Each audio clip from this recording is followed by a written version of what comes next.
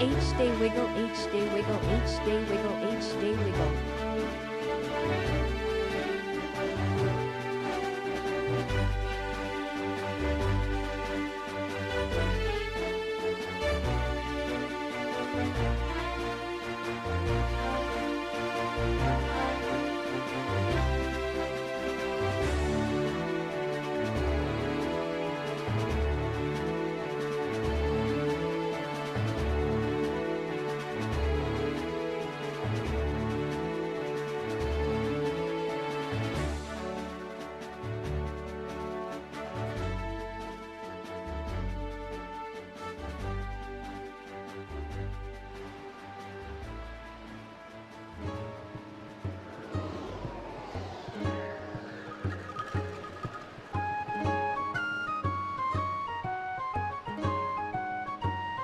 Good morning, everybody, and welcome to the broadcast here today.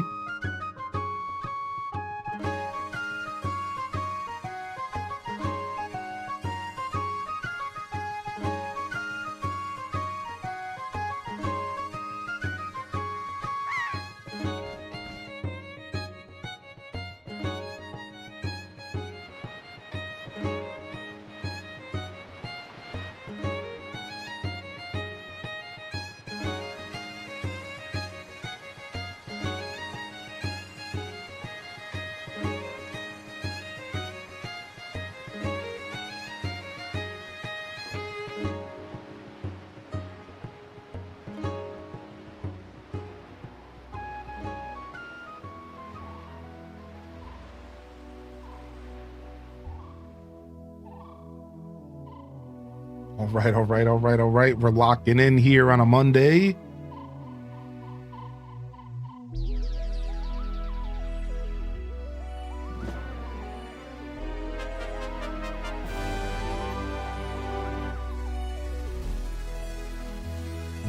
All right. 3 months in a down. What did Mo fucking do, beard face? Yo, thank you very much for 3 months, Druck. What it do? What up, Ghibli Gal? Thank you for the 16-month prime. Welcome to the broadcast, and good morning. Thank you for your patience today. We made it. We're ready to lock in, dude. Happy Monday, everyone. Welcome to the Monday morning show.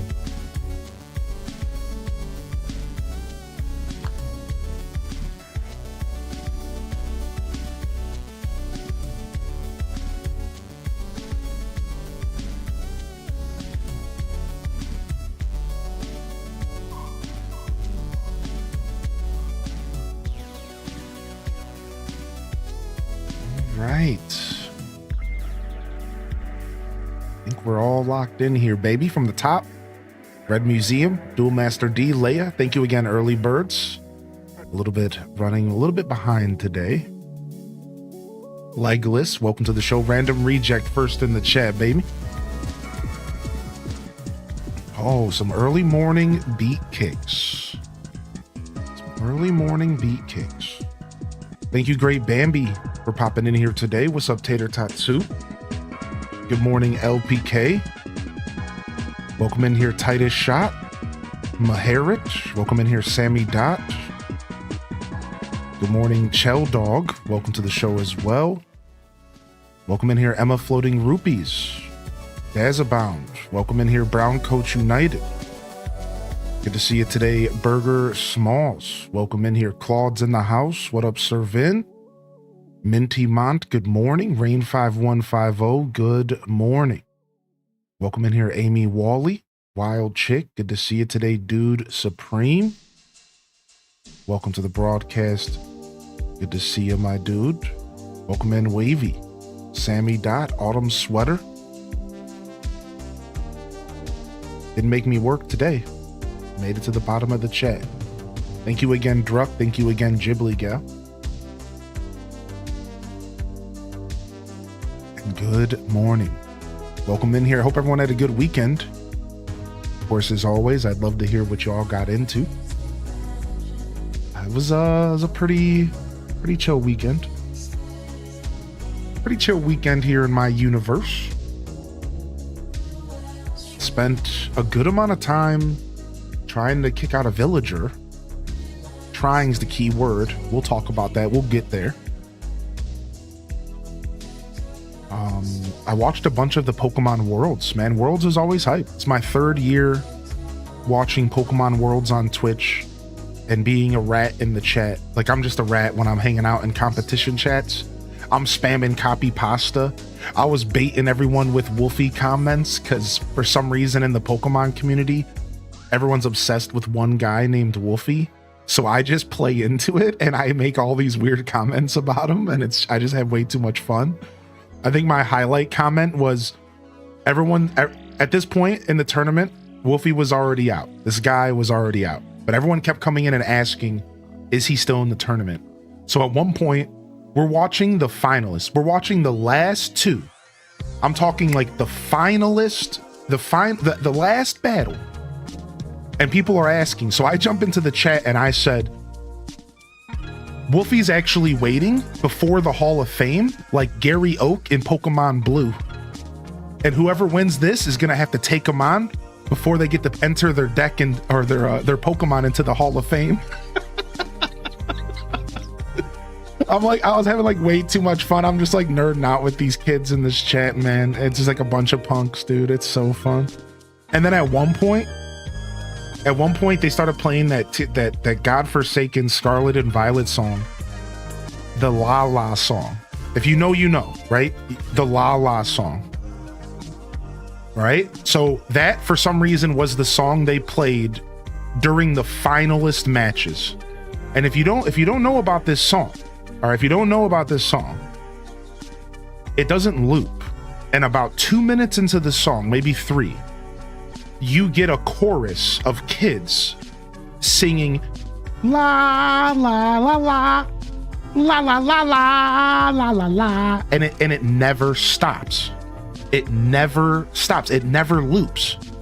So 2.5 minutes into this major world event battle, we spent the next 10 minutes in each battle listening to kids go la la la la la la la la la la la, and everyone is losing their mind in this chat. Like, you don't understand.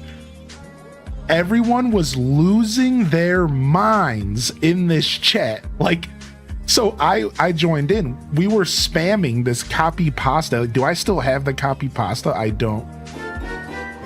And it was this massive copy pasta with, it was just La, and then Dino Dance, and then La, and then Dino Dance, and it was just this massive blocks of text. And and dude, at one point during Worlds, that's all you could see. The whole chat, 20, 30,000 people, and it was just la la la. And then like I was joining in. I was in there like a rat, just like having way too much fun, dude. It was absolutely a blast, dude. Yo, thank you, Fantasy, for the 28-month Prime, dude. Good morning, man. Good morning, dude. What's up, Tomato Nick? I also always be causing a ruckus in these chats, and like I hit someone with a passive aggressive smile, and they went off on me because like they were talking down on the TCG Pokemon about how coin flips make the game not like good, and I said, well, if you think about it, every card game is a coin flip because the hand that you draw determines the game. So by the laws of probability, everything's a coin flip. Therefore, all card games are random. And they replied like, no, LOL. So then I hit them with like the passive aggressive like smile. I was like, actually, that's how probability works, smile. Dude, I kid you not. Homie crashed out on me with a book. I'm talking, this dude wrote a book about how I was an idiot and how wrong I was, and how he asked me if that's how I got my Twitch partnership with that kind of brain, and like he like dude like crashed out on me, dude. Oh. And I didn't say like anything, dude. All I did was say like smilers. Dude crashed out on me, dude. And then the best part about it was one dude replied to me with this book of text trying to defend his like point or whatever. The whole chat actually started adding him. And we're like, actually, dude, you're wrong. This Hylian guy's right. So in the end, I got the biggest flex of all, because like 40 people added him afterwards. Like, actually, dude, you're wrong. And I just got to sit back and watch the chaos ensue. Like it was honestly way too much fun, man. I love joining Pokemon Worlds, dude. I think it was my third year in a row of ratting it up in the chat and just hanging out with everyone, having fun, man. Yeah, dude, sweet justice, dude. It's fun, man. Pokemon Worlds is a blast. You menace. Yo, what's up, Whitney Soups? What's up, Midge? Thank you for the raid. Good morning.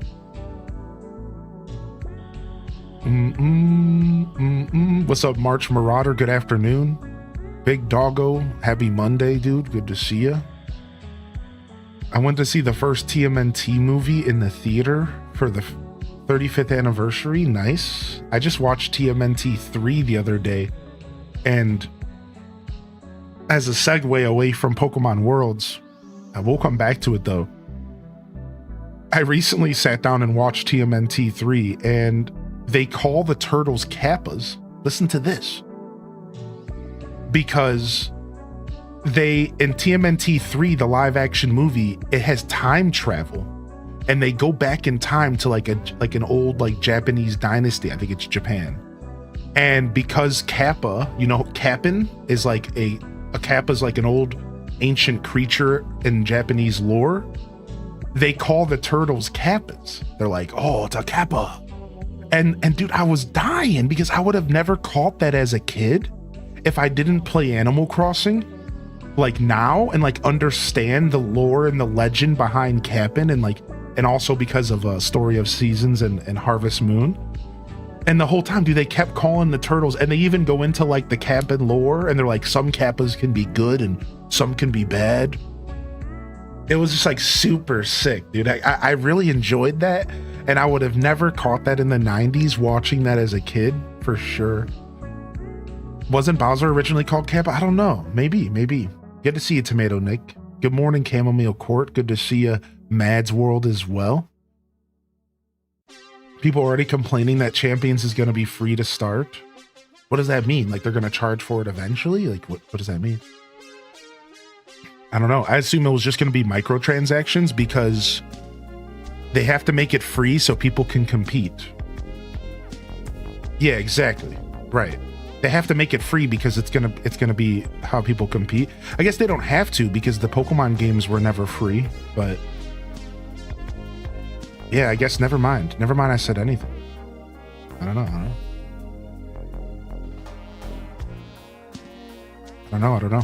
Maybe that's what they're trying to solve. Maybe they want it to be free because up until now, the competing was kind of inaccessible. Yeah.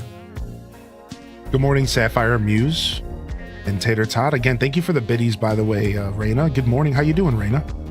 What have you been up to, man? Crashing out in Twitch chat. What's up, Fat Cat Plush? Good morning.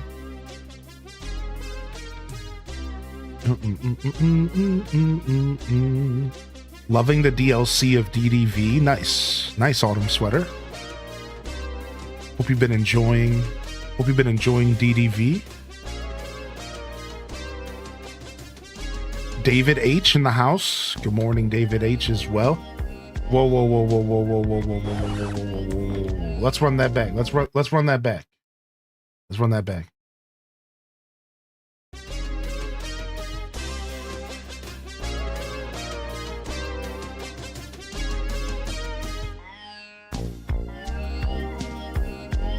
Yeah, dude. What up, MS Word Expert? Good morning. Good morning. Welcome to the show, baby. Good to see you, Watsy. Welcome in. So for those that don't keep up with the Pokemon scene, one of the reasons Pokemon Worlds actually gets interacted with is because they always make big Pokemon announcements at the end of it. And they did the same this year. They kind of didn't really announce anything fresh. They just announced information about stuff we already knew about. But like new stuff, like an event in Pokemon Go, stuff for Pokemon Unite. They announced new Mega Cards coming to TCG Pocket. And they announced a 4 Battle Royale for Pokemon ZA. Online Battle Royale. I don't know, man. I don't even know what to think about all that nonsense.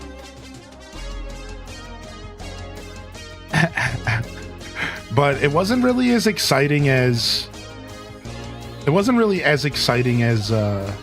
I would have hoped as far as the announcements. But it makes sense because their 1 year anniversary is coming up. And or not 1 year, but 1 year. They have a big anniversary coming up. And plus, somebody made a really good point in the Worlds chat. They were like, they're not going to announce a new game right before they release a new game. And I was just like, true. Like, even if it was a side game, like, they're not going to announce a new game 2 months before they already have a new game coming out. I guess we would have should have never expected anything like that entering Worlds this year. And then if, on top of that, add the 35th or whatever anniversary next February, and it's like, all right, obviously they're setting the stage for some pretty big reveals next February, so we just have to sit tight and wait, I guess. But I was kind of hoping they would sneak something big in. Oh well.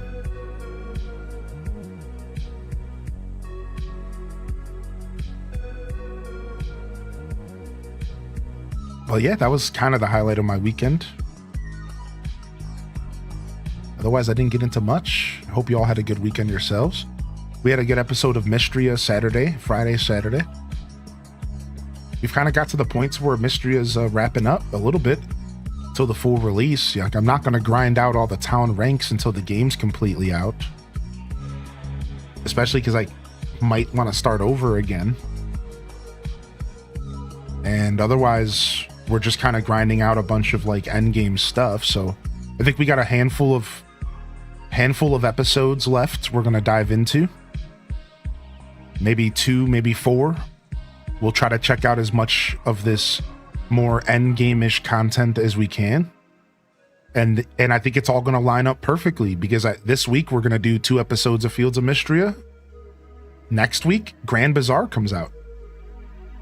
So like it actually all is just going to flow perfectly.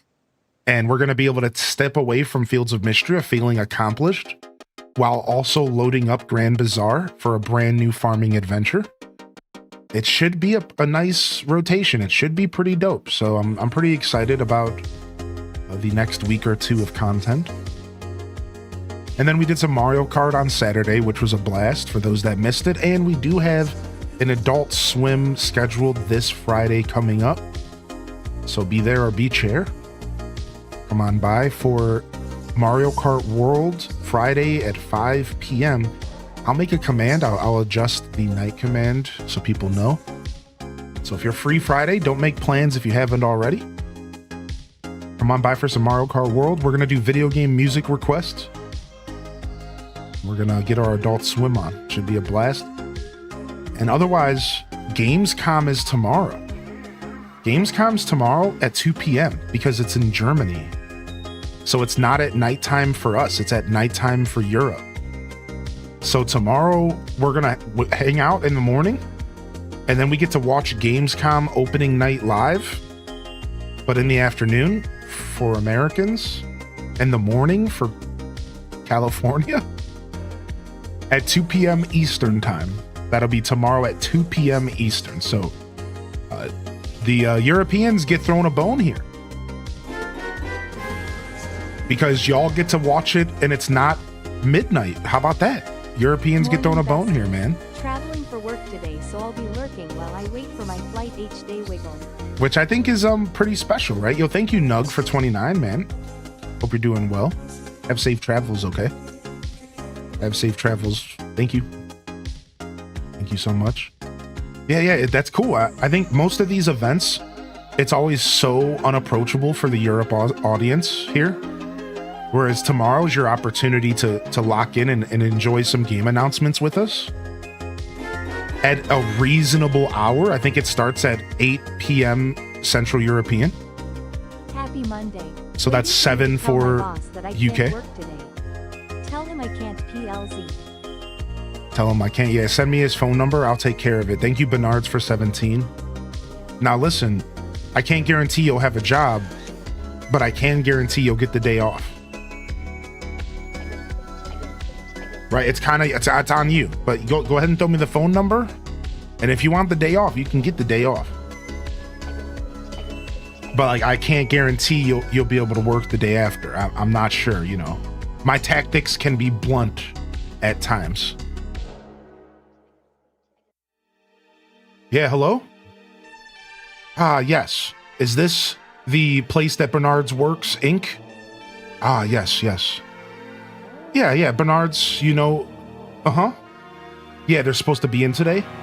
Well, they said you, your family, your firstborn child, and you can stick it. I love you. And they're not coming in today.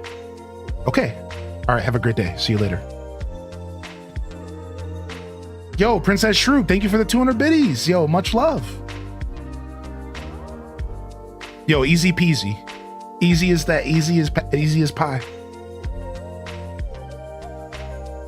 How's the cell service on the 3DS? I don't know where my phone's in my bedroom.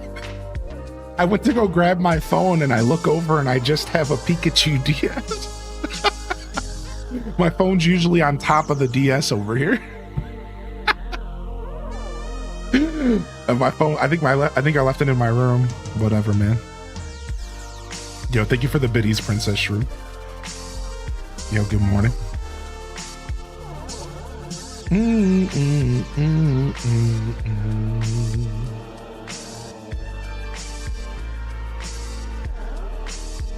Yo, what up, Nick82? Good to see you. Wednesday's a Disney Dreamlight update. Yeah, we might check it out. I left Wednesday open on the schedule. We might check out a couple hours of DDV. I don't think we'll play for too long though. But we might check out a couple hours just to see what's going on. I know the DDVers enjoy when I check out the game. How many of y'all this morning are going to be checking out Disney Dreamlight Valley and the update? Or have you lost interest? Good morning, Ham Labs, Cozy Assassin. Good morning, Dragon Tamer Mum, Neanderthal. Welcome to the show, Miss Pirate. Cozy Chicky, Pokemon fan. I hope you're feeling good, buddy. Sorry I missed your message this morning. Let me catch up on it real quick. Pokemon fan, good to see you, buddy. I looked not even 5 minutes ago and you were live. You weren't live. Yeah, I know. I was a little late today. I try to be here between 7:50 and 8:10 on the weekdays, and then between 7:20 or 8:20 and 8:40 on the weekends.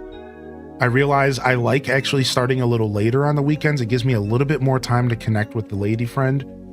And then it also allows me to just kind of freely go, because I like my weekend streams to be a little longer. Ideally, they're the longest streams I do of the week, because it's the most time people can come and spend here that maybe don't have plans for the weekend, stuff like that, right? So, you know, just, I have like rough schedules in mind, but I just don't always follow them because, you know, life. But, so yeah, that's my target times. For those that care to know, those are my target times as far as starting up. So if I'm not here by 8:30 during the week, maybe pop in the chat and type and say, hey, is there a stream today? Or even go as far as joining the Discord and asking there, and we have a schedule there. But if you jump in the Twitch chat, somebody will reply to you. If not me, somebody else will. Usually people know what's going on. And then on the weekend, give me a little bit more time. If I'm not around, you know, 8:45, then maybe something's up. So, wait, you didn't hear? Nintendo released a new smartphone, the DS15. Ooh, wee. Yo, what's up, Binary Digit? Never been so happy to be unemployed. What's up, Bernards, dude? Hope you have a good day today, buddy. I didn't even know there was an update. Yeah, the update's the 20th. I think it's a free-to-play update, but there's like also some DLC stuff. I don't know. I'm not sure what's going on with this update. I haven't looked into it. I told my physical therapist I do my home exercises to the stream. Aw, that's cool, man. I try to find different ways to make the exercises not feel so exercisey in my life. So hopefully that helps, dude. I really do hope it's a good distraction.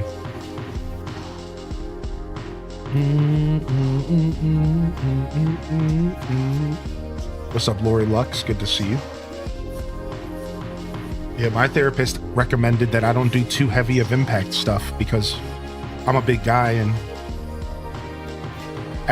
once you're over a certain amount of weight, you have to start paying attention to like joint stuff. So like they recommended that I do more casual stuff while I journey to a lower weight class, and then I can go back to high impact stuff.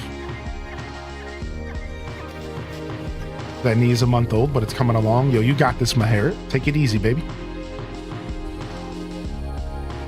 You haven't been able to play in ages? Why not, Jessica? What you been playing? You haven't played DDV in probably a year? Dang. Lucinda's been too busy playing Fields of Mystery. How you been, Jessica? Good to see you, man. Yo, Kristen, welcome in. Good morning, Lori Lux. Hope you're feeling good. Albino Black Bear as well. And what's up, Blood Raven? I saw you online last night. Were you getting tickets? Nah. So I probably spent a total of 10 hours last week attempting to kick out this villager, and they wouldn't leave. Last night, I spent my whole night. I got off stream, I got up, I stretched, I got food, I sat down, and I spent my whole night after stream sitting in front of this game, trying to get this villager to leave. No luck. So today, we are logging into the game to continue to try to get Timbra out. I guess I underestimated how hard this was gonna be. I gave myself a couple days to not have to think about it. I tried a little bit on Thursday, I tried a little bit on Saturday, and I tried a little bit on last night. For a total of about 8 to 10 hours, I think. Maybe less. Yeah, so holy heck. So I realized while doing all of this that I never have done this before. I never villager hunted this way, where I had to kick people out. Specific people. So I've never experienced this style of grind in this game, and I know a lot of creators have done this. I've never done this because I'm not a dreamy kind of guy like that. Normally my villager hunts are because somebody leaves and then I start a hunt. I've never tried to hunt by kicking out a one specific person. The closest we've done to this is trying to kick out like 5 out of 10 people. Just like, you know, any of a 5-pack. So I got screwed. And last night I'm sitting here falling asleep trying to make this happen for today's show. And I finally gave up. It was like 11:15 last night, and I'm sitting here like, please, Timbra, please. I guess we're doing this on Monday. I guess we're going live, and we're gonna be the Monday morning show. We're just gonna hang out and yap, and I'm gonna try to get rid of Timbra. I'm ready. I'm ready for the hunt. Once Timbra leaves, I'm ready for the hunt. Like, I'm all set. I have everything I want. So we're just trying to get Timbra to go, man. It sucks, dude.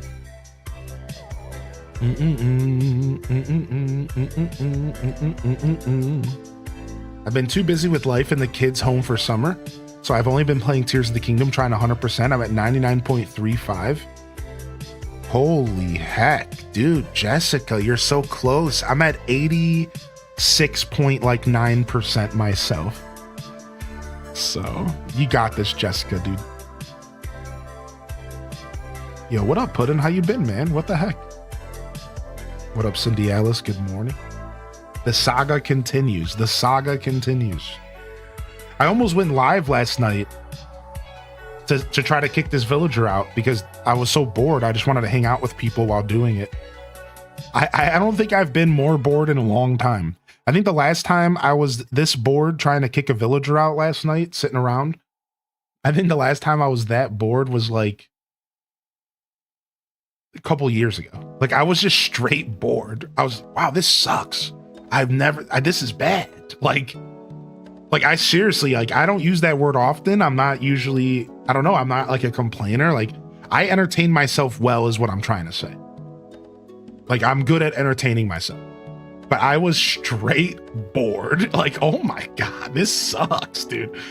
So, oh my, if this keeps up, dude, you might get some special night streams from me while I sit here and try to kick them out or something. Don't be surprised if she doesn't leave today. Don't be surprised if I pop up and at some obscure hours in the night trying to get rid of this villager, dude.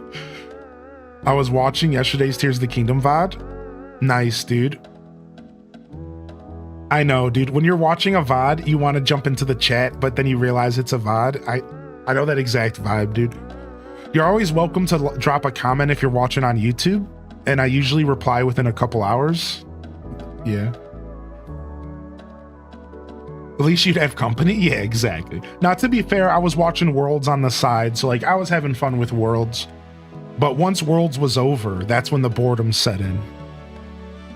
Wait, they announced a Kirby Air Riders Direct. No, they didn't. No, they didn't. Hold on a second. Twitter.com. All right, let's jump over. Let's wrap up chatting a little early today.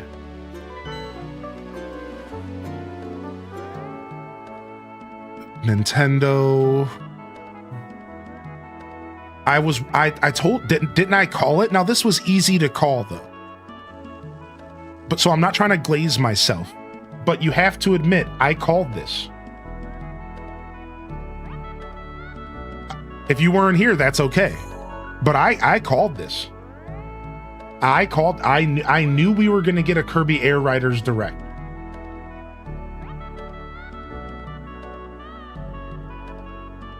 $45 minutes? There's no way. This is fake. I don't believe this. Nintendo America retweeted it. Nintendo America retweeted it. Well, they retweeted the account. Maybe the direct isn't real. Maybe just the account is. No way. 45 minutes for a single game? No way. I think this is fake. The account is real, but the account hasn't made a post, has it? Let me see. Yeah, look at the account hasn't made any official post besides for one. And it's just some random person who's posting some AI generated nonsense. Maybe it's on their phone app. Let's go check the phone app. I don't have my phone. Frick. Does somebody have the phone app? If somebody has the Nintendo Today app, you should check real quick if there's a post about it. Monday, fam. Stay cozy. Yeah, I don't want to go get my phone. I don't care. I don't think this is real. I'm gonna wait for Nintendo America to say something. There is a post. It's real. 8/19 tomorrow for Air Riders. Does it say 45 minutes? Can somebody post it in the Discord, please? Well, I don't even know if you can. I don't think you can actually screenshot it. Nintendo blocks screenshots.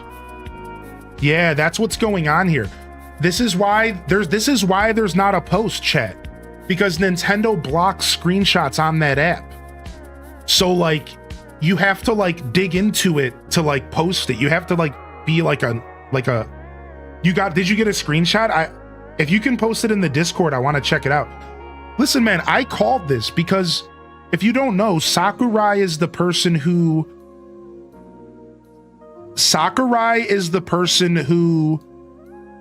is behind the game, and Sakurai's a big face in the Nintendo community. So I had a feeling they were going to give him a direct. I didn't think they were going to give him 45 minutes. Can I ask you a question, chat? Can I ask you a chat question? Why the fuck does a single game need 45 minutes? We didn't even get that for the partner direct.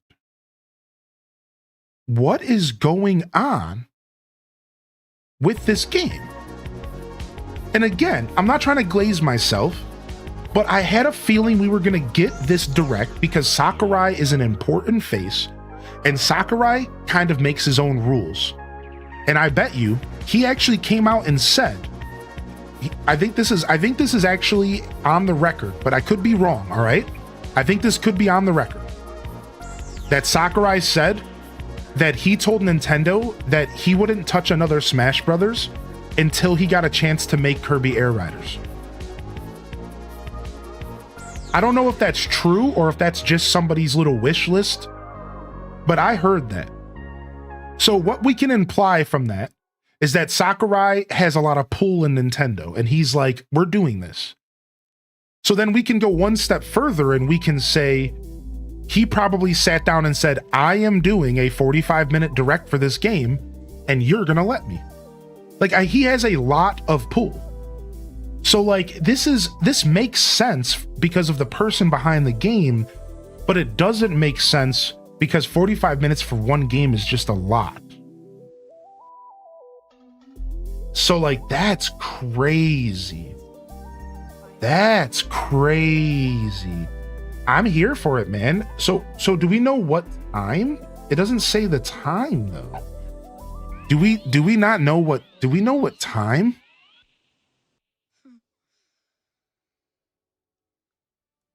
$9 a.m. Wow, tomorrow's going to be jam-packed. We also have Gamescom tomorrow, chat. Tomorrow's going to be jam-packed. We have Gamescom tomorrow at 2 p.m. We have this at 9 p.m. Dude, Kirby Air Riders Direct. I'm excited, man. I think Kirby Air Riders might be dope. What if Kirby Air Riders is a cooler kart game than Mario Kart World? What happens? What happens to Nintendo's lineage? I think that it's not going to be a kart game. I don't know much about Kirby Air Riders, but I do know that it's not really a kart game. It's very much its own thing. And I think the reason that we need 45 minutes is because I think Sakurai's a yapper, and there's going to be a lot of talking and maybe a lot of gameplay shown off.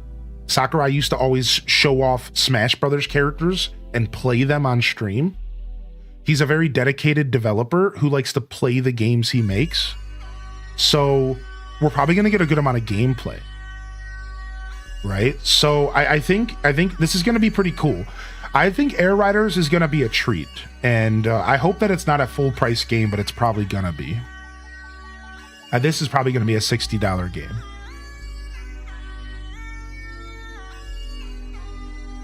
Yo, good morning, Kai Bells. Good to see you, Birch Bewitch. What's up, Zoldar? Good to see you here, Oodle Doodle. Now, what would be the W thing for Nintendo to do is make this a $50 game. If Nintendo made this a $50 game, that would be such a W. That would be like a huge PR stunt. If this was $50, because like, I think it should be. I think there's a lot of games coming out. We have Pokemon on the horizon. We're waiting for Metroid. This would be like the perfect little $50 gem to just like slide in, because not many people even know what Kirby Air Riders is. And I think it's going to be hard to convince people to buy Kirby Air Riders when you just sold them Mario Kart World and Sonic is coming out. So we have a Sonic Kart game coming out in September that has a lot of hype behind it. If you don't know, a lot of hype. We're talking about the Sonic crossover game that people have been waiting for. We're getting Persona characters racing next to Sonic characters, racing next to Yakuza characters. So like, whether or not it's on your radar, it's actually a very big deal, and people are really anticipating it being a good game. And it's only like $50. It's not even going to be full price. It might be 60, but it's not going to be like 80, right? So I feel like Kirby Air Riders needs to be $50, or it's just going to be confusing to people. People are not going to be buying a game that they don't really need to buy. Like, you know what I mean? Kirby Air Riders. How many people are going to be jumping to buy another racing game from Nintendo? I don't think that's what's going to happen. So they really have their work cut out for them to not only convince people that this game's worth their time, that it's more worth it than maybe Sonic, or at least alongside Sonic. I think $50 is the play. We're going to wait and see, man. Nintendo doesn't ever make good decisions. So if we think $50 is the good decision, then just think of the worst possible decision, and it's probably going to be that instead. It'll be the first $100 game. So like, I don't know, like Nintendo's confusing. So, yo, good morning, Danielle. What's up, Jay Kaiser? And what's up, Lemons and Limes? Good to see you. Good morning, Noodle Liz. My weekend streams went well, for sure. Most people are busy on the weekend. I understand that. I think a lot of people watch Twitch during the week. The weekends, they get off the internet, they go explore, they do things. Good for you, man. Good for you. I hope you had a good weekend, Noodle Liz. There it is. Direct 45 minutes about Kirby Air Riders. I feel like this is excessive.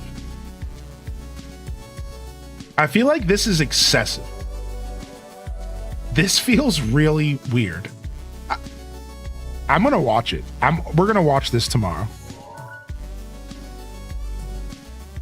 Yo, good morning, Dad Baby. And again, good to see you back in here, Puddin'. I did see your message there. I really do hope you're well. I'm a little distracted today, but I do appreciate you popping in, man. I'm doing well for sure. I know you said busy with life. No matter how much time you put between yourself and this community, we're gonna welcome you back with open arms, dude. Yo, I did stop at the P.O. box. We could do P.O. box stuff today or tomorrow, depending on if everyone's here. I don't even know who sent me stuff. I know Minty did, and I know Sister Honey did. But there's one other package that I don't remember who it's from. I think it's Trips. Because I got a message, I never replied to Trips. I think it might be Trips. I think it might be Trips. I think you sent me a message about a package. I believe you might have. But I might be thinking about before. Okay, so I'm thinking about before Trips. Right. I'm thinking about my super dope Charlie Brown poster. Right. So it's probably Lily Tazi then. Yeah, somebody messaged me. Yeah, okay, it's probably Lily. Sorry about that. I've been a little bit unorganized the past 2 weeks. Cool. Yeah, I got it. Yeah, Minty, I actually got it, dude. It was there. It must have been lost in the sauce. It arrived, dude. I went to the P.O. box and your thing was there randomly. And we joked about how you were hoping it would just show up. It did, dude. And then I had one more. I think it's probably Lily. It was in a brown packaging, if that helps, Lily. It was in a brown packaging. And then I have the box from Sister Honey, which includes the Wii that I bought off them. I got a modded Wii from Sister Honey. I purchased their modded Wii off of them. So that means that we're one step closer to playing City Folk Deluxe on stream with original hardware. Animal Crossers, assemble! Animal Crossing City Folks Deluxe is on the horizon, dude. Yeah, dude. It'll take me some time to set up, but hopefully we can get it working. And if we can get it working properly on original hardware, I'm going to be really happy. Hopefully it works out the way that I want.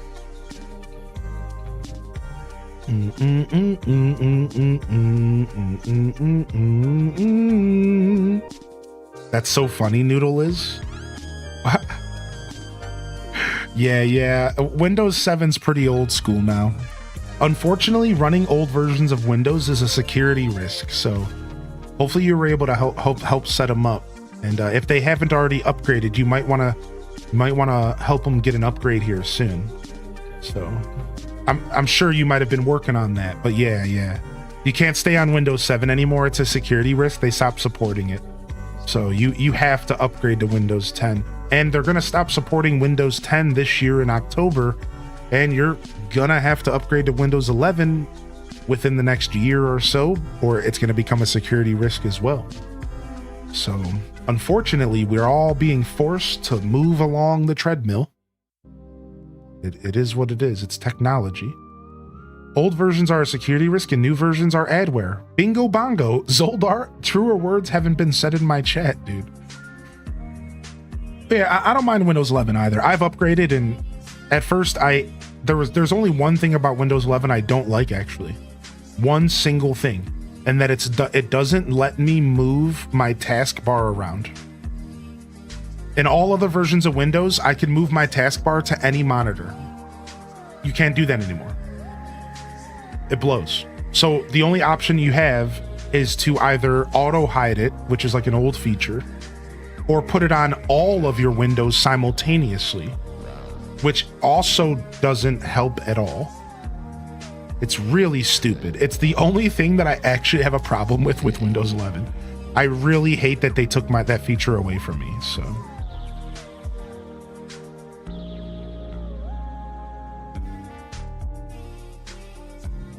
Yeah, right, Noodle Liz. That's why I said something, because not everyone knows about that. So, like, just to clarify a little further, older versions of Windows become a security risk because Windows themselves stop updating with modern viruses and keyloggers and hackers. So it's not like you're just guaranteed to, get a bug or in your computer, but what it is that the more time goes between support for a Windows version, the more likely somebody found a way to exploit it. And since Windows is no longer updating to stop those exploits, you have a higher chance of getting invaded. Does that make sense? So that's what it's just that the more time that goes by, the longer people have to like make exploits for that specific version of Windows, because then Microsoft is no longer updating. Whereas, like, for example, Windows 11 right now or Windows 10, it gets updated with security updates every couple weeks to keep up with the ever-growing, the ever-changing virus scene, if you will, right? So that's basically, it's just the more time, it gets worse and worse and worse.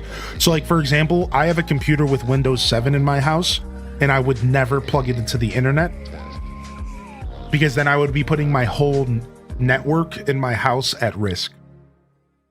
So, like, if I turn that computer on, I'm never going to plug it into the internet, because at that point, my whole network, all my other computers, everything in my house is at risk because of that one computer, right? So, like, it is worth knowing, and I like sharing this type of knowledge.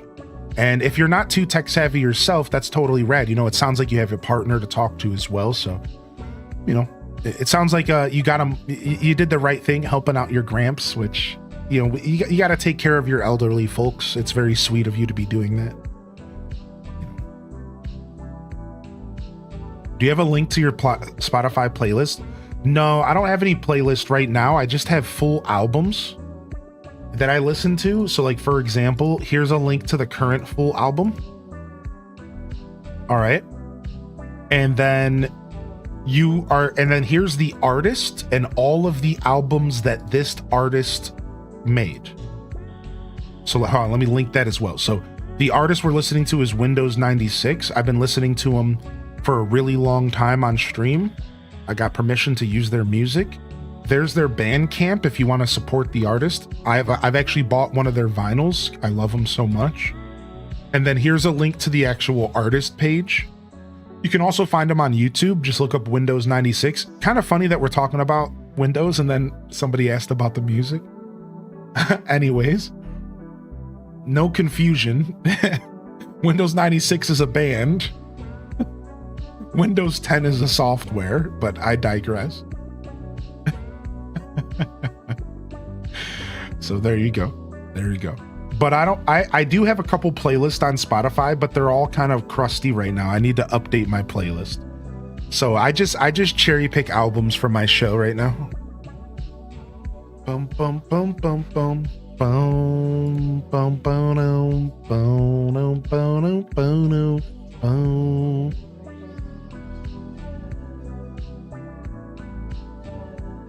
I used to think Windows 96 was Windows music,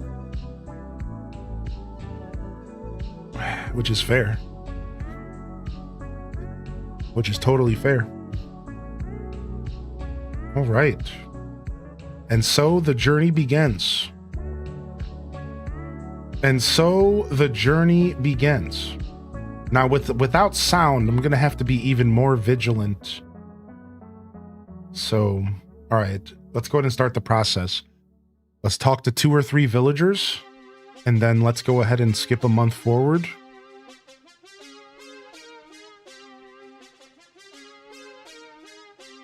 The Zelda one yesterday was Fly. Yeah, that was ambient Zelda. I can link you that album if you want. Yeah, I like that. Was a good day. Good music. That was actually my first time spinning that album, so I enjoyed it just as much. Like, sometimes I'll test an album before I play it on stream. Sometimes I'll just play it live, and if it has the vibe, it has the vibe, and if it doesn't, it doesn't. And yesterday I just tried that one out live, and it worked out really well. Yeah, it was sick.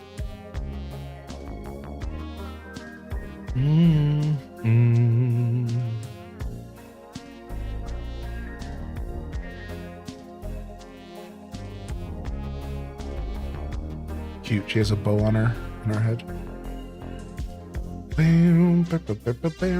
Oh, you can extend the Windows 10 update support? Nice.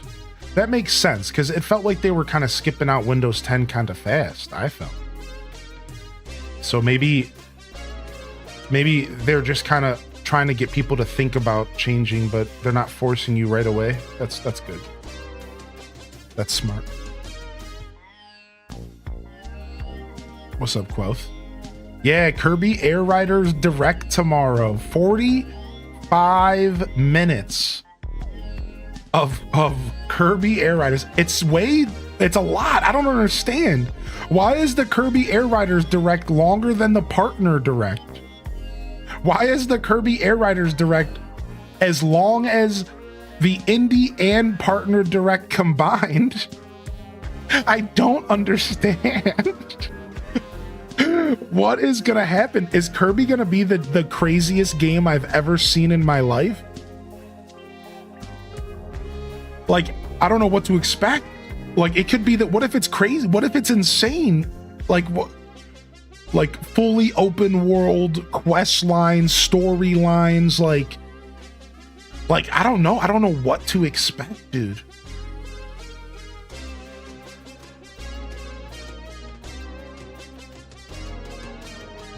Also, we have Gamescom tomorrow as well, chat. If you don't know what Gamescom is, we could talk about that here this morning. Gamescom Live is a German convention that's similar to Summer Games Fest, with in-person demos and game announcements, and Jeff Keighley is making his return since June. Summer Games Fest. Tomorrow at 2 p.m. Eastern Time, we're going to be watching the Gamescom opening night live. 2 p.m. my time, 8 p.m. Central European. It's gonna be a blast. It's gonna be a blast, and I'm looking forward to it. So come on by for that. That's 2 p.m. my time tomorrow, 8 p.m. Central European. We're gonna be watching opening night live. They said expect it to be 2 hours long. They said expect it to be 2 hours long. Now, technically, there is the pre-show that starts a lot earlier. We're probably not going to watch the whole pre-show, though. We're probably just going to play Animal Crossing and chill through the pre-show. I don't want to watch... I think there's like a couple hours of like IGN pre-show. Also, Boop, happy to We're just going to chill. Wow, can't believe it's been so many months of sub-upage. I'm very hyped about Gamescom and seeing what kind of games are shown at it. Smiley face. Yo, thank you, Rock Socks, for 46 months, dude. And Delvinia, thank you for the 3 months. And Pixie Skies, thank you for 21. I don't know how I missed these. I'm super tired today. I apologize. Yo, Pixie Skies, thank you so much for the 21. Sorry, for the 34 months. If you're still out there, Pixies, I appreciate you. Delvinia, thank you for the 3 months. Delvinia, what the heck, man? Dude, I hope you're doing well. I appreciate you popping in here with some love today. I hope you're doing all right, dude. It's good to see you back in here. And thank you, Rock Socks, for 46. You absolute legend. You absolute legend. Good morning, Ekan. Good to see you back in here, Ekan Neon. Welcome in, welcome in. Did we save? Yeah, we saved. Okay. Yeah, we saved real quick. Boom. And then now we go back. Now we go back a month. I'm doing this very specific system that felt like it stopped working last night. Everything was just blurring together. All right, let's go. Maybe more than Eraser. That's what I'm thinking. King of Arcadia. I think it's going to be a pretty big game is what it seems like. I love all the different gaming shows. Yeah, me too. I really, really, really like reacting to gaming shows alongside y'all. I don't really do reaction content on this channel, but I really enjoy doing reaction to gaming shows. So I'm excited. I think Gamescom opening night live is about to be a blast tomorrow. And again, it's one of the only events that are friendly to the EU audience. The EU audience actually gets to watch a show at a time that makes sense for them. 8 p.m. Eastern, like good. I'm super happy about that for y'all. 8 p.m. Central European rather. So, and then there's always the Tokyo Game Show that's like kind of good for EU. It's like morning time, I think, for y'all. So I'm excited for the new WoW cinematic. What's up, Kalia? Good to see you today. Kalia, good morning. Kalika, hope you're feeling good. All right, not the villager we want. So we're gonna go ahead and time travel. The fact that we got a thought bubble is really good, but there's a bug catching event coming in game, so it's about to ruin everything, and we're gonna have to do all this again. Last night I hit a point where I wasn't even getting thought bubbles anymore, and I was getting so frustrated, dude. Blanche has tried over the past couple days that I've been trying to do this. Blanche has tried to leave like 7 times. Tangy's tried to leave twice. Sherb has tried to leave like 3 times. Dude, I should have been keeping a list, because it's crazy how many people, except for Timbra, are trying to leave, dude. Timbra is being so stubborn, man. It's brutal, dude. At this point, I think everybody has asked to leave except for Drake and Timbra. Every single person on my island, Drake and Timbra, are the ones that are still just like won't ask to leave. All right, it's Wednesday in game. Okay, good. So we have a couple days before the bug event ruins this whole flow. Hopefully we can get the thought bubble to pass around.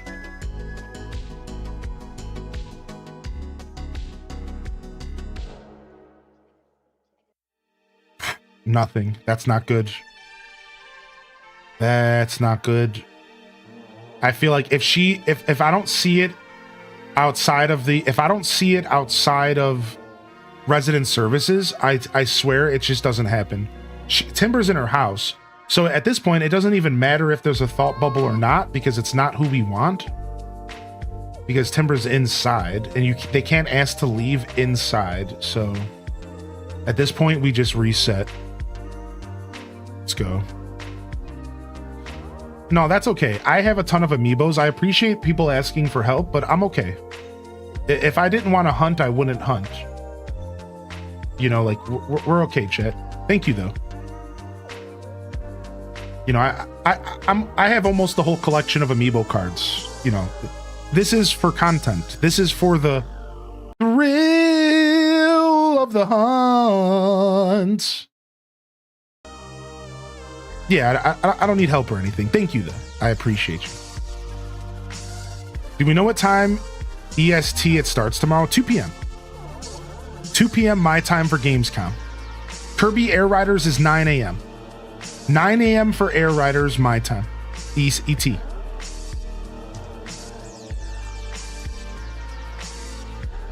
If I haven't been on in a while, will some of my Islanders be gone? No, that's not how New Horizons works. You're okay. Yeah, nobody can leave in New Horizons unless you tell them. Yeah, you're okay.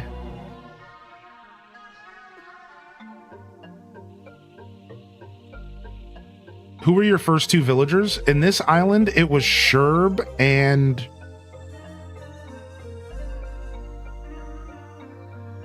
And this island, it was Sherb and...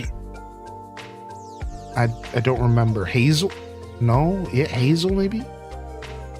Don't remember, actually. I know, me too, Majinx. We were just talking about how shocking that is.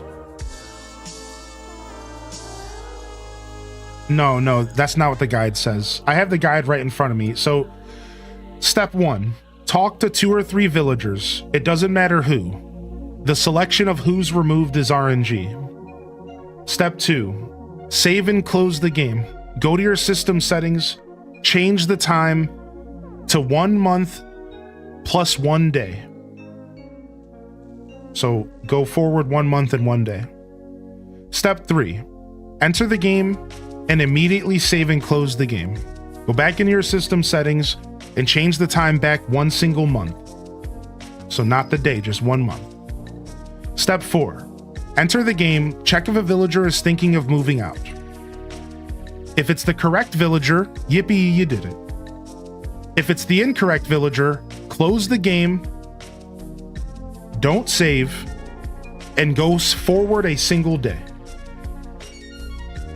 If they have a thought bubble and it's no thoughts of moving out, then you go back a day.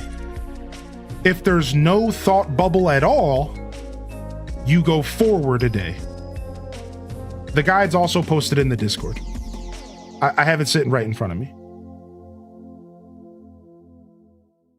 So just to clarify, the only time you ever go backwards a day is if you get a thought bubble and it's not them thinking of moving out, but rather some sort of other question.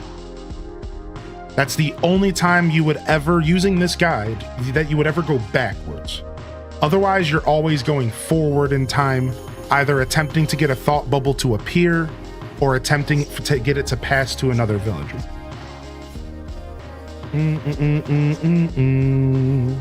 morning, Stratocaster. Good to see you. I was never too good at calculus. Hope you're doing well, Coffee Cream. Good morning, Tina the Accountant. Welcome to the show. What's up, Lotus Shadows? I took off work to apply for other jobs. That's how you do it, man. Yo, cheers. Blesses in the chat. Good luck. Good luck with your job hunt. Yeah, thank you again, Blood Raven. Yeah, we're not interested. We'll keep doing this until somebody leaves. It could take a while. I did some research when I was hitting a wall last night. And as I said earlier this morning, so for some of you just tuning in, I'll go ahead and I'll say it again. So I spent maybe about 10 hours total last week trying to do this throughout the week. Probably closer to 8 hours, actually. And last night, I was up until about 11:30 trying to get these villagers to leave. And nobody would leave. that I wanted. Timbra is being stubborn. And then I realized I've never done this kind of process before, because the only time I've ever done villager hunts, it was always pretty casual. Like, it was just because somebody left, or it was we tried to kick out somebody with like 1 out of 5 villagers. It was always very casual. It hit me last night while I was bored out of my mind doing this by myself. I almost went live on Twitch, that I've never tried to kick out a single specific villager. So I started doing some research, and I was like, how long has it taken other people? And I was digging up old Reddit posts. There was a content creator, and it took them a month to get rid of the villager that they wanted, and they were streaming 4 to 5 days a week for 4 hours a day. A month. I didn't realize what we were getting into. Buckle up, chat. This is it. Like, buckle up, dude. This could be bad. This is not, I didn't realize what we were getting into. Like, this could be real bad. Like, this is what we're gonna be doing until we can villager hunt. I thought it was gonna be so casual. I thought it was gonna be so chill.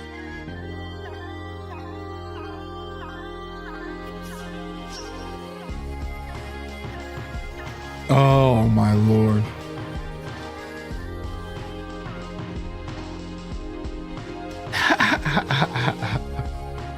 Can you piss them off by hitting them with the net or planting landmines to get them to move? Oh, this is the bug hunt, so they can't leave on holidays. Honestly, that's the worst part about this whole process, is that every time last night that I was able to get, every single time last night that I was able to get a villager, I'm just gonna go to October here. Every single time last night that I was able to get a villager to ask to leave, instantly, right afterwards, there would be a bug off. There would be KK slider. And they can't ask to leave on those days. And it would ruin my whole bubble flow, and I would be lost. It kept happening to me over and over. It would be like on a Friday, and then KK would come on Saturday, no one would request to leave. I was like, dude, so like, they were running me through the ringer last night. Like, every time, Tipper's asking to leave. I time travel to the next day. It's like an event. It's like it's like the August fireworks. I'm like, I was losing my mind, dude.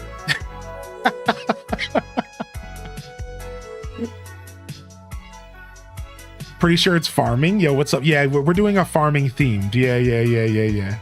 Oh yeah, check her birthday. Yeah, good call. I didn't do that. I didn't actually do that. Let me go ahead and check her birthday.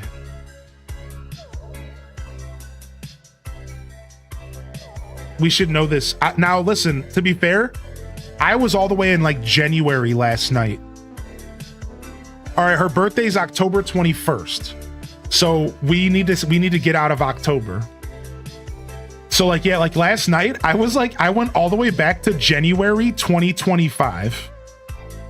I went all the way back to January, and I was like in January and February, just like trying my hardest to get them to leave. October was about to debate you. To be fair, I didn't know what her birthday was, so I probably spent a good amount of time in October and November last night. I just wasted time at this point. Yo, how you doing today, Cozy Tina? I've tried time traveling around different times. I don't know if villagers have set times that they're in houses or not. I'll be honest. I don't think that's how New Horizons works. It just depends on who. Usually it depends on who's crafting for that hour, right? All right, let's get out of November and let's get out of October and let's go to December. And then we'll go ahead and we're going to reset the whole process from here. So we'll go back to noon. I was doing it at noon all night last night. I was doing it at 5 p.m. all night last night. I don't think hours matter in this game. And if anybody says differently, unless there's proof, it's probably just confirmation biased. Yeah. I don't think it matters what time it is as far as who's in their house.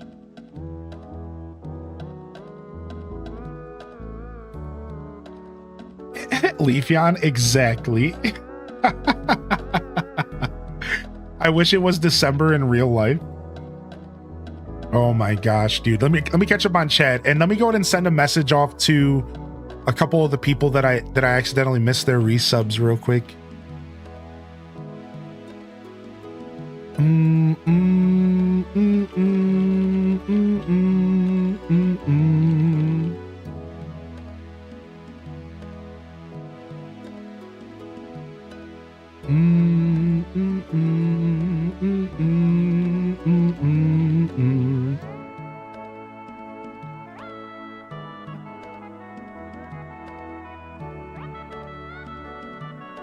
Also, big shout outs to the subscriptions over on YouTube. We've been killing it on YouTube, man. If you're hanging out on YouTube, good morning. Not only are we at our highest amount of YouTube members we've ever had, we've also had our biggest YouTube stream ever yesterday. We hit a peak of 80 viewers during Storyteller Sunday. During Storyteller Sunday, we hit a peak of 80 viewers on YouTube. I never dreamed that my YouTube streams would ever even get close to that. I always thought they would just be my side stuff. But if we ever make it to triple digits, I might eat a shoe. Like, that's crazy. And it was pretty consistent. We stayed at around 65, 70 for most of the broadcast. I'm realizing something. YouTube knows me more for Zelda than it does for anything else, I think. Like, this is weird, right? But YouTube knows me for Animal Crossing and Zelda. And I think maybe even Zelda more than AC, even though I have a lot of AC content on YouTube. And Twitch knows me for AC more than anything else. It's real strange, but my Zelda content does better on YouTube, and I wonder if it has to do with Hylian descent. Right? Like, I wonder if it has to do with Hylian descent. Because, like, so people see that, they connect with it. I don't know, man. It's just funny. Like, I don't know what it is, but I've been following trends, and I'm like, why is my Zelda content, like, it's like weird. It's like I'm building a different audience there. It's like I'm building a different audience on YouTube. I thought I would be building the same audience, but it's kind of separating. It's kind of cool. I think so. And look it, here she is again. What is it? I just time traveled to what, like 3 p.m. or something? Timbra has been in her house for the past 3 times that I've time traveled. This is what was happening to me last night. Like, so thank you for the suggestion though, Tina. I am gonna keep that in mind. If she keeps staying in her house, maybe you just time travel an hour or something. I think that is a really good piece of advice that I never considered. Again, I don't know if that's how it works, but I'll try anything at this point, so. But I swear, dude, Timbra is being stubborn, dude. What's up, UK Ned? All right, so we're resetting the deal here. So we're back to talking to 2 or 3 villagers, and then we're gonna time travel a month and a day forward. I was probably wrong. Yeah, I don't know. I think it was good advice. I think it was a good thought experiment, right?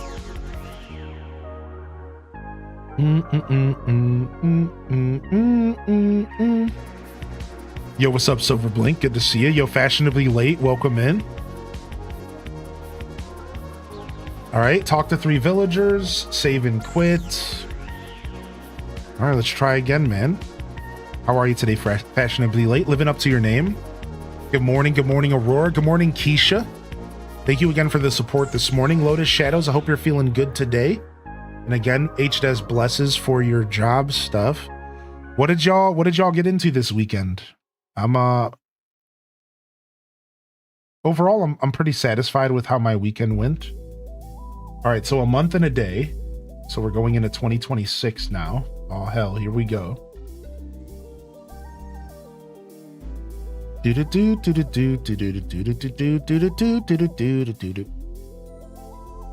Just checking, just scrolling up and checking on chat real quick. Okay, we're good. I'm keeping up. I'm having one of those off days and I feel like I'm not keeping up at all. Guess she's not just a homebody.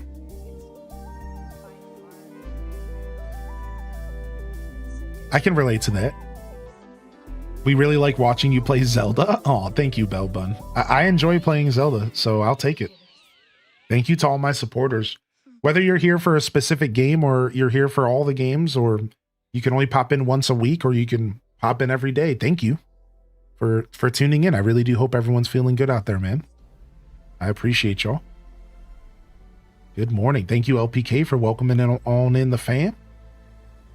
Visited family and went to the movies with my brother and a friend. Nice. What movies, dude?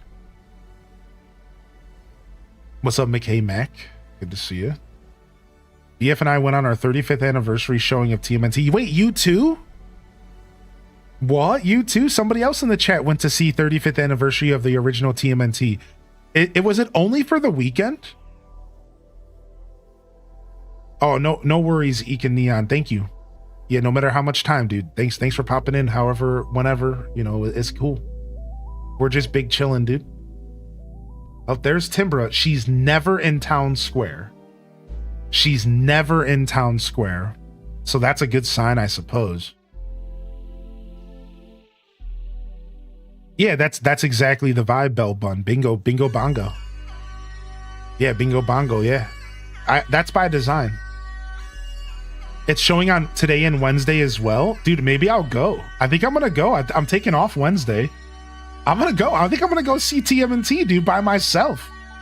Dude, if it's around me, I'm gonna do it. Yeah, that's actually by design, dude. I try to make my other gaming streams to be more like games. I try to make games like Animal Crossing more kind of like chatting. Stardew Valley, I kind of do a blend. But yeah, that's kind of by design, right? I really like to, when I'm playing games outside of Animal Crossing, or even like DDV, like those Palia, you know, that style game, I really want to focus on showcasing the gameplay and giving people a gameplay focused broadcast, right? Yeah, for sure. That's right, Belle. We're trying to get them for those that are curious what we're doing, we're trying to get a thought bubble to appear above one of our villagers. That's right, we're trying to kick somebody out, man. It's my jam and you make it fun. Thank you, man. I really love streaming AC. The new Naked Gun movie, my friend wanted to see it, but it wasn't really my thing. Naked Gun, I've never heard of it. Interesting. What's up, Ruby Rose? Good to see you today. Timra, Voodoo Sheep Be Gone. Ruby Rose is in the house. Good morning. Pop Fanatic, good to see you. Mike Travis with a 41-month Prime. Yo, good to see you, dude. MT. What up, dude? Dang it, she was crouched over the flower. I hate you, Timbra. Okay, no thought bubble here unless it's around town somewhere. Happy time zone. So the worst part is something mysterious kept happening last night. Something mysterious kept happening last night.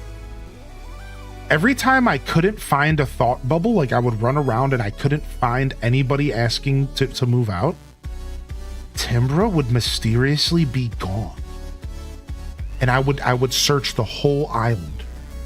She would just be gone. And I'm like, what if she's hiding somewhere and I'm not finding her?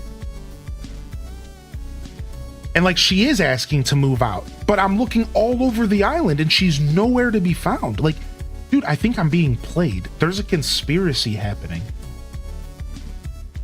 It happened multiple times last night. Like, I'd have a thought bubble.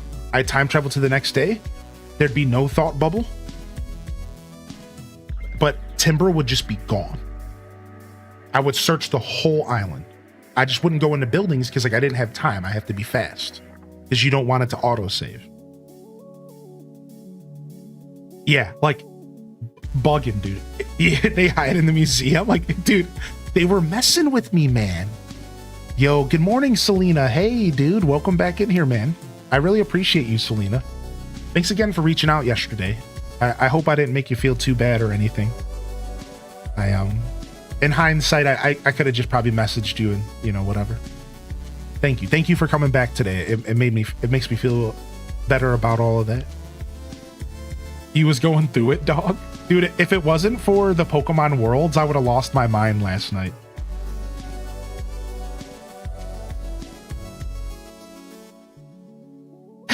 Dude Supreme for sure, dude.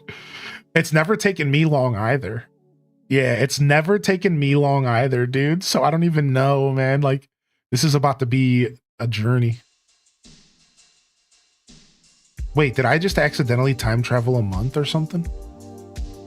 Oh no, my hair's gonna be messed up because we technically don't save. Yeah. That makes sense. Nobody's asking.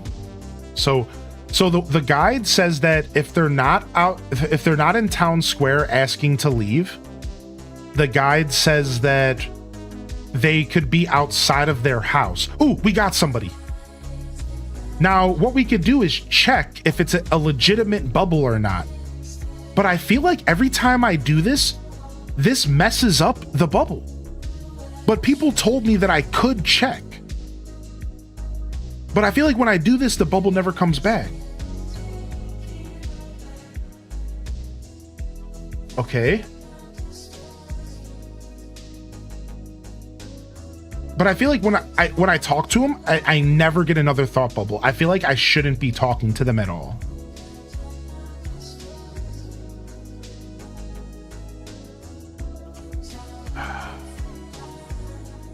You can start to talk, but you close without saving. Okay, I'm gonna take your, because I think that's what I was told as well by the masters.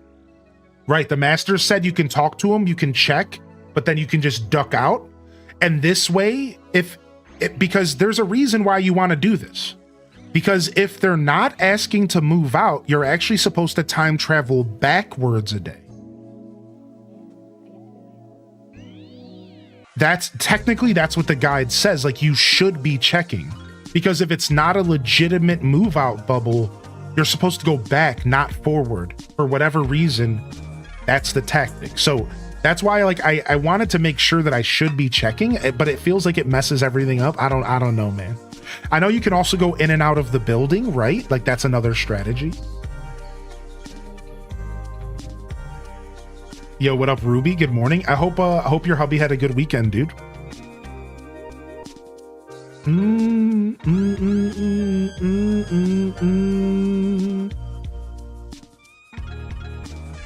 Plus, if you select no, the bubble goes down on cooldown for a few days. Ah, good to know. Bam, bam. I feel like we're catching a good flow here this morning. I feel like we're catching a super good flow here this morning, so I'm pretty excited. Hopefully this happens. Okay, no thinkers over here. Okay, come on, Timbra, be outside of your house and be thinking. Okay, nope, she's inside, dude. She's playing me, dude. I'm telling you, man, I'm being played, dude.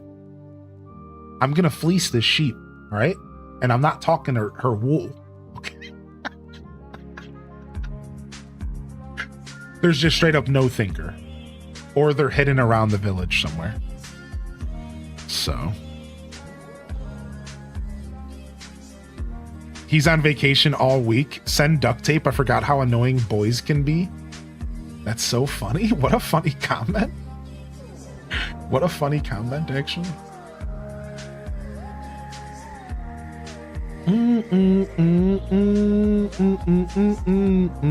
What's up, Sim Gib? How you doing? So I'm following a guide to do this, but I do appreciate any insight or any advice.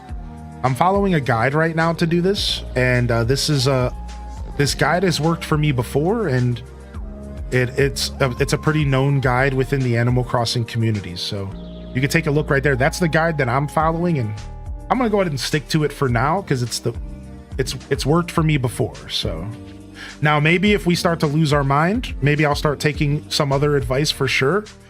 So please stay on standby, Sim. Please stay on standby. Like I might try some other tactics if this keeps getting rough, but I'm gonna try to stick to this guide for now.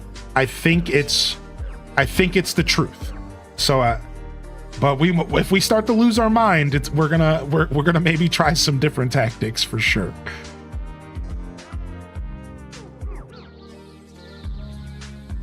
Yo, what up, Spicy Sin Bun? Hey, good morning, man. And good morning, Cozy. It's good to have you in the chat this morning. I know you've been busy, dude. Hope you're okay. You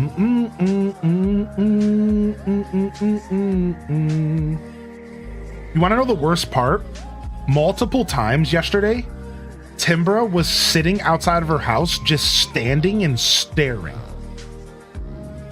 And I'm like pushing her around and stuff, and she's just standing and staring.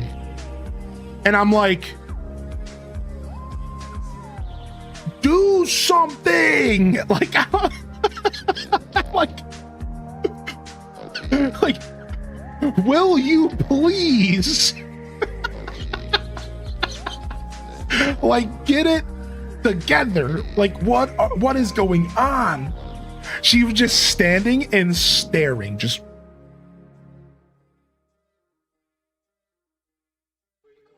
Dude.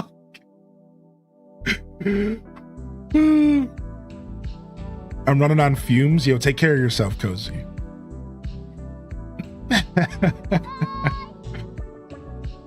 I'm getting a Nintendo Switch 2 tomorrow. Ooh, Pooh Bear, what are you gonna pick up any games for it, or are you gonna wait? I can recommend a couple if you need, but it's just one of those days, yeah. My wife has a deep hatred of Coach for this exact reason, dude. Yo, Ostrich Breath, good to see you, man.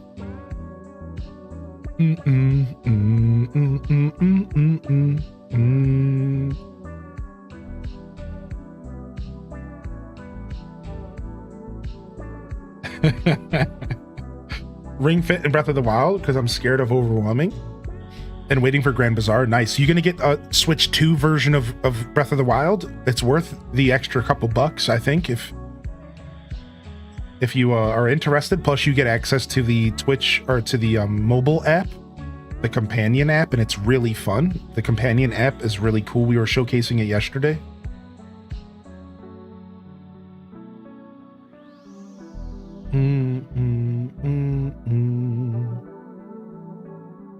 Yeah. I think the Breath of the Wild upgrade's worth it. Also, remember, if you're getting Ring Fit, you do have to have regular Joy-Cons. Just a heads up. You know, not to, you know, just a heads up. If you're getting the Ring Fit, you do need Switch 1 Joy-Cons. So look at this is it. This is what I'm talking about. Look, she's gone. This is what I'm talking about. Look, she's nowhere to be found, but no one's asking to leave. I swear, dude, she's hidden somewhere. And so yesterday I was playing with sound on. So like I could run around and I could hear the thought bubble if it was happening, because it's actually pretty loud. She's just gone. So now this messes with my head, because I'm like, what if she is asking to leave, but she's like in some kind of nook or cranny somewhere hidden from me, which is not how it's supposed to work. She's supposed to be outside of her house, but that's not always true. I've seen the villagers ask to move all over the place. So like I have to check, but then it's weird because I'm on a timer, right? Because if I don't check before the game auto saves, I ruin the whole process. The whole point of this is you can't save. So like I have to do this within 2 minutes because the game automatically auto saves every 2 minutes. So it puts me on a weird time. No, it's auto saving. No, like this is what I'm saying. So now I might have just messed up the whole process. So now I could just be screwed. And I might have to do the whole talk to 3 villagers, time travel a month. Like I might have to reset everything. I probably should at this point. I probably should. Yeah, this is crazy. I've never done this before, dude. This is crazy to me, dude.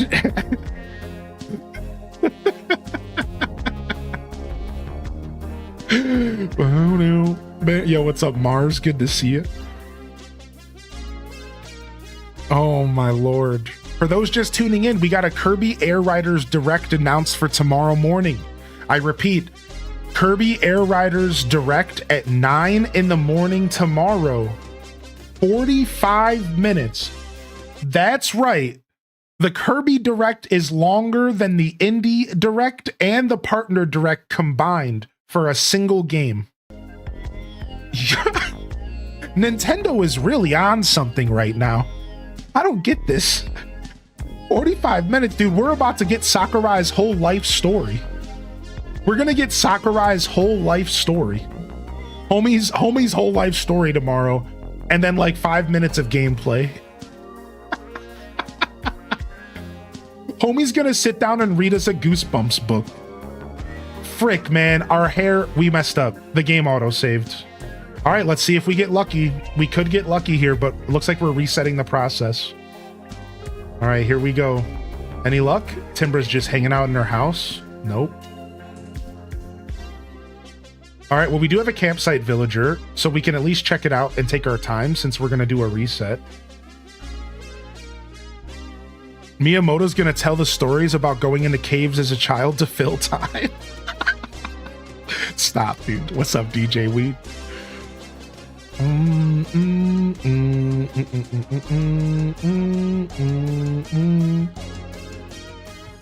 The classic cooking blog recipe life story Nintendo Direct. No, I think it's good. I think it's because Kirby's Air Riders needs an explanation to be sold. So this morning, my theory is, first off, if you don't know, Kirby is developed by Sakurai, and he is actually one of the biggest faces in Nintendo. He has a lot of pull. I predicted we would get a Kirby Air Rider Direct, and I went as far as saying this because Sakurai has pull. He kind of gets what he wants at Nintendo. So like this actually makes a ton of sense. 45 minutes is a little confusing. Morning, I'm not even awake yet. But it does make sense, right? And I even heard a rumor. Good morning, Sister Honey. Yo, good to see you today. I hope you're doing well. Thank you for 26, but appreciate you. So I even heard a rumor that Sakurai, go, ninja,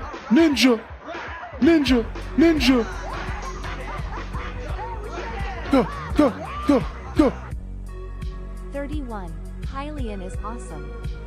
Yo, Cinnamon Stick with the tier 3 for 31 months. Yo, thank you, Cinnamon Stick, man. Thank you so much. Yo, love in the chat if you got a free hand. Don't be shy. You could also use the commands. Exclamation point love 2, 3, 4. We got all sorts of commands, dude. What is she just giving me something? Stop talking. Sorry, I love you.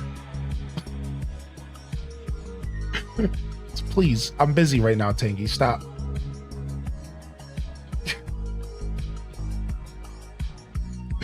Thank you for 31, Cinnamon. So yeah, I heard a rumor, what's up, Gilwen, that Sakurai said he wouldn't work on Smash Brothers if he didn't get to work on Kirby's Air Riders or do a different project to cleanse his palate. And I think if you think about that, if that's true, then you realize like a 45-minute direct makes sense because this is Sakurai's little baby project. This is his little baby. He loved Kirby Air Riders. He talks about it a lot. He's getting to make a sequel to one of his favorite games. This is pretty serious business. So 45 minutes, it starts to make sense. I think he's gonna sit down and really sell this game. And here's my last commentary on it. He has to. Because why would somebody buy Kirby Air Riders after they just bought Mario Kart World while Sonic Cross Worlds is also about to release? So it's up to Sakurai and Nintendo to make it really clear that Kirby Air Riders is worth our time. And I have a prediction. I think Kirby Air Riders could be $50. That sounds a little bit crazy, but I feel like $50 makes sense because otherwise I really don't see many people buying the game. I don't, unless this direct is of absolute insane blowout. I left it on 2026. I messed up. Oops. Well, we're gonna fix it now. I think they're gonna have to be smart about how they market this game. And I wouldn't be surprised if it's a $50 game. Like, I wouldn't be surprised if it's a $50 game. Now, we know Nintendo, and I think we all understand that this is a bold prediction. Right? Like, it's likely going to be a full price game. But I'm just saying, if you look at the landscape, there's a lot of talk right now about $50 games being the price point that people really like, especially in the modern era. Especially with games like Expedition 33. I'm starting to maybe have a prediction that, like, we could see a $50 Kirby Air Rider because it's not a big bill game. Like, think about it. Metroid's gonna be 60 or 70. Pokemon's 60 or 70. Zelda's gonna be 60. Maybe not, but probably. So it would make sense for them to squeeze in a $50 game because, like, Kirby Air Riders isn't known. It's not like some crazy known IP. It's a super niche game that most people aren't going to give up about at all. Sorry, like, I know a lot of people, I'm not trying to talk down on it. I know a lot of y'all love Kirby Air Riders, but there's not even a lot of people who care about Kirby, let alone Kirby Air Riders. So, like, I feel like there's no way they're going to try to sell this game at like $70. Like, no, you can't do that. Who's going to buy it? Right? Like, who knows? Like, that's just not how that works. So, like, I'm really convinced that we could see a $50 price tag. And I bet you Sakurai might even fight for it because he wants the game to get played. Right? He wants the game to get played. So he fights for it. He gets the price tag he thinks that people are going to buy it for. You know, Sakurai's a man of the people. I think Sakurai is a man of the people. I think most Nintendo developers were men of the people. Men and women of the people. It's the presidents and it's the board members that make the bad decisions. That's how it is. I don't think, you know, Miyamoto would have been like super on board with some of Nintendo's decisions, but it's not really up for him to decide. He's just the guy who made Mario, right? Like, he's not the president. Like, so I feel like we could see a $50 game. I don't know. We'll have to wait and see. Just a little prediction, dude. Just a little prediction. I like to throw them out there here and there.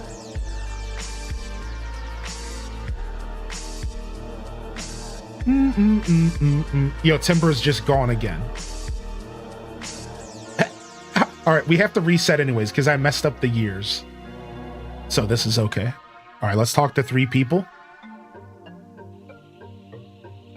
And then we'll go ahead and we'll save and quit. Then we'll time travel a month and a day forward. Now that we're in 2026, we'll just stay here. It doesn't really matter. For some reason, I was trying to avoid 2026 last night, but like, whatever. Let's just stay here. Yeah, what up, Trickster? Good to see you, man.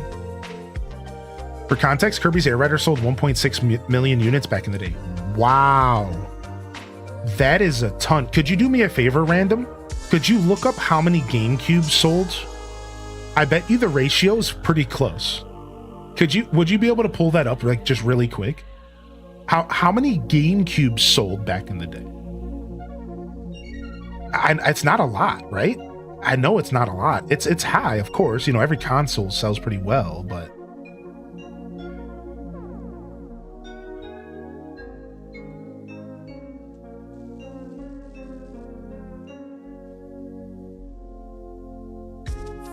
There's a ton of stuff I love that no one cares about. Yeah, me too. I'm right there with you, man. Yo, what's up, Ali Bobelli? Welcome back, dude. You popped in yesterday as well. It's good to see you. Fresh week, fresh opportunities. Welcome to the Monday morning show. Today's a pretty casual Monday morning show for me. I'm feeling pretty low energy today, so I'm just kind of going through the motions here, man. Good morning, Alto Girl. Good to see you. AKC, good to see you as well. I'm seeing 21.7 million units. Wow. So Kirby Air Riders, like that's not a terrible attachment rate at all. Right? Like that's not a terrible attachment rate, but it's worse than I thought it was. I thought it was going to be closer to 15 million. But yeah, it's less than I thought it was for sure. So what is that? 5%? Right? 1 out of 20? 5%, I think. I don't know. I'm braining. I can't brain this morning. No, 5 out of 20 would be 5%. So wait, what am I thinking? I don't know. My brain is trying to do math. It's too early yet. I'm doing everything backwards right now.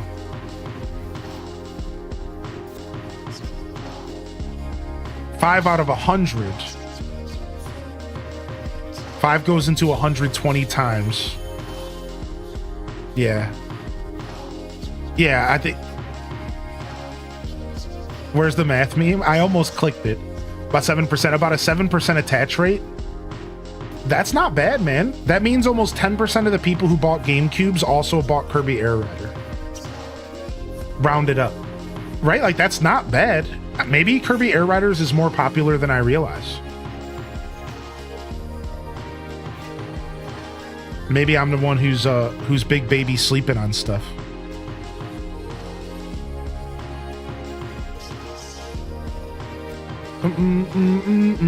I had a question about a Switch 2. I've been debating on buying it. The main reason being a future Animal Crossing game, even though nothing's been confirmed. I'm worried that Switch 2 might go MIA once another Animal Crossing game comes around. Just around that time, like during quarantine. Even though it was quarantine and we aren't in it anymore, I'm just hesitant. It might happen. Thoughts? No, I don't think the Switch 2 is going to become unavailable anytime soon, unless, as you said, some unforeseen circumstance happens. And I ask you this, can you really plan life around unforeseen circumstances? Nah, not really, right? So my thoughts are, I would just keep waiting if you don't feel the need to buy one. I am of the mind that Switch 2s are going to be readily available for the foreseeable future, years to come. They're going to be sitting on shelves ready for you to purchase. And like you said, unless there's some unforeseeable event, then maybe not. And at that point, you would just have to adapt really quick, right? Like, it would be up to you to say, oh my gosh, something in the world's happening. Let me go buy a Switch 2 real quick because this happened to me before, right? So, in my opinion, you're fine. Don't overthink it. I think they're going to be readily available for some time to come. So.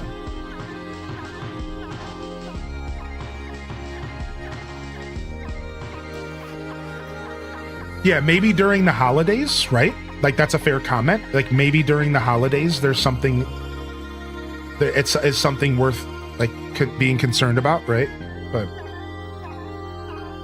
what's up, Min's Meadow? Hey, how you doing, dude? Welcome back in here.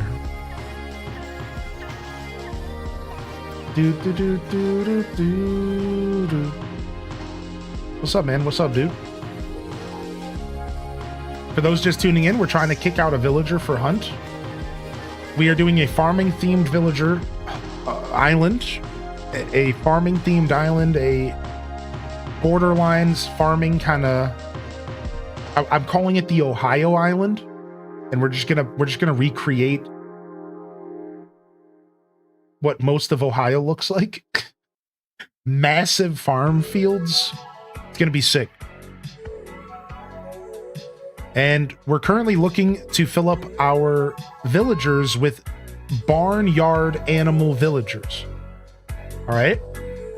So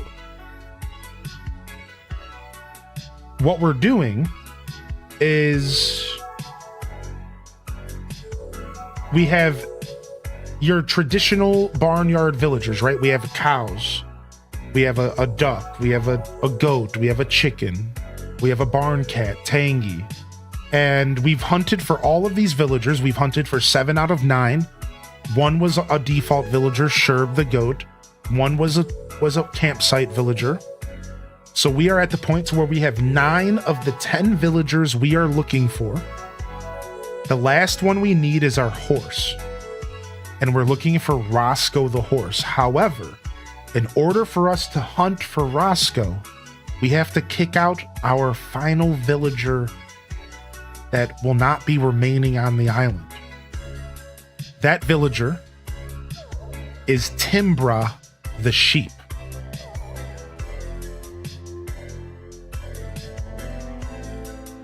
Welcome in.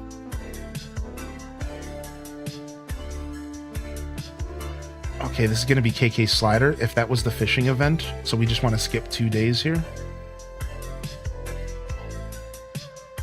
And just skip past entirely here. Can you visit your Switch 2 island from your Switch 1 island and vice versa? Sure, if you own 2 copies of the game. You can do it locally. And if you wanted to do it via the internet, you would have to have 2 separate copies of Nintendo Switch Online. Does that make sense? Or no, I guess maybe not. Because I guess if you own both copies, maybe not that last one. Because I guess if you own a physical copy of the game and a digital, maybe you can do it online. I don't know. That's confusing. But yeah, anyways, like I said, yeah, you can do it as for local play. Like you can visit your one Switch to the next Switch, but you would need 2 copies of the game for the record. Like you can't just play 1 copy of the game.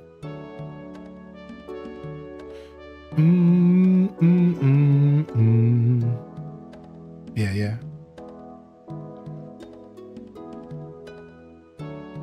Too bad we couldn't do it the New Leaf way and just scream into the DS mic and yell out a bullhorn. Yeah, dude. I love that about New Leaf. I think New Leaf's ability to scream and track down villagers was the absolute best. Yeah, I love it, dude. We're planning on getting a Switch for our 10-year-old's birthday. What would be a better option, 1 or the 2? I don't know. I think for a 10-year-old, I wouldn't be buying them a $500 device personally. Unless they were one responsible 10-year-old. So I'd probably go with the Switch 1.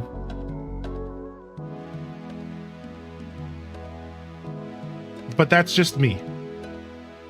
I think if I had a 10-year-old, I don't think I would be buying them a $500 device. I don't know if I trust a 10-year-old with that. So unless they're just like super responsible kid, which some kids can be insanely responsible at 10 years old. Unless you like know for sure, I would just get them a Switch 1. They'll be fine. There's a lot of games to play on the Switch 1, dude. There's a ton. If you include the indie market, there is a ton of games to play on the Switch 1. Some of them only $10. It really is the play, I think. People buy them iPads?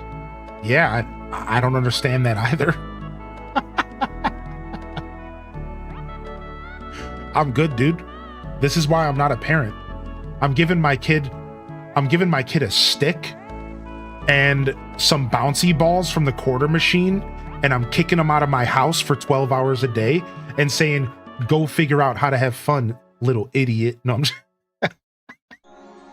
I wouldn't call him an idiot. I wouldn't do that.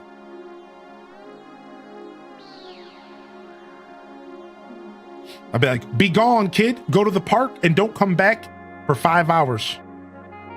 See ya. That's what my mom used to do to me. That's what my mom used to do to me. She'd like, get out of the house and don't come back for 3 hours. I don't care what you do. Little did she realize I just had my Game Boy and I just went and sat under a tree and I just played my Game Boy for 3 hours, came back home and got back in front of the Sega Genesis. So, to you, Mom. Go go play? Oh yeah, sure. I'll go play Link's Awakening at the park for 3 hours, then come back home and get back on my Super Nintendo. You can't stop me. You can't stop me. You think I'm gonna go play? Yeah, I'm gonna go play Pokemon. Sure.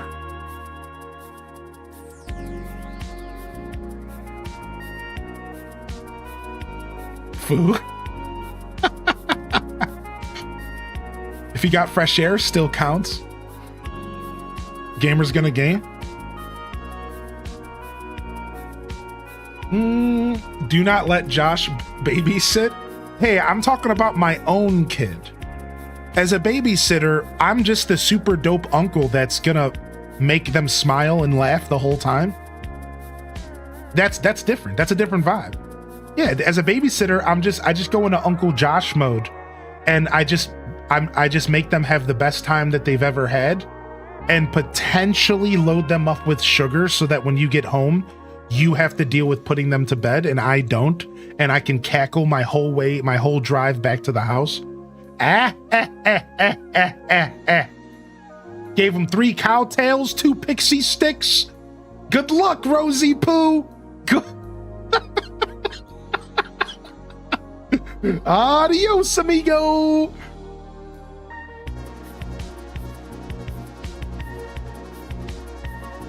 Been there, done that.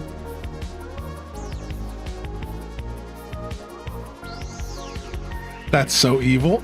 No, what's evil is buying the kid a new toy that has a button on it, and when you press it, it plays some godforsaking song, and only one song, and it's obnoxious and 3 times louder than it needs to be, and it also requires batteries. But you make sure you provide fresh batteries for the first session, and you just watch all chaos ensue. That's evil. Yeah, believe I know the line, all right, and I don't cross the line into evil.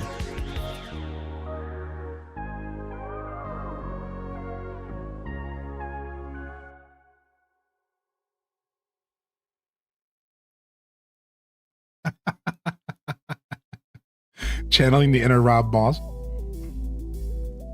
You're giving me PTSD from when my kiddos were toddlers. Yeah, for my family, it was B-I-N-G-O, B-I-N-G-O, B-I-N-G-O, and Bingo was his name. Oh, the cow goes moo. B-I-N-G-O, B-I-N-G-O, B-I-N-G-O, and Bingo was his name. Oh, the chicken goes cluck cluck. B-I-N-G-O, B-I-N-G-O, B-I-N-G-O, and Bingo was his name. Oh, the dog goes bark bark. B-I, and that was it. That was the toy that I had. And it sung bingo 3 times every time you would choose an animal, and then you would hear the sound. It was my sister's toy when she was a baby.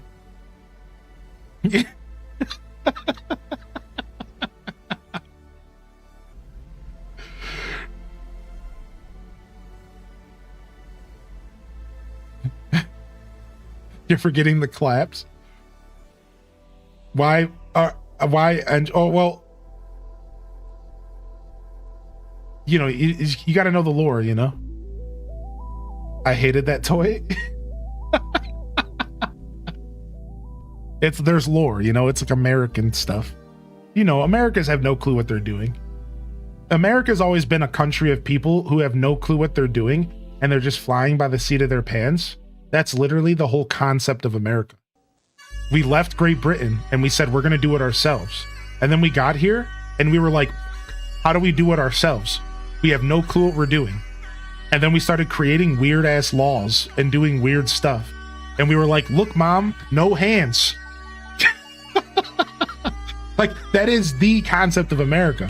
So it doesn't have to make sense.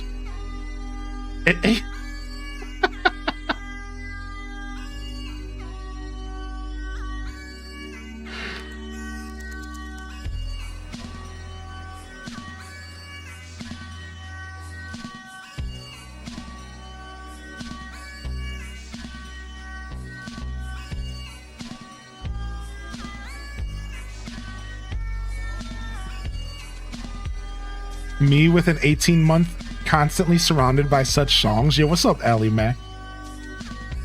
That's why the smart thing to do is to get your kids super hip young, right? So what you do is you get them a Walkman, and you give at the age of like 2.5 years old, and you go get the Super Smash Brothers Orchestra album, and you put it on very, very quiet so it doesn't hurt their little baby ears, and you just get them hooked on good music right from the beginning.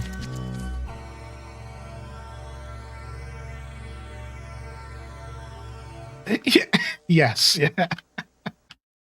Find a Walkman. Hey, dude, Walkman still exists. Mine's 2.5. I'll give it a try. No, I don't know. I was probably singing the song wrong, to be fair. Old MacDonald had a farm. And Bingo was his name, though, right? Isn't that the song? I don't remember, dude. I just remember the last part. I don't remember. I don't know. I don't remember, dude. A$AP Rock did a kid song. Yeah, did y'all see that? I can't play it on stream. A$AP stuff is I guess we should check if this is a bubble, right? All right, we got a thought bubble. Now watch Saturday be right around the corner. You had it perfect? Okay, just making sure. Thank you, chat. It's been a long time. I haven't thought about Old MacDonald, okay? I haven't thought about Old MacDonald in a long time, all right? I don't know, man. You think I know about Old MacDonald? I don't know what's going on with McDonald. I don't know what kids are doing these days. I don't... Here, we'll play a second of this song, actually. We'll actually play a second of this song because it's actually really good, but we won't play the whole thing. This is actually really sick. But let me see if we get a villager here. Something Nelly. He had a farm.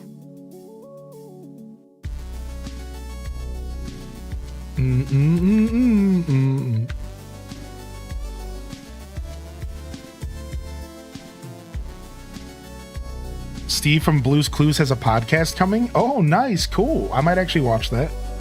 Sure. All right, we got a thought bubble with Tangy. We got a thought bubble with Tangy. Come on, pass off to somebody else. It's Friday in game, so this is the last day we have to do it. It's Friday in game. It's Tangy again. Wow, that never happens. So here's the problem. Now tomorrow's Saturday. And now it's KK Slider. And now nobody's going to have a thought bubble. So what do you do here? This is the thing. The guy doesn't say anything about this process. So what do you do? So do you just skip 2 days? Do you just skip 2 days ahead? Because I don't think it matters if you skip 1 or 2 days. I think what you do here is you skip 2 days. But I want to skip 3 because it's my birthday on the 18th. I skipped the Sunday. So I have to skip Sunday, though, because it's my birthday. So I have to do Monday. Because the game knows my birthday.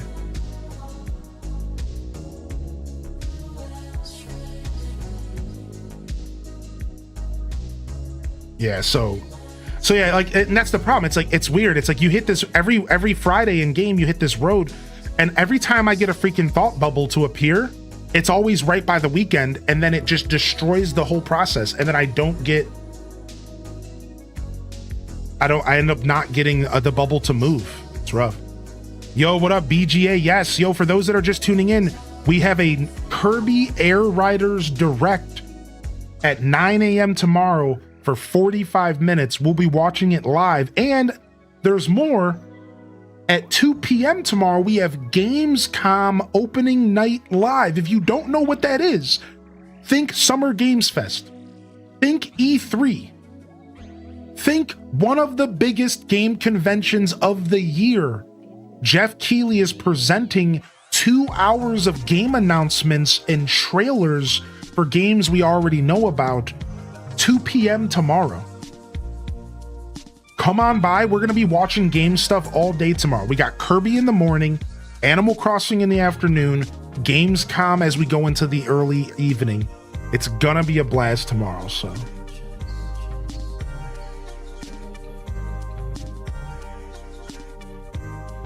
And see, no thought bubble.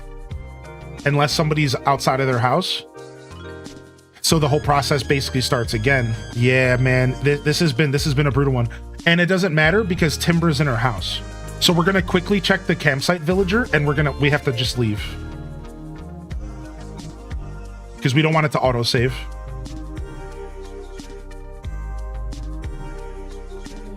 Butch, you're cute, but you're not who we're looking for.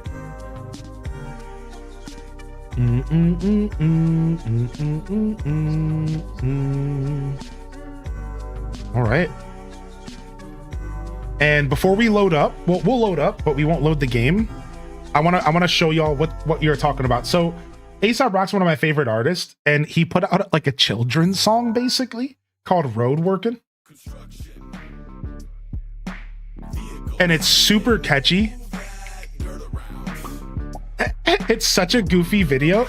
So this guy right here is not A$AP Rock.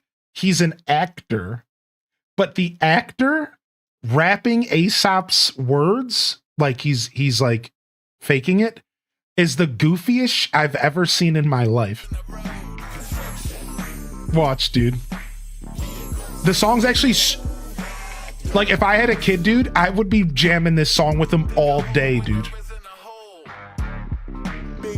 Bulldozer told that pile of debris to move over, push around rocks, push around. This is gonna mute the VOD, by the way. We can only listen to so much of it. Cousin of the dozer, bucket on the front, dumping rubble on the shoulder of the road, or sand for a highway off ramp. It was so hype. We're super into construction right now.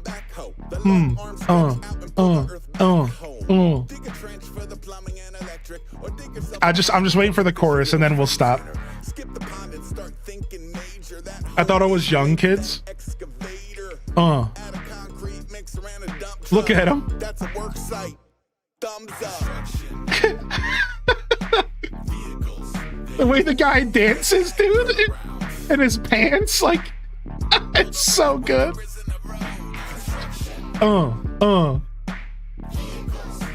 Move that dirt around.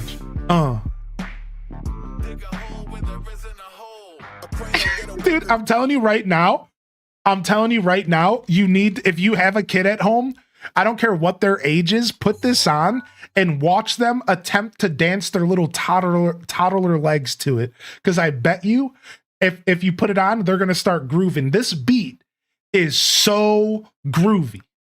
I don't care what age you are, you cannot help but to groove to this beat. To the top of any building, a double drum roller paved the parking lot for shredding. I seen my buddy Louis send away that. And I'm telling you, that was the whole point of this song. I could tell. I'm like, A$AP's a genius, dude, because he went out to make the catchiest song he could, because he knows that if a kid's listening, they're only going to catch a couple words and they're going to be listening to the music. So they're just going to hear move that dirt around. Like, they're not going to be really hearing much of it at all. It's such a good song, actually. No, I'm not gonna lie. Like, when it comes to the way I listen to A$AP Rock, it's not like my favorite A$AP song. Like, it's not like something I'm going back in for seconds or thirds, really. Not really. Like, it's just a fun, cute, little catchy song. And, you know, I think it's dope, but I'm not like, you know, whatever. It's just fun. I'm still spinning his most recent album. I just spun it yesterday. Nothing beats those digging machines on a playground where you could pick up and dump the sand. Yeah. Kids music by a great artist you like is priceless when you have a kid. Move that dirt around. Casey, I don't think I knew that you were an A$AP fan, or I forgot. Yeah, y'all let me know if you enjoy A$AP Rock. I love him, and I'm always down to talk a little bit of music, dude. I've been listening to him for 20 years. I've been listening to A$AP Rock since I was about 14 years old, like 22 years. I grew up with this dude. He's one of my biggest influences in my life. So like, I'll talk any day, man. Feeling anxious, feeling dangerous. Yeah, dude. What is it? The thick fog at 10 a.m. Feeling kind of anxious. The same fog at 10 p.m. Feeling kind of dangerous. You know, roughly. Yeah. I was just spinning. I just spun some of that album last night when I was doing my house cleaning. Doing some cleaning around the pad. My kids grew up on Weird Al and Mambo No. 5. My kid is going to grow up. Yeah, I was about to say, I'm like, that's your first, right? 1, 2, 3, 4, 5. Oh my Lord, dude. Not the Mambo No. 5, dude.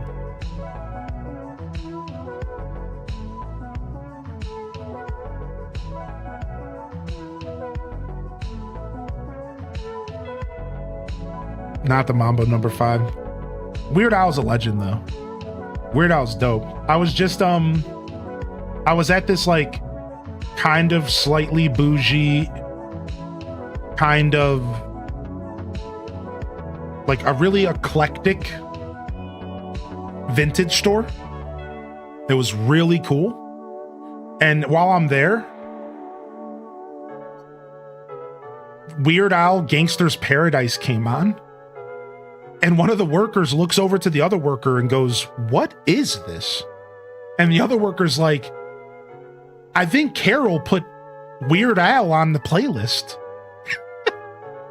And then the other person looks back and she's like, "What? Weird Al?" And I'm like, I'm sitting there in line laughing. Like, how do y'all not know Gangsta's Paradise? Or sorry, in this case, it would be Amish Paradise. Excuse me, right? Yeah, Amish Paradise, right? Like, I'm like, how do you not know this song? Like, they weren't young people necessarily. They were maybe like 10 years younger than me. I was like, what are you doing? How do you not know this song? Like, but they were enjoying it. Like, to be fair, they were enjoying it. And they were laughing and listening and laughing to it, and that's all that matters. You know, I don't gatekeep, you know. I was just so sent by like people being introduced to Weird Al for the first time. Like, what?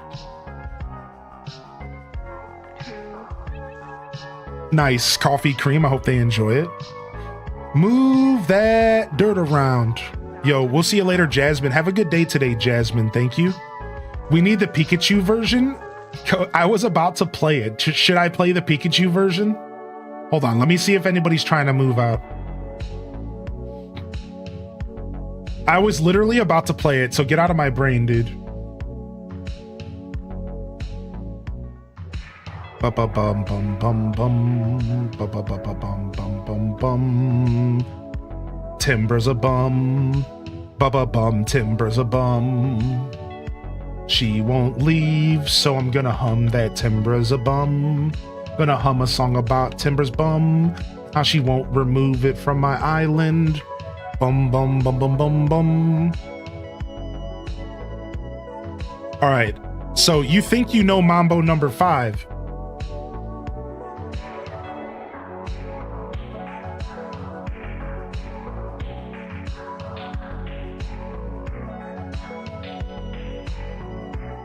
But do you know?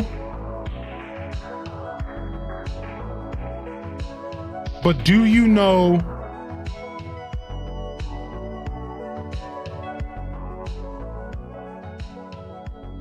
the true Mambo No. 5?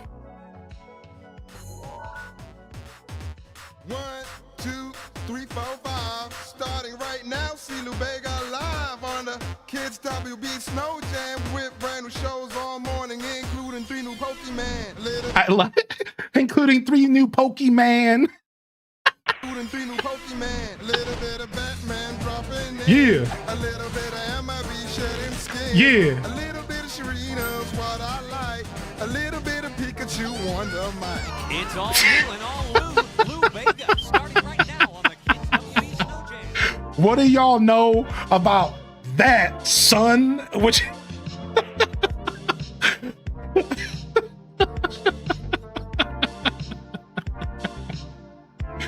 Yeah, recognize. Yo, what's up, tiny bitch stress? Oh my gosh, dude. Good morning, everyone. Welcome in. Hope you're doing well. Ellie Mack, it was good to see you, dude. Mike Tron, welcome back to the show as well. Welcome in. What's up, Cayenne Peppercorn? Hey, what's up, Peppercorn? Good to see you back. Dad, baby, again, good morning. Sonar, I saw you in here early. Good morning, Sonar, as well. Planet Kitties, Jasmine, have a good day. Enjoy the lurk if you can lurk. Of course, no worries either way. And good morning to the daily check-ins. We got Jita Chan, we got Prismatic Phantom, Enchanted Ascari, welcome to the show. Mike 84 rolling in. Yo, good to see you, Mike. Welcome back. Silver Blink hitting the foo, of course. Exhaustion, yo, super. Yo, hope you're feeling all right today as well. Good morning. For those just tuning in, Kirby's Air Rider is getting a direct tomorrow, and it's a 45-minute direct about a single game. A direct that's just as long as two separate directs. That's right. A direct for one game that's longer than a direct for an indies and partners combined. Or just as long. It's going to be absolutely out of this world. That's at 9 a.m. tomorrow. So if y'all want to tune in and watch the Kirby Air Rider direct, 9 a.m. my time, so it'll be about an hour and a half ago, but tomorrow. Come on by for that. It should be fun. And then tomorrow we also have Gamescom Live. And you know, if you've been here, you all know I love doing live reactions to gaming shows. So we are going to be watching Gamescom Live tomorrow at 2 p.m. Eastern Time. That's 8 p.m. Central European, all right? So come on by for that. We finally get an EU-friendly gaming show once a year, and it should be pretty dope, man. I'm pretty excited. So it's gonna be a big day tomorrow for sure. No clue. Tater tot soup, that's all pretty speculative right now. So we're not even sure about anything. It's gonna take research and, you know, maybe an official statement if we can get one from Twitch. Yeah, we're not too sure. A little bit of Pokemon in my life. Yeah, I'm East Coast. Yeah, I'm Ohio. I'm in Ohio, baby. Ohio, born and raised. Down by the cornfields, I used to spend most of my days chilling out, maxing, relaxing, hanging out at the Hall of Fame in Cleveland. I lost it. I'm tired. You're in PA? Nice, dude. Nice. You had Mid-East energy. You have Mid-East energy. I can tell. My fellow Mid-Eastern individual. I don't say Midwest because the term Midwest is bogus and doesn't apply to most of the actual Midwest. So they can I'm calling it Mid-East because that's what it is, and I don't care what anybody says. Yeah, it's Mid-East. We live in the Mid-East. I don't want to be associated with you West Coasters. I'm just kidding. I'm sorry. I'm in Philly, so it's just considered East. I mean, to be fair, PA is pretty East. PA might be where the line is drawn from, like, that Midwest vibe, right? I think like half of Pennsylvania is like Ohio and the other half is like New York. Pennsylvania is just a weird state like that. It's like half of it looks like Ohio, and then the other half looks like New York. It's weird. That's at least my take from PA. It is a weird place to be for sure. It's a little bit of everything. Ohio has similar vibes, right? Like Northeast Ohio is very, very city-like and condensed and suburban. Columbus is very condensed and suburban, but then the rest of Ohio is just cornfields and country honky-tonk badonkadonk nonsense. So sorry, Cincinnati, but you're just Kentucky from Timu.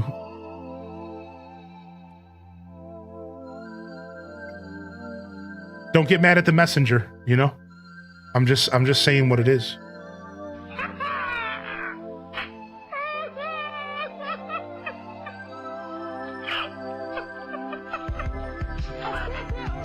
Shots being fired this morning. Good morning, Coco Winning. Good to see you. Nah. I will say that Cincinnati's pretty country though. Like, jokes aside, but I will say Cincinnati is pretty country though. But it's not all like that. I just like to be silly. Yeah, what's up, Rossum? McKay Mac. Bob the Builder Mambo number 5? What? I've never heard of this in my life. What the heck? All right, hold on. Let's get through the game and we'll check this out. What? We'll check this out. I think I have it right here. I think I do, from the Bob the Builder album. There was an album? What is... Okay, what's about to happen here? I heard Toledo in the summertime is beautiful. Toledo, unfortunately, gets the most press in Ohio for the worst reasons possible. Meanwhile, Ohio actually has a bunch of really dope stuff to get into. Ohio gets a bad rap, and it's mostly because people who live in Ohio like that Ohio has a bad rap, because then y'all will stop moving here and leave us alone. The true secret about Ohioans is we all lean into the memes because we don't want more people to live here, because we know Ohio's dope and we're completely content with you all thinking Ohio sucks. Because it's like, good, stay away. We know that Ohio's sick. So we lean into the memes and we have fun. Oh, Ohio's just a bunch of nothing. When in all reality, Ohio's like a sick place to live.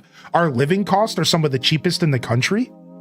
Like, we have Lake Erie in our backyard that basically feels like an ocean, but freshwater. We have the best roller coaster park in the world.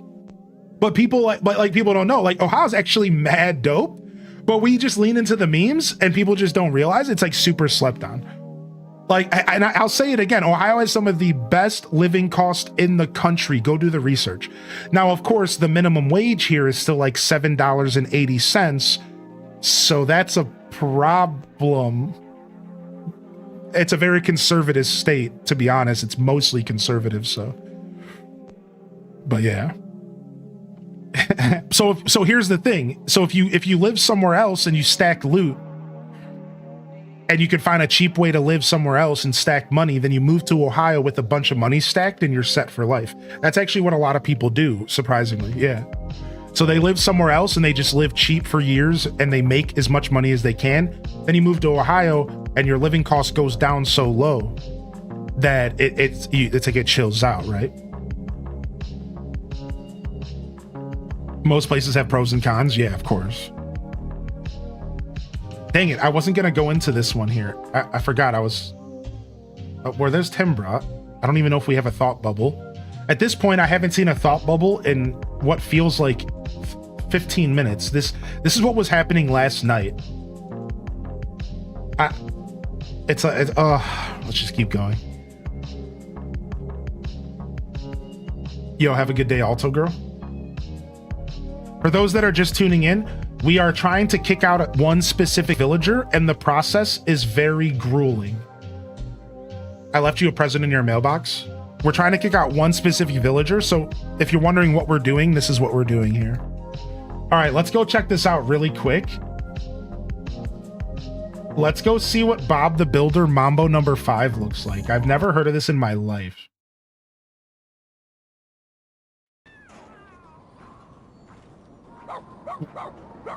What is it? Is this Bob the Builder? It is.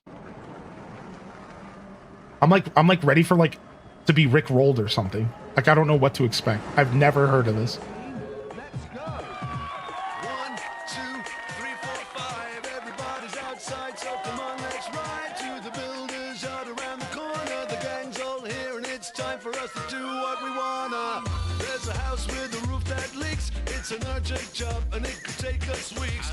There's Dizzy, Lofty, and Rolly too. Wendy always knows just what to do. And there's no job too big or small. With Scoop and Muck, we can do. So wait, this is legit. Wait, hold on a second. This is like legit. Like, did this happen in the show? Like, this is animated. This is the actual animators. Like, this is the actual show. Like, this isn't like somebody's little fan project. Like, this is real. This is real life. Metal, brick, or wood, it's all good, and we can always send in the tractor. A little bit of timber and a saw, a little bit of fixing, that's for sure. A little bit of digging up the road, a little bit of moving heavy loads, a little bit of tiling on the roof, a little bit of making waterproof, a little bit of concrete mixed with sand, a little bit of Bob the Builder Man. A little bit of Bob the Builder Man. Well, I'll can be, dude. Today, we have all been enriched with culture. Welcome to the Monday morning show. Hope everyone's feeling good today. I really do appreciate y'all popping in here. We have all been cultured today. I hope you appreciate this broadcast, because I know I do.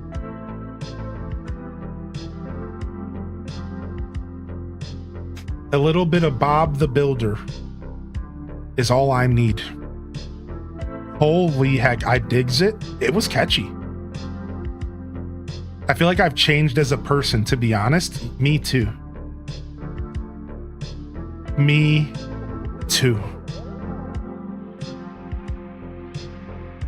I feel smarter already. That was damaging to my frontal cortex. No, Timbra, please, dude, please.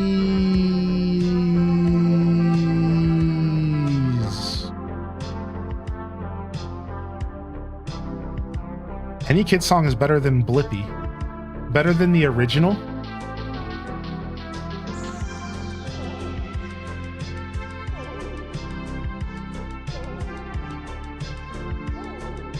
All right, let me see if I can find something here. Bum bum bum bum bum bum bum bum bum bum.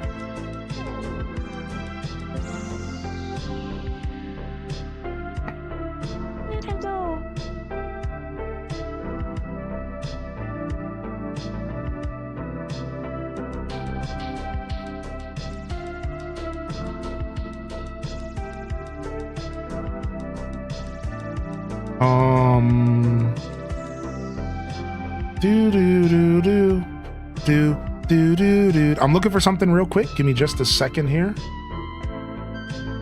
It might be worth it if I can find it. It might be worth it if I can find it. Give me just a moment.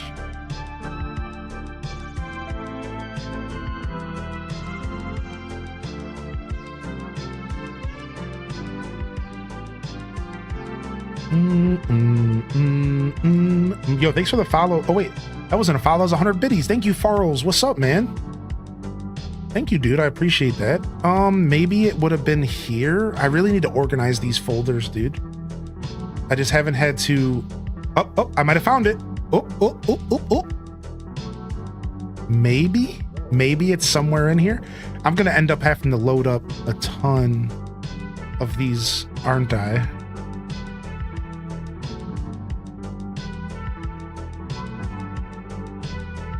No, there's no way I can find it. I didn't name the file.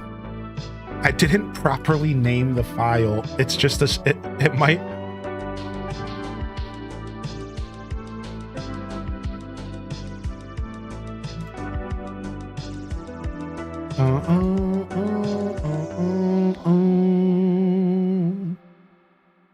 Dang. I thought for sure that maybe this had its own folder. Dang. All right. I'm not going to spoil what it is. I am going to just make y'all wait, but I will find it here soon. And I will spill it. All right. I'll share what I was actually looking for, just so that there's some context here, but I won't say anything else. So, as you all know, I'm a music enthusiast, and I have revealed that as like kind of a fun project, I've started compiling a list of songs to maybe put together like an actual musical album. And some stuff would obviously be meme stuff, but then like maybe I would even kind of fit in some like true to heart like music stuff, because like I am a musician at heart and I have a lot of stuff I like to do. So one of those songs I wrote back in 2001, and it was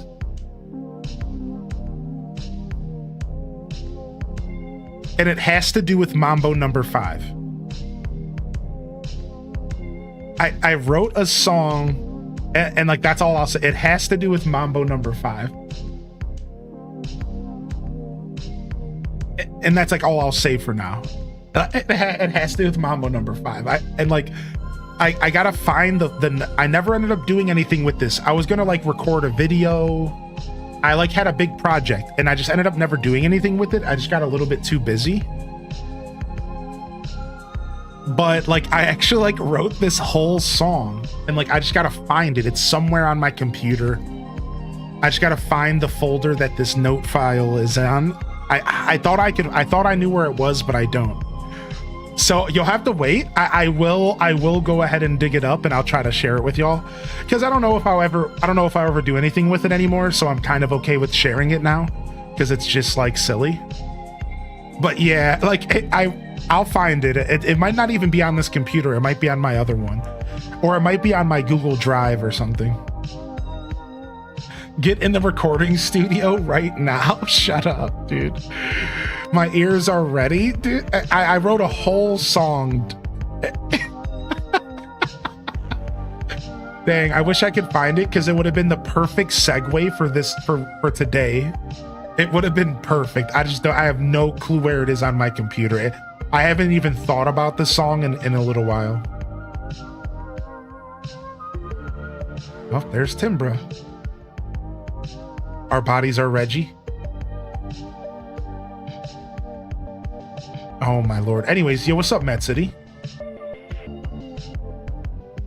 Good to see you. Yo, Sarcastastic, how you been, man? What's up, dude? I hope your day is just as zesty. I hope it's just as zesty. Thanks for popping in here. Good to see you back in the building.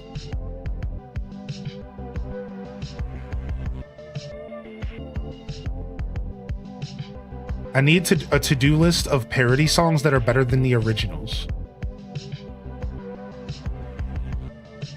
Yo, thank you again, Farles, for the biddies. Thank you, Raina B, for the biddies as well, by the way. The Mango Rage.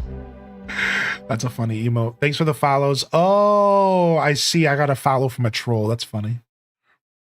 I was wondering what the mods were talking about. Mystical Whim, good to see you as well. Robot chicken style. You know, hope you're doing well today, 10 Lobster. With how Hylian uses his many voices, that song's probably already dope AF. How you feeling today? Pretty good. Just tired. Just burnt out today. Pretty pooped. I was up pretty late and just one of those days. You know how it is. Just happy to be here and hang out with y'all for a couple hours. Tomorrow we'll be here for quite a while because of Gamescom, so we'll chill out today. We're trying to do this villager hunt. I'll tell you how I am. I'm losing my mind trying to get Timbra to ask to leave. Hey, we got somebody here. What lies behind the shimmering sea, huh? All right. Let's hope that it isn't right by a Friday or something, because I'm telling you, it happens every time, dude. It's by a Friday, then I have to skip Saturday, and then I just lose it.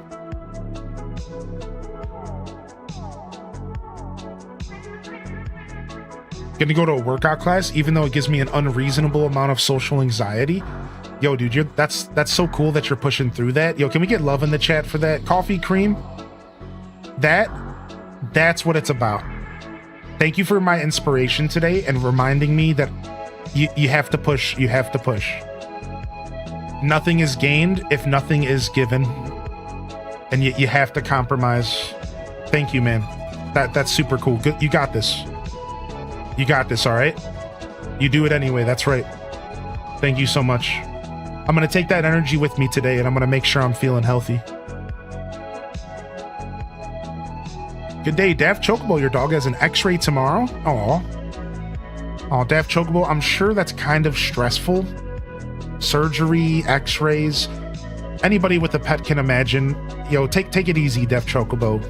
That's rough, dude. Hope you're okay. I wish the best for you and your puppers. Hope they're all right. So last night I was watching Pokemon Worlds and they got a bot raid. And one of the bots' names was Gay Furby. And I about fell out of my chair laughing for some reason. Like, I don't know why that's so funny to me.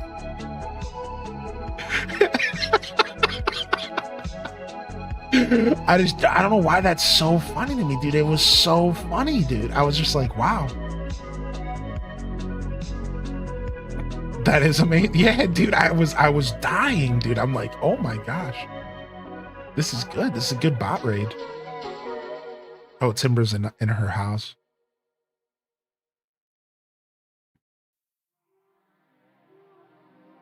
I know there's no reason to be social anxiety about it. Maybe it'll even be fun. I mean, yeah, that's just the human experience, right? That's just the human experience. Just having random anxiety about something that doesn't make any sense. Yeah, right. Oh, appreciate you, Exhaustion. Thank you. Thank you, man. What did y'all get into? For those just rolling into the stream, what did y'all get into this weekend? How was everyone's weekend so far? Just a quick PSA, the stream schedule is up for the week. We're taking off Wednesday.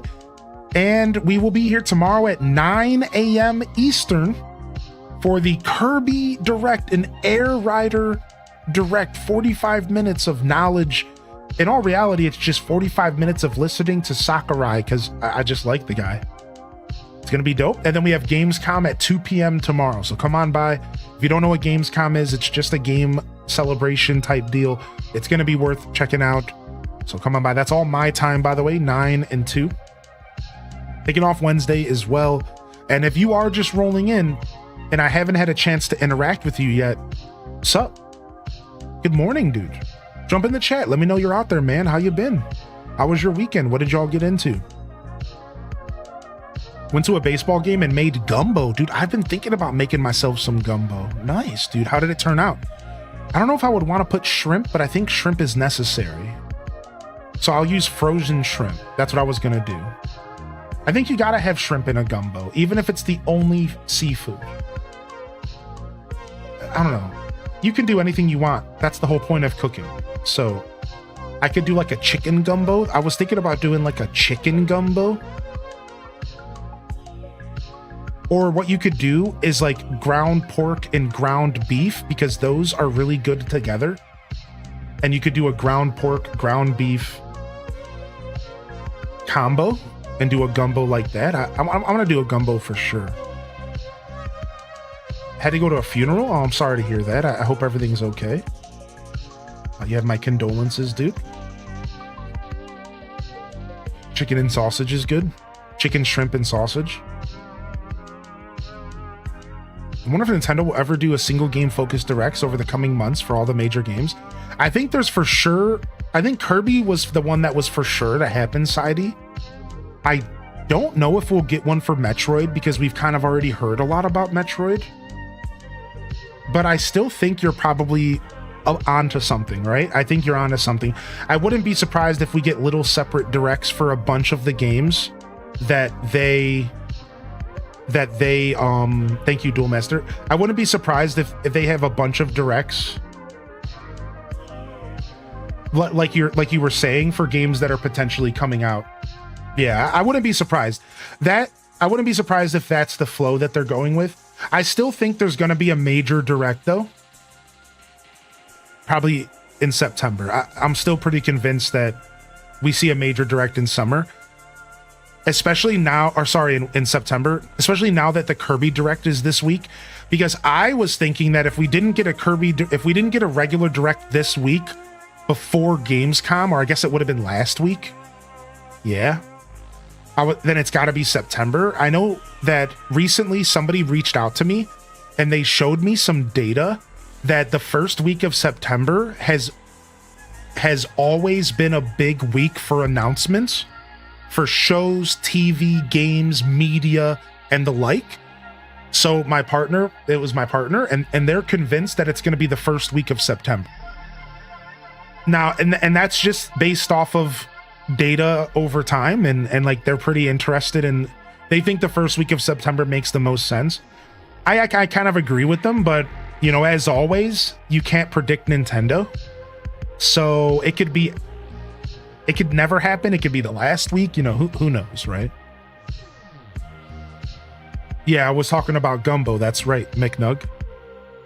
They're smart. Yeah, they were I had never heard that. Personally, I never realized that the first week of September was always like a pretty big deal in the world of entertainment. So that does make sense, yeah. Dang it, wrong sheep. We got it to pass. We got it to successfully pass. We did it. It's by skipping Saturday, we got it to successfully pass. This is really good. That's 2 in a row. Can we get a 3rd in a row here? This is good. This is the best that we've had all stream so far. This is good. We haven't been able to get it past twice in a row at all. We've just been striking out, so. Yeah, one for Hyrule Warriors makes sense, March Marauder. I think you're onto something there. Because Hyrule Warriors might not even come out till like January, December. So like by then they might want to talk to us about it, right? I mean, you got 2 sheep. Yeah, and I'm okay with sticking with our plan though. Yeah, I'm not gonna boot Vesta. I'm gonna stick to our plan. Believe me, I thought about it. I'm gonna stick to our plan, man. It's for the thrill of the hunt. This is a part of the hunt. This is a part of the thrill. Even if I'm complaining. I'm mostly complaining for just fun. You know, it's just a part of the show. We're just having fun. I was legitimately bored last night, though. Like, to be fair, I was legitimately bored doing this by myself last night, so it's refreshing to be doing it with the community this time. Oh, I see a thought bubble. Oh, Tipper, you again. Dang it.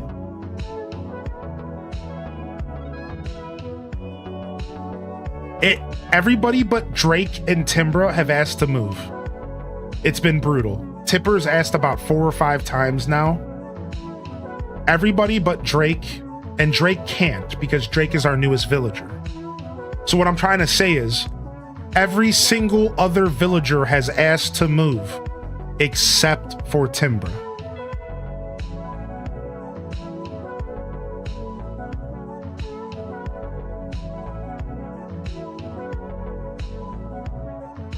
Drake and Josh forever.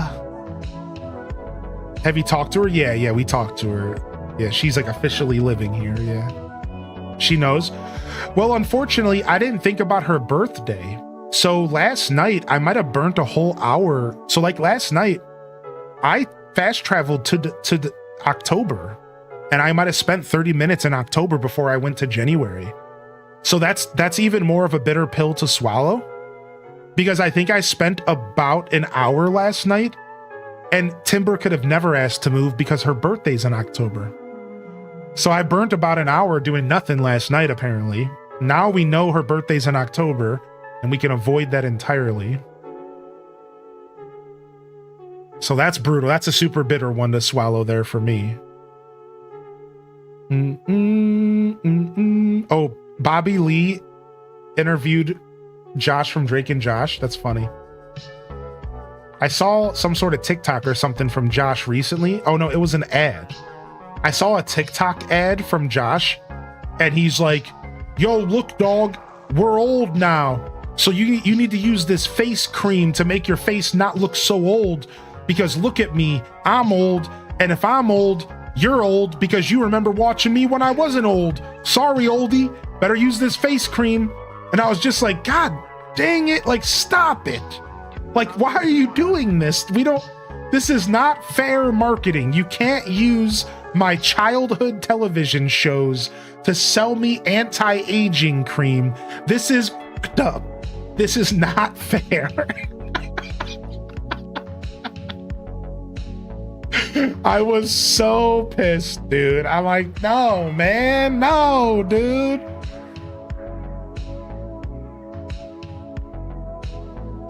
I think I saw that one too. Yeah. Bum, bum, bum, bum, bum, bum.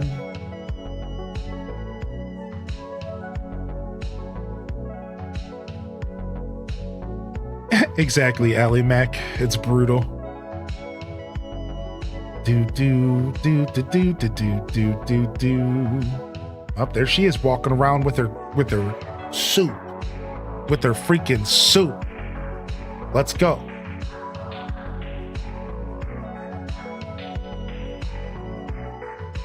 Bum. Is the new Hyrule Warriors canon? Yes. Yes, new Hyrule Warriors is going to be a canon experience. We ain't even that old like that. They need to stop. Yeah, exactly. Like, it's not even like that. Come back, talk to me when I'm 40. Then I'll admit that I'm old. Otherwise, leave me alone, dude. I still got 4 years. I still got 3 years and some change before I got to think about being old, all right? Sheesh.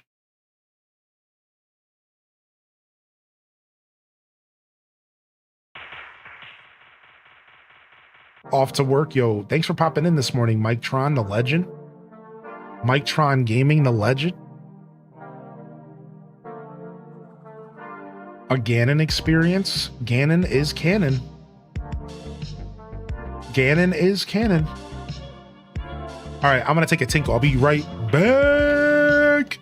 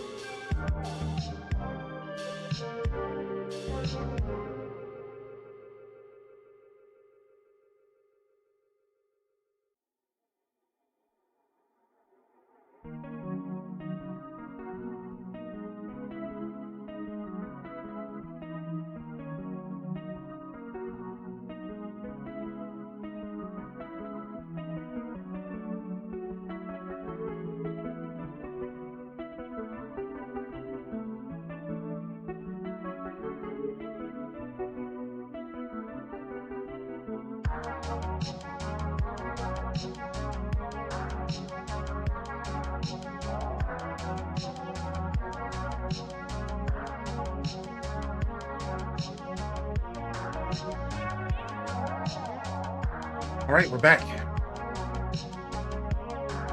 Just had to grab myself a lozenge.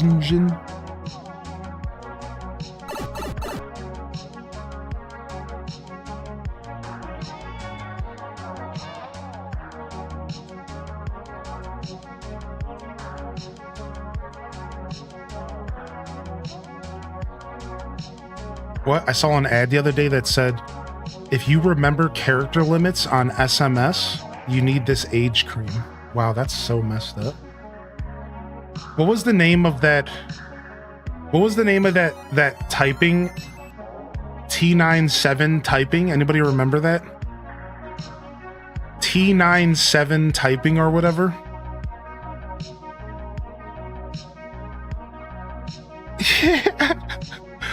Dude, I liked T9. If you got good at T9, it was actually way faster. The same way that if you get good at swipe keyboard, it's way faster. Anybody agree with that? If you get fast at swipe typing, it's actually way superior to regular typing. Here she is staring at the tree again. It's actually way superior. If you get really quick at doing the swipe typing, it's way faster than regular typing.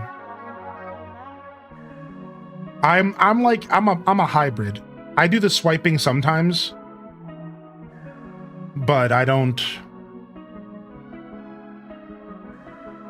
I do the swiping sometimes, but I type as well. All right, here it is. Watch, it's Friday. We're gonna get a thought bubble, and then we're gonna skip to Sunday, and then it's gonna be like, no.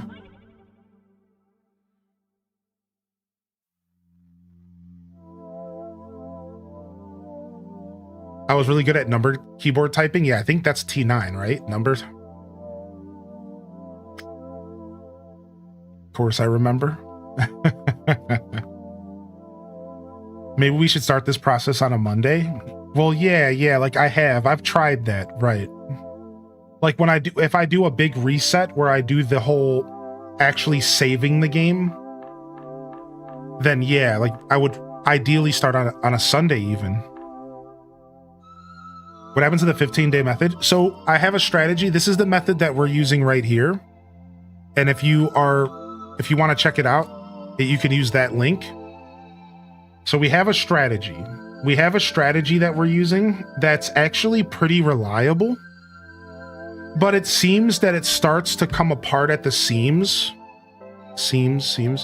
It starts to come apart at the seams, it feels. The further you get into trying to make it work. Like right away at first, you'll get a thought bubble. If you follow that guide, you will guarantee it almost feels to get a thought bubble within like 1 or 2 days. So like it works, but then it starts to fall apart when you try to get multiple thought bubbles. It just starts to fall apart.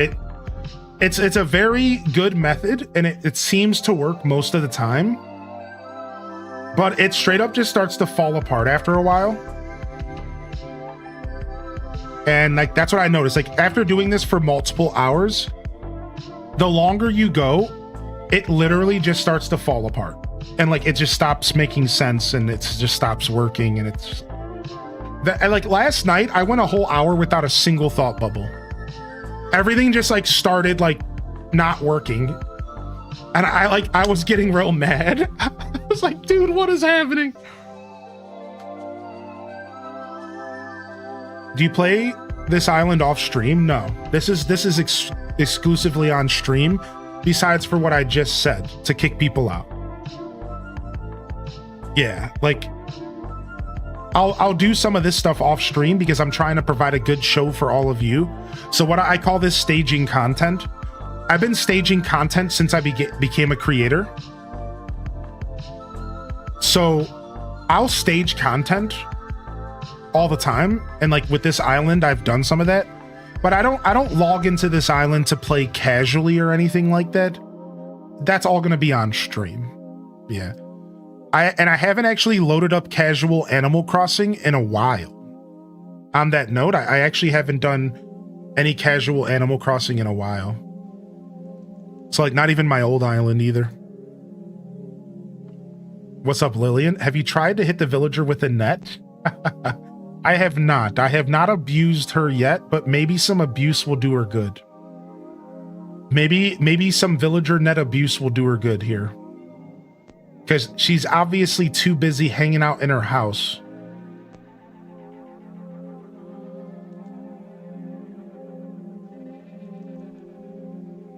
All right, we might want to do another month reset because we're not even getting. Actually, let's do it right now. Let's do the month reset. It's Sunday in game. Because we're not even getting them. Yeah. Yeah, we already tried a different time of day. That doesn't matter. We've already tried that.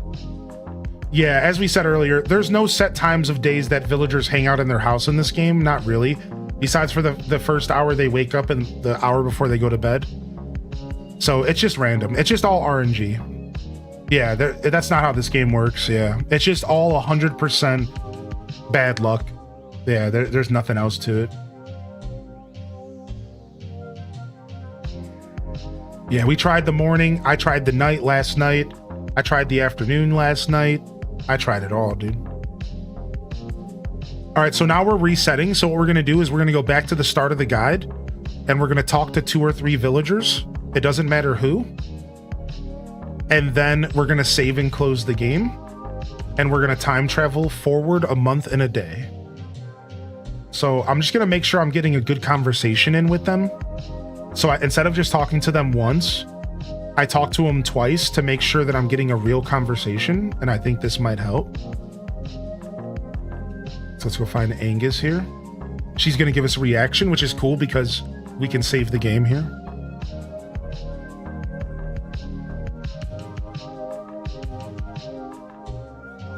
Send her trash in the mail.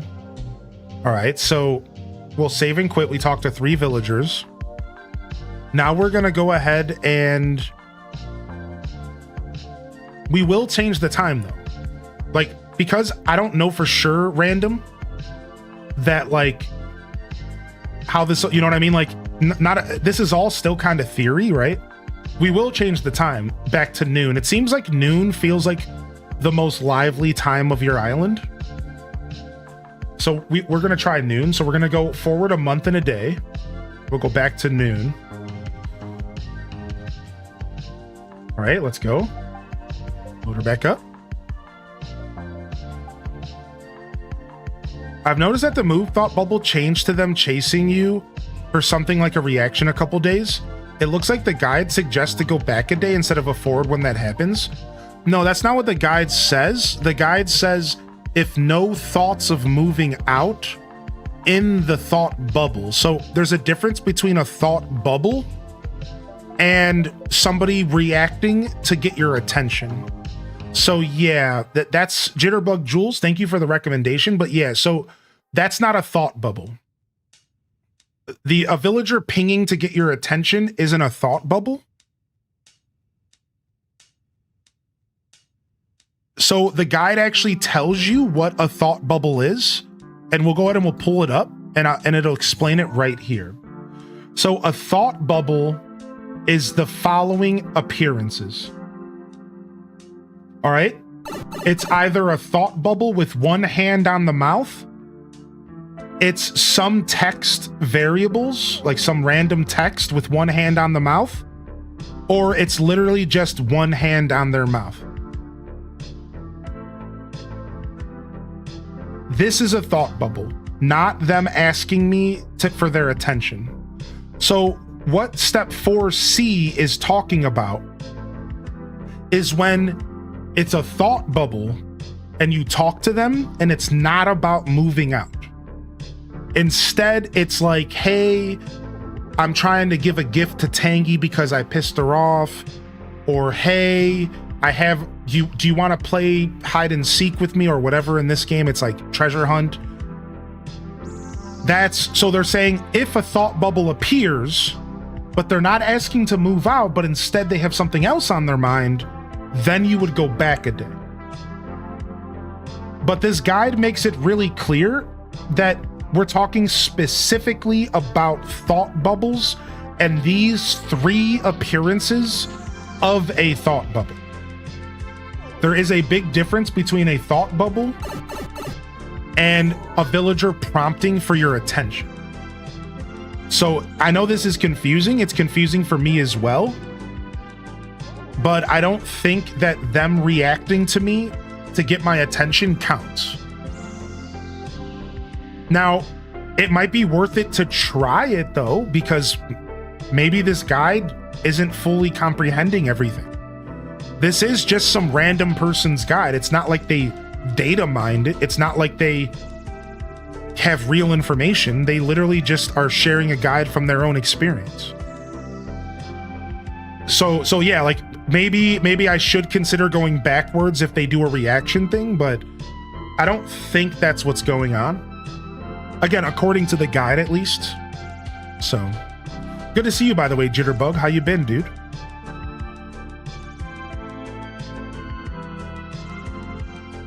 I haven't seen Gulliver or Gullivar in almost a year, and I log into my island every day. So the way the game is coded now, I think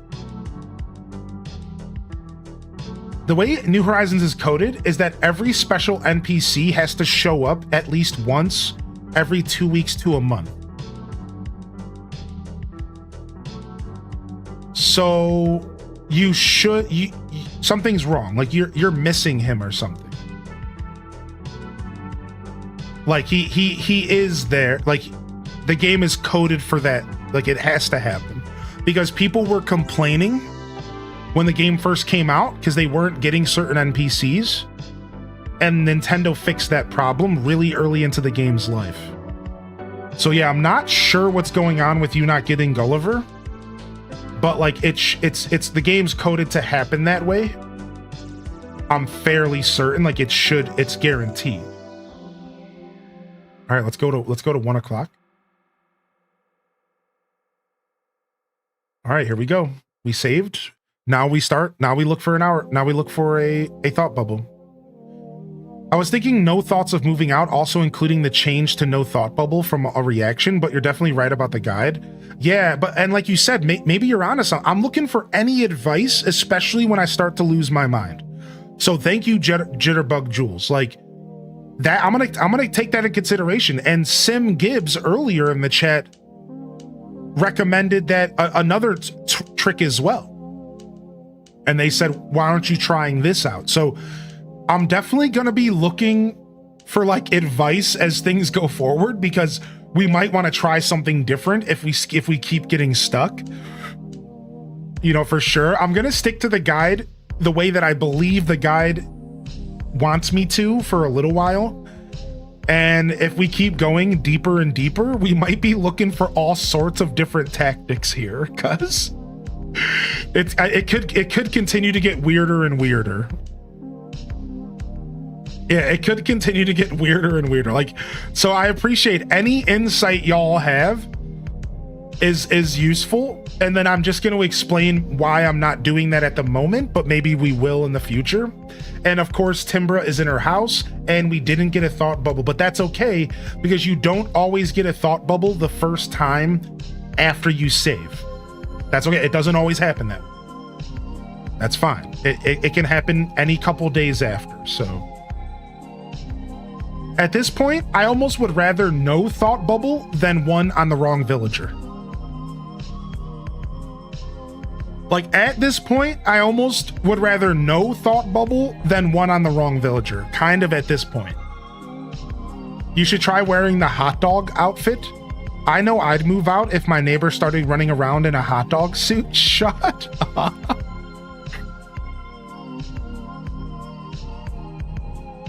Just start checking their car doors at night. They'll move right out. I should just start dressing up as a clown and standing outside of their house staring through their window. Sure, that'll work eventually. Yeah, Jitterbug, I've never done this before. Have you, Jitterbug? Has anybody here ever did a kickout process for one single villager? I've never done this. I had no idea what I was getting into. Straight up, I had no idea. I thought this was going to be kind of easy. I've never done this in 5 years of Animal Crossing. I've never done this. This is insanely brutal. I've never had to do this. And we're talking about trying to kick out a single villager. Right? A single villager out of 10. Like you only have one option. I've never done this. I've only ever done villager hunts after somebody left naturally. And the only couple times that I did try to kick people out, I had the choice of like 5 to 10 people.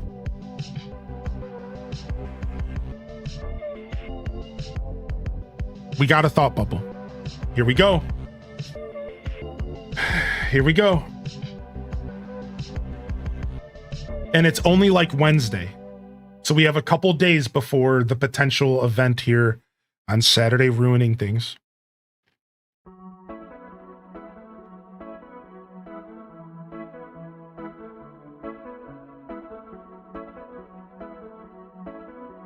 Just wait till you see their little happy butts singing in town center, and you're just like, please move.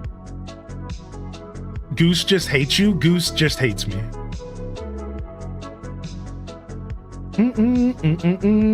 Like I said, it's clear that my luck this time is bad because I've had every other villager asked to leave except for Timbra. Everyone. And it's not that Timbra's broken or anything. We've talked to her. She fully lives here. It was around her birthday, so we might have messed ourselves up originally, but now we're for sure nowhere near her birthday.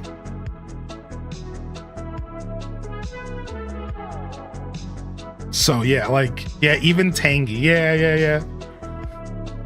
Some of the Gamescom stuff is already being leaked. Ooh, nice. We like some good leaks, I suppose. It'll still be fun to watch the events, you know, but dang it, Timbra, stop just walking around casually, dude. See, so this is Jitterbug Jules' strategy. Jitterbug saying the reaction could be replacing the thought bubble because Jitterbug is noticing that there's no thought bubble when I'm getting a reaction, and there's no reaction when I'm getting a thought bubble.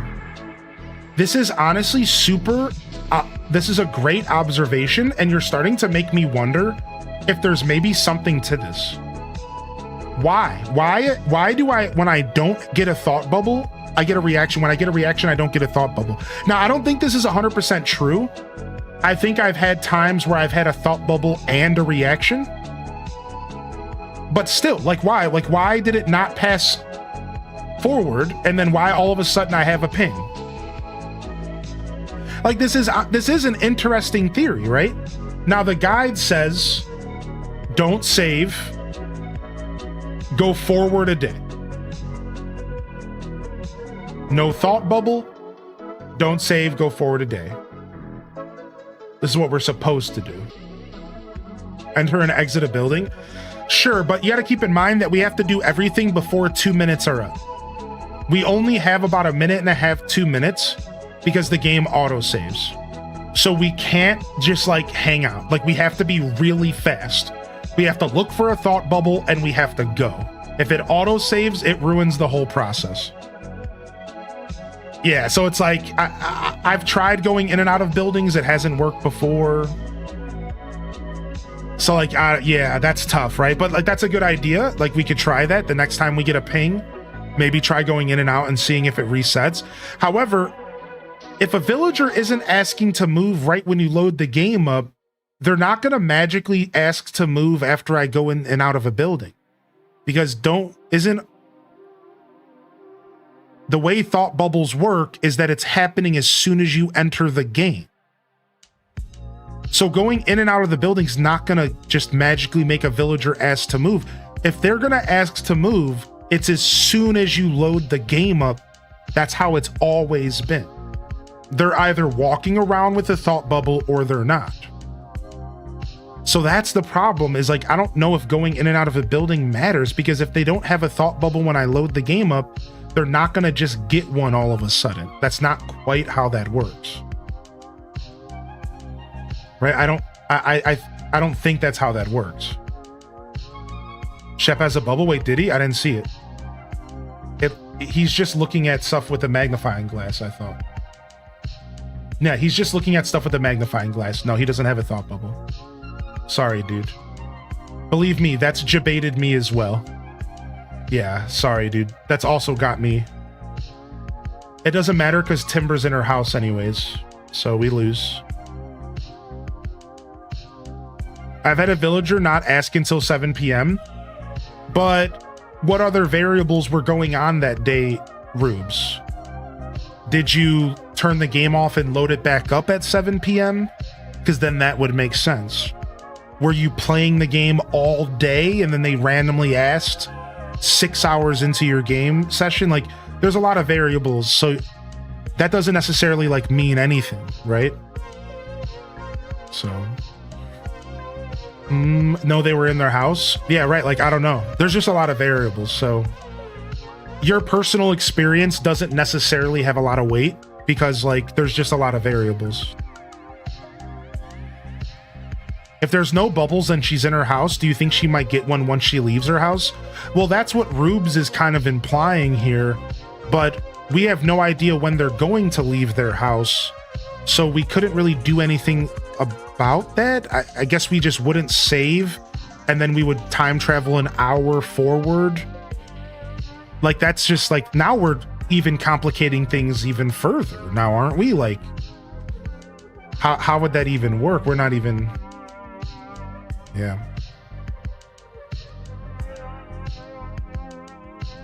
Yeah, that's just putting more faith in RNG, right? What are we on here? The 13th? It's a Friday. Here we go. Do. We got a thought bubble, but guess what? It's a Friday. So now we have to skip to Saturday. Do.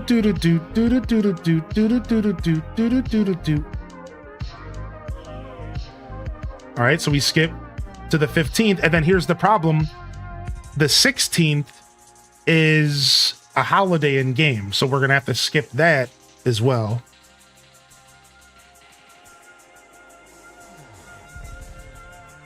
So yeah, it's tough, right? Because there's no actual information about this, and everything is just everyone's speculation.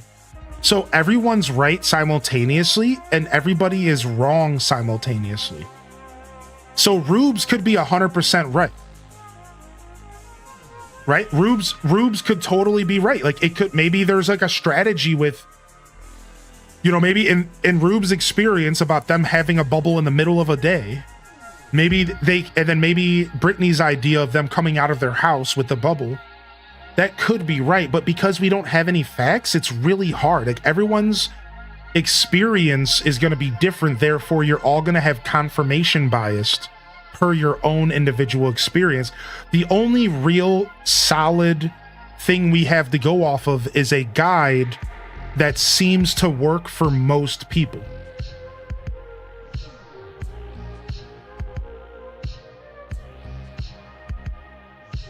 And like, that's really all we're going off of, just like a bunch of BS.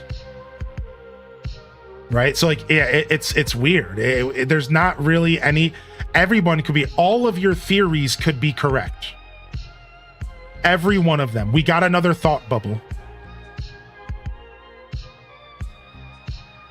Right? Like every theory could be right. Yeah, we could go in the bully route. We could start beating them up. See if that helps. Right? Like, it's like, it's rough because who knows? We know the 2-day skip worked. We know the 2-day skipped work. That's really nice information. I agree with that. That's how I do it personally. I time travel 3 hours. If they're in their house, it's always worked for me. But like you said, confirmation biased. Do we just boot the extra sheet? So that's what Ryan Perpetrator said, but we voted for these villagers. So, you know, what's the point of letting the chat vote for the villagers if we're just going to change our mind later? When the going gets tough, right?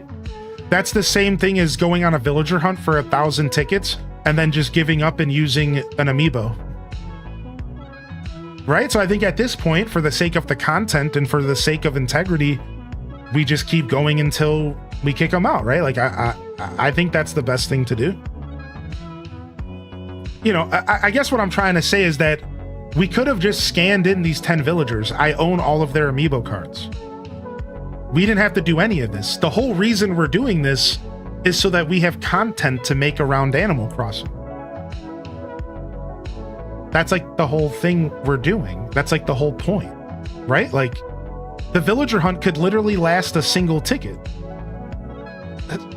So like we could kick out Vesta, we could go a single ticket, find Roscoe, and then we just did all of this for a like, you know what I mean? Like if our goal is to get to the hunt faster, we should be reminded that the hunt could literally be a ticket long. So the goal shouldn't be to get to the hunt faster. The goal should be to continue to create content, which is this. This is a part of the content. Right? Like, I'm just sharing my thoughts, right? Yeah, like we're doing this for content. Like, what's the point? If I wanted to make this faster, I would just scan an amiibo and we would be done. Yeah, that's like the whole thing. That's like the show. Like, welcome to content creation. Like, what's the point, dude? No thought bubble. Do do do do do do do do do do. It's the friends you made along the way. You been on fire today? I'm cackling.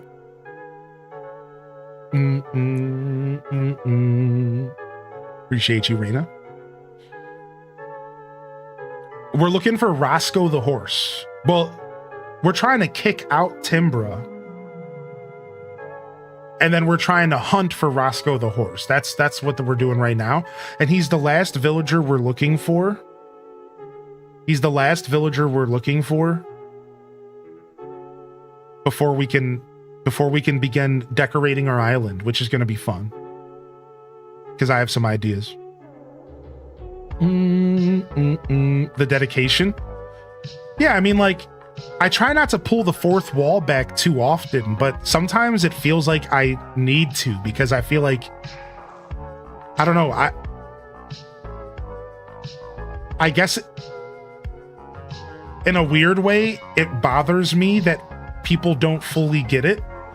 And it's like one of those things, like, I want to go Billy Madison on people and like shake them and be like, do you not get it? Like, I'm just looking for an excuse to play Animal Crossing 5 years into its life because I've done everything in Animal Crossing already.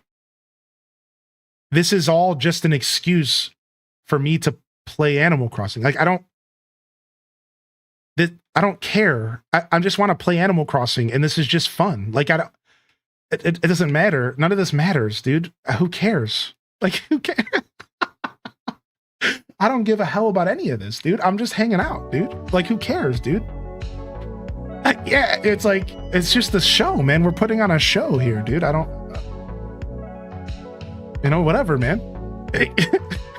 Like, I guess what I'm trying to say is, like, I'm not actually stressed, or I'm not actually, like, losing my mind, bro. Like, this is a part of my broadcast. Welcome to the show. Like, yeah, like,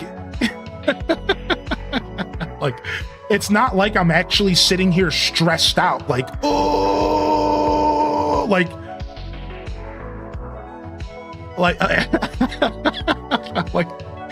yeah, I'm just making this as fun as possible, like, this is what Animal Crossers do, man. Animal Crossing is the kind of game that you have to get super creative with the content, or it starts to dry up real fast. Right? This is a game that's no longer receiving updates. It's no longer in the eyes of the gamers. Cozy gamers have moved on. So in order to make this game an interesting thing to watch and engage with on Twitch, you have to get creative and have fun and do things that are out of the ordinary. Like, spend multiple days trying to kick out a villager. Like, this is a part of the whole show. Like, yeah, like, we're okay, chat. Like, I'm not like actually losing it. Yeah. Like, this is what I'm here to do right now,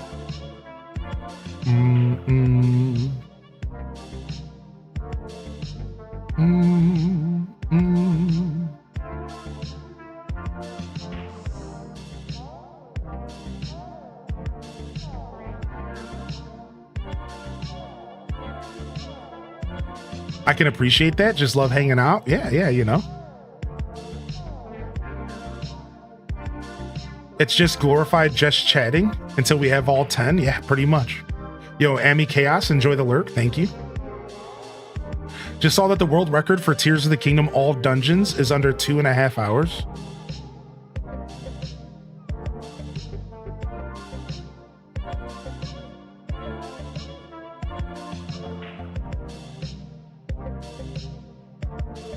Mm-mm. Mm.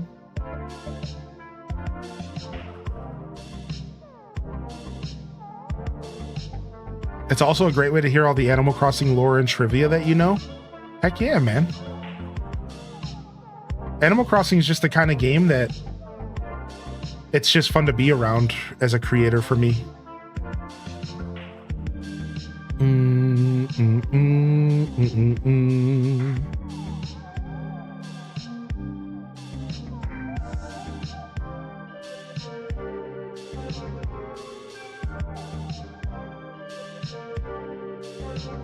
All right. Unfortunately, we lost the thought bubble and it never came back. So Timbra's in her house. So if we time travel through to the same day, but just a couple hours later, it won't really matter. It's not going to affect anything because remember, we're not saving anyways. So like this isn't going to interrupt the process from the guide, because if you understand the guide correctly, you're not saving the game anyways. Therefore, the game isn't registering that you were even there. You never even actually logged in. So you going back out and changing the time isn't going to mess anything up. And this will allow us to do some science to see if Timbra comes out of her house and somehow has a thought bubble, right? Like this will allow us to do a little bit of science. So we'll go forward 3 hours and we'll see if like she's outside hanging out. Knowing my luck, she's just going to be in her house still and it's not going to matter. Watch. I've always found the kick-out process and the hunt were more rewarding for the dopamine than amiibos because of the effort. Yeah, right. Right. Well, and then, you know, as a streamer, what's more fun to watch? Hey, everybody, we're going to go and scan 10 villagers in and then we're going to decorate our island. Or, hey, everybody, we're going to spend weeks hunting for these villagers and creating content around a pretty common Twitch and YouTube, you know, style show in which you are attempting to accomplish something and your audience gets involved alongside you. Rubes was right. Rubes was right. Rubes was right. Rubes was right. Where's he at, Rubes? Rubes was right. Rubes, get in here. Where are you at, Rubes? Rubes was right. Rubes was right. Oh my God. The experiment worked with Rubes. The experiment worked. I just went forward 3 hours and she left the house and she was the one with the thought bubble, but she was stuck in her house. I didn't think that's how it worked. The guide didn't say anything about this. The guide didn't even at all talk about this. This guide is no longer the end all be all. Like, no, man, I don't believe the guide anymore. Rubes. Oh my gosh, dude. Oh my gosh, dude. 1 p.m. is the best time to check in my experience. Well, it's not 1 p.m. It's actually 5 in game. So yeah, I'm not sure what that means, but yeah, here we are. It's 5 p.m., not 1. How much time could you have saved last night? Well, I don't know if that's like logic to have, because it was still all RNG. So like, I don't know. I don't know if I don't think I saved any time. I think no matter what, I just had to go through this process and hope for the best, right? Like, who knows? All I know is that Rubes was right, and that's it. Yeah. Yeah, like, who knows, right? Who knows if we would have saved time? Who knows? Okay.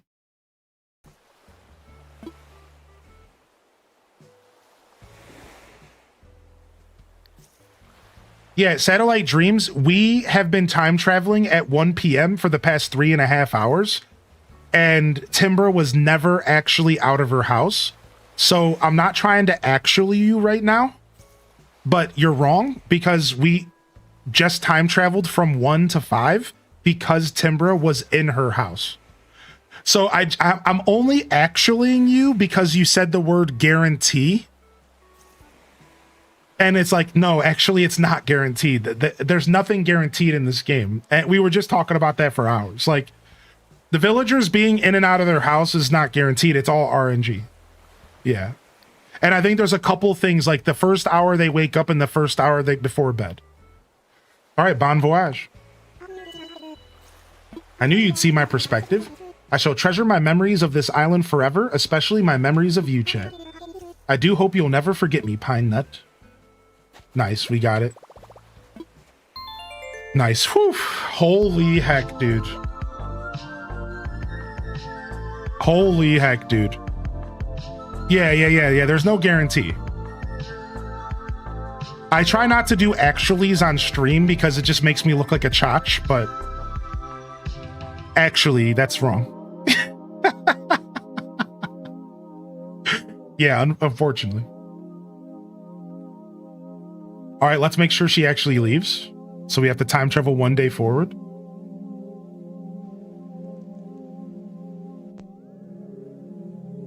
And we could try to get back to regular time now.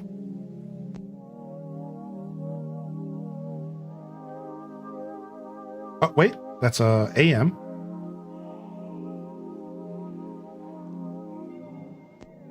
All right, sick.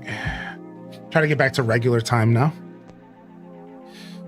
Yeah, respectfully actuallying. There's actuallying and then there's respectively actuallying.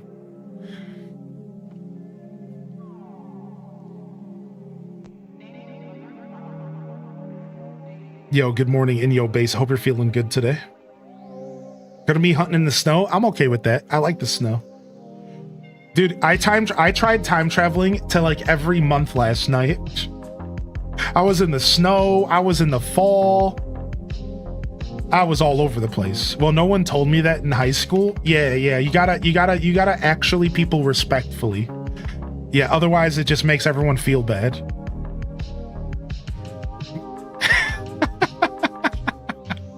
I actually people regularly respectfully and still no one liked it.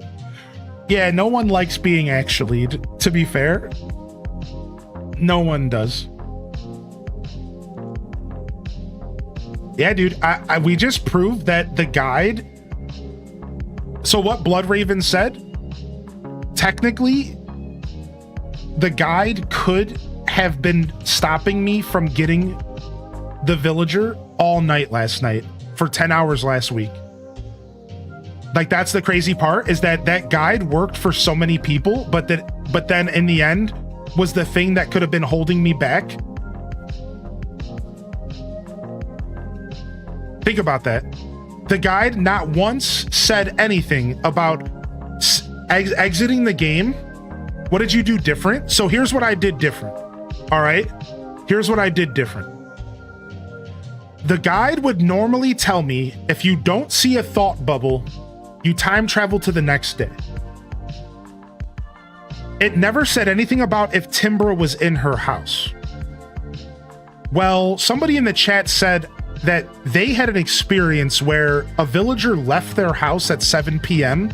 and had a move-out bubble, where previously they were in their house and they walked out the front door and then they had a bubble appear. So one of our chat members said, in my experience, just because they're in their house doesn't mean that they aren't the candidate for the thought bubble that day. That's the misinformation we missed. This is the information that needs to be updated on that guide.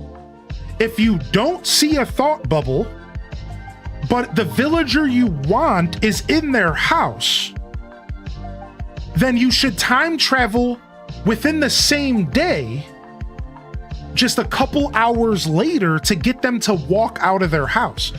This is the information that we missed. Right? This is the information that we missed. So that's what we learned. We learned that there's more to this than we realized.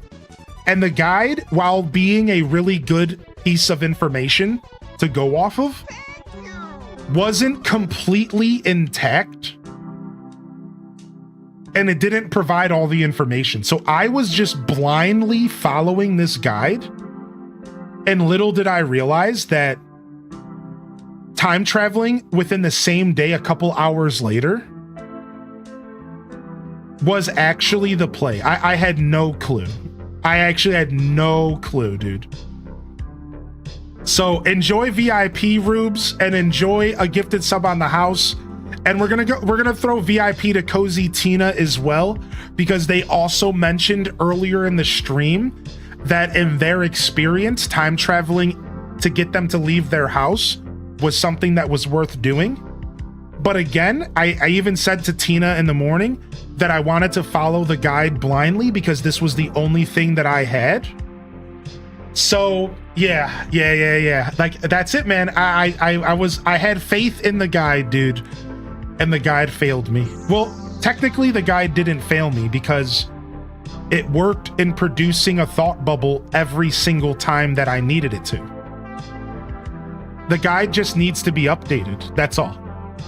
Right. The guide just needs another step. It wasn't a bad guide. It's really good. As Ryan Perpetrator said, it worked really well for them all the time. Like, it works really well, but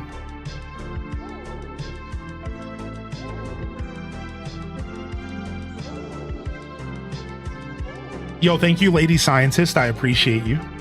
Thank you, dude. Guide needs a patch update. Yeah, who knows how old that guide is, dude. Holy heck. I saw a thought bubble above a villager for every single villager except Timbra.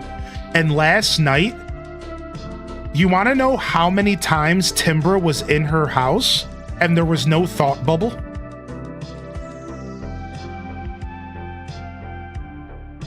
I don't want to admit that Bloodraven is right that I could have saved time. But like, they're probably right. I probably could have finished this last night. Dude, that was happening me so much last night. So much. There wasn't a thought bubble and Timber was in her house. It was happening so frequent.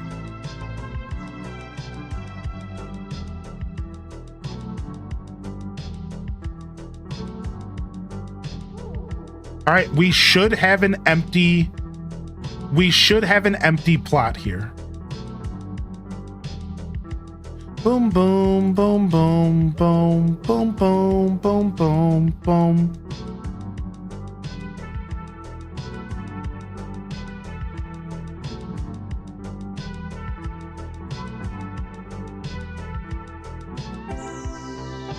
Plot available. Let me get this reaction real quick. Plot available. The sadness reaction. That's what I'm gonna need when this villager hunt takes 3,000 tickets. I'm gonna need that sadness reaction. Thanks for prepping me, Vesta. Thanks for prepping me. I'm gonna need that, obviously. So we need to remember the date. February 22nd, 2026. February 22nd, 2026, because we cannot leave this date. We have to stay here till the hunt ends, and I cannot lose this date. So I got to remember 2/22/26. That's the date that we're locked in on. That's the date we're locked in on here. And I do have a couple things set up here for today's hunt. If you've noticed, we do have an extension activated on the stream here, and we do have official bingo ready to go for all of you. And I have a whole bingo set up with 407 villagers. I'm going to go ahead and we're going to do a classic 5 bingo pattern. We're going to include the free space. We're going to go ahead and create a game. Now, I believe you can keep these cards over multiple streams. I believe that once you go and grab your bingo card, you can grab them over multiple streams, I believe. So you don't have to win specifically today. You can actually buy an extra bingo card for 50 bits if you're into that, and you will be supporting me, obviously. We also have a leaderboard. We've used this app before, and also every villager that's on my island is already marked off as a free space. So there's a potential 10 free spaces. The one that's guaranteed, and the other 9. Shep, Sherb, all of those, these are all free spaces. So those are baked into your card. So for example, I have Mallory, Kevin, Colton, Henry, Derwin, Tabby, right? So Vesta. So what I'm going to do is I'm going to go and mark off all of the free spaces here. And I guess I have to scroll up to do that. Let me go ahead and mark up all the free spaces. I don't think it matters if I call them before you pick up your card. So if somebody wants to experiment, I don't think it matters if I call the free spaces now before you pick up your card. And then I'll explain how to grab a card for those that have never used the extension before. So give me just a second here, and then I'll try to explain how to do this. We used to have a clip to explain this to people, but I don't know where the clip is, and I think that we took away the command because we repurposed the bingo command because this wasn't working and we were using a different form of bingo. So I don't think we have that card anymore. So all right, we called the 8 events. I guess I'm missing one. Sorry, I don't know who I'm missing. So whoever has that villager, just let me know and we'll figure it out. But I think I got them all. I don't think I'm missing. I got Agnes, Blanche, Drake. Oh, I guess we wouldn't. Yeah, no, we're good. It's only 8 because Timbra's gone. Timbra's gone. Oh, is there a search? Okay, nice. Yeah, we're good. We're good. We're good. It's 8 because Timbra's gone and we're looking for Roscoe. So Roscoe's on it. Timbra's not. And then we have an empty space right now. So yeah, I don't remember who's all of our villagers. Let me pull up my list here. Let me pull up my list here of a village because I just want to make sure I got them all real quick. Farm villagers. Drake the duck. Drake's good. Blanche, Shep's good. Sherb's good. Tangy's good. Oh, Tangy. It's Tangy. She's the one. So she's a free space as well. Of course, I forgot Tangy. Of course. All right, cool. So there you go. You guys got your free spaces. Now, the way it works is that if I call something, you have to mark it off on your card. All right. So if I call something, so I called Vesta, you have to mark it. Now I've marked it. Now I have that marked. Boom. So I call it, you mark it on your card.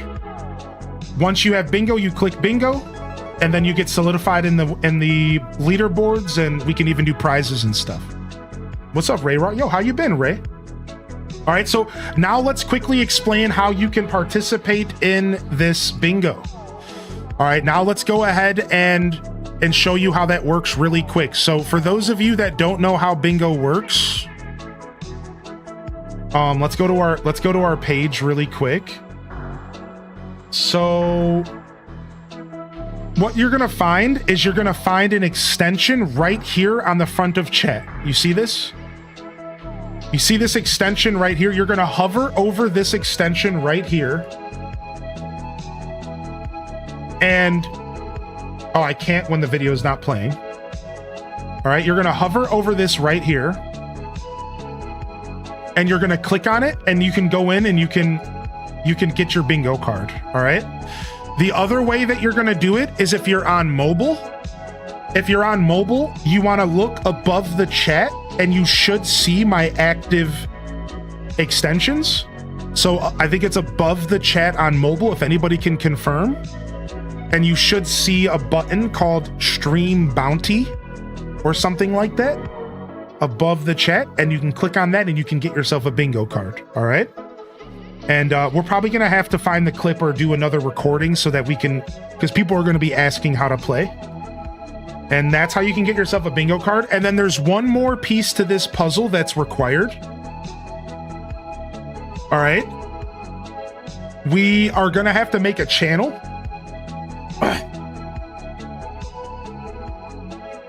Sorry.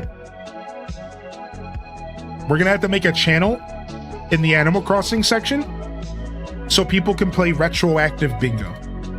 So 2025 bingo.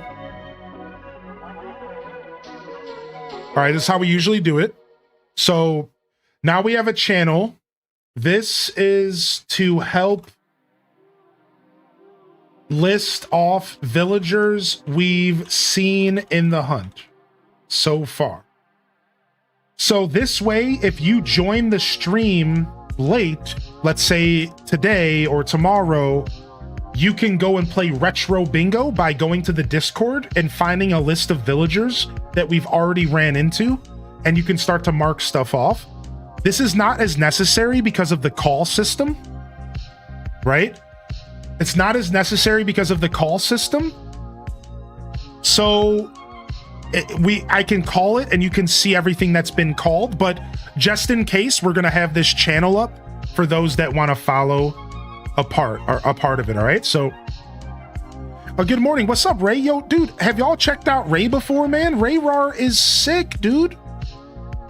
Oh, Ray, man. Yo, check out Ray. They do cooking streams regularly as well as some gaming stuff. They've been in my community for years, and I haven't gotten a raid from Ray in a little while.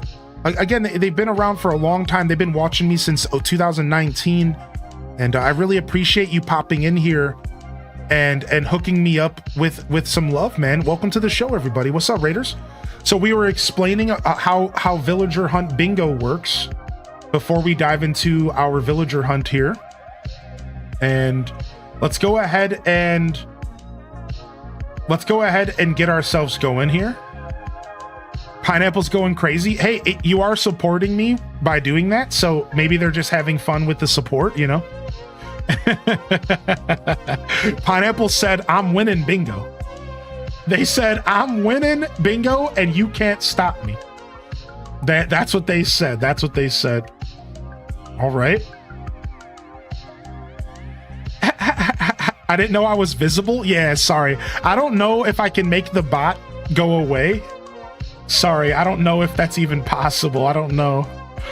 So, yo, enjoy your Lurk satellite dreams, dude. Thank you so much for being here. I appreciate you, homie. Thank you very much.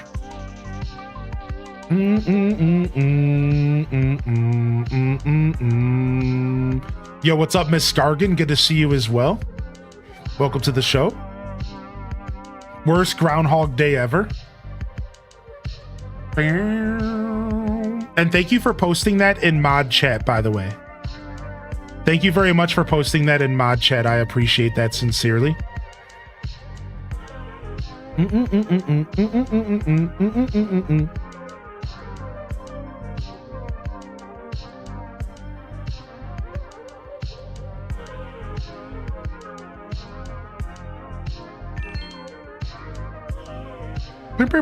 What's up, cool Stardew man? Welcome in, welcome in. Thank you. Lurkers, you're always appreciated and always valued. Thank you so much for lurking on in here, dude. Thank you very much.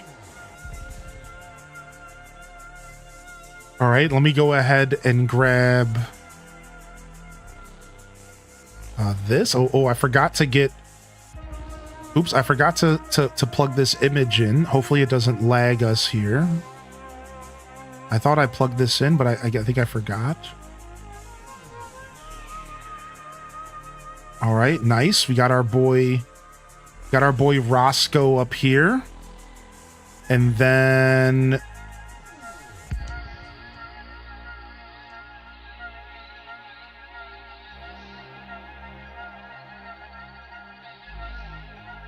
let's scoot Roscoe over just a little bit. Oh, I hate that it keeps snapping. That's fine. Okay, I can use the numpad. Forgot about that. Yeah, no snaps. We don't want no snaps, dude. All right, and we're going into ticket number 1, dude. We're going into ticket number 1 here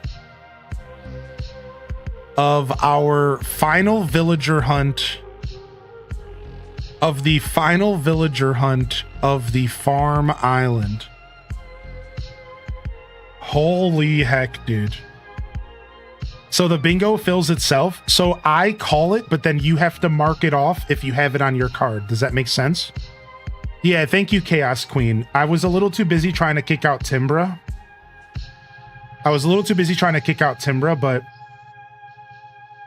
But last night, but I'll reach out to you today.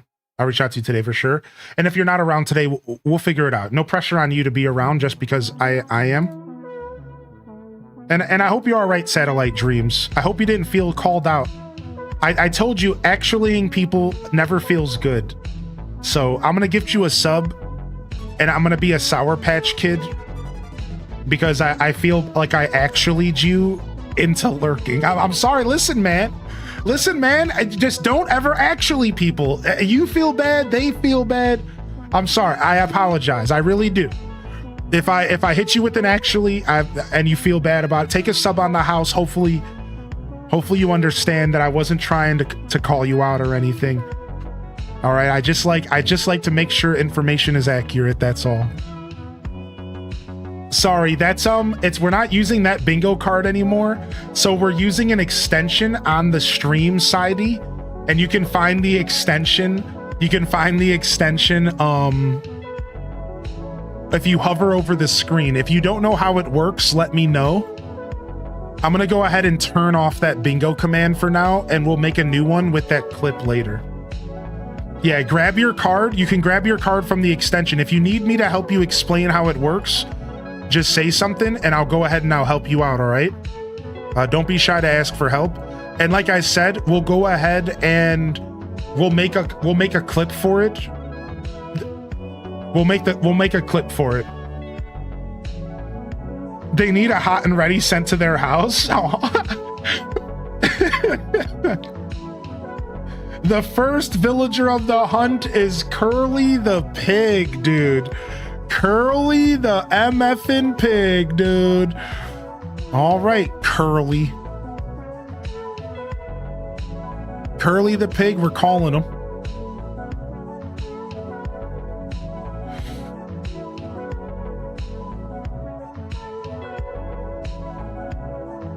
We want name game. Name game will happen. We're just getting started. Yeah, we're just getting started. Name game will happen for sure. I have Curlos, but no Curly.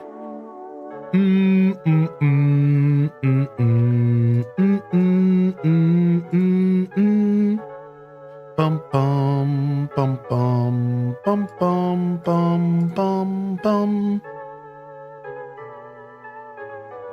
Do do do do do do do do do do. My card disappeared. See, I wonder why. What happened? I don't think it should. I think it should stick around. I think it should stick around even through multiple hunts, like multiple days. Yeah, if you refresh, it comes back. Okay, cool. Yeah, it should stick around as long as I don't end the game. And the game doesn't end when I end the stream. It ends when I tell it to end.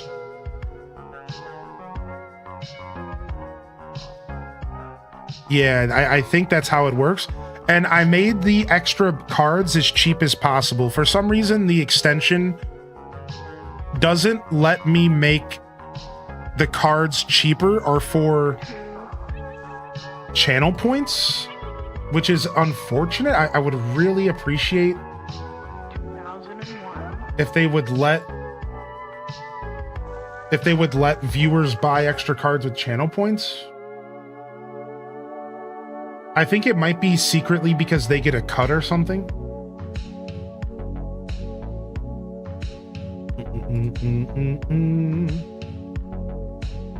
But yeah, I have it as cheap as possible.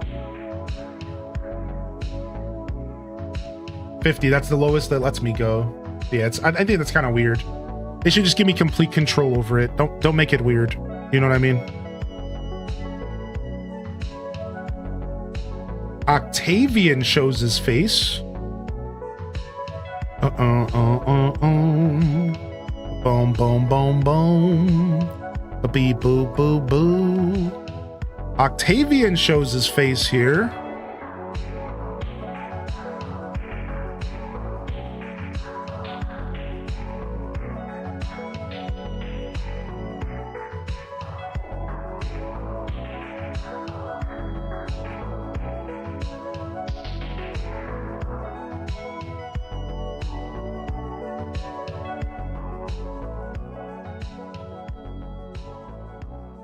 All right, let's go, baby. The hunt is, I didn't think we were going to get the hunt today. I didn't think we were going to get a hunt today. Shout out to our VIPs who helped with knowledge. I know Jitterbug was also trying to help as well. Thank you, Jitterbug. And for being here. Thank you for the lurk. Yeah, dude. I was locked into the guide, man, but we needed to move away from the guide. Love a good hunt. Yo, appreciate you. Love a good raid, man. Thank you, cool man Stardew. Cool Stardew, man. For the biddies, by the way. Thank you, Ryan Perpetrator, for the giant biddies as well. Thank you, Highly in Descent, for the gift. Wait.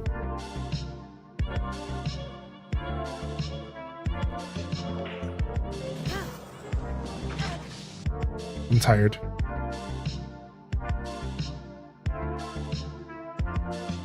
Dell the Funky Alligator. What is that? Dell with 2 L's, right? No, just one.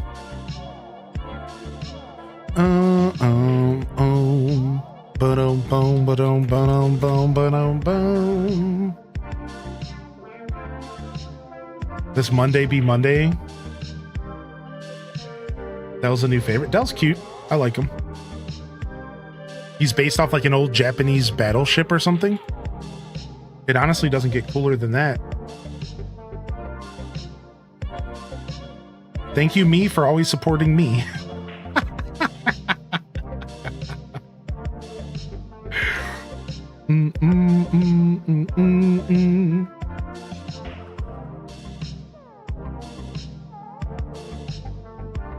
We do like Battleship Alligator. Real recognizes real. Man, I'm still in awe. I'm literally still in awe. I don't have words right now. I cannot believe we got Timbra to leave. I didn't think we were gonna. I was convinced we weren't hunting today, dude. I was convinced. I was like, nah, man, we'll be hunting. I thought I was gonna spend my whole night tonight after stream trying to kick out Timbra. I straight up didn't think it was gonna happen. That's why I had to gift that sub, man. That's why I had to gift that sub, dude. Yo, thanks for the YouTube subscriptions, y'all. Good morning. Yeah, I was like, nah, this ain't happening.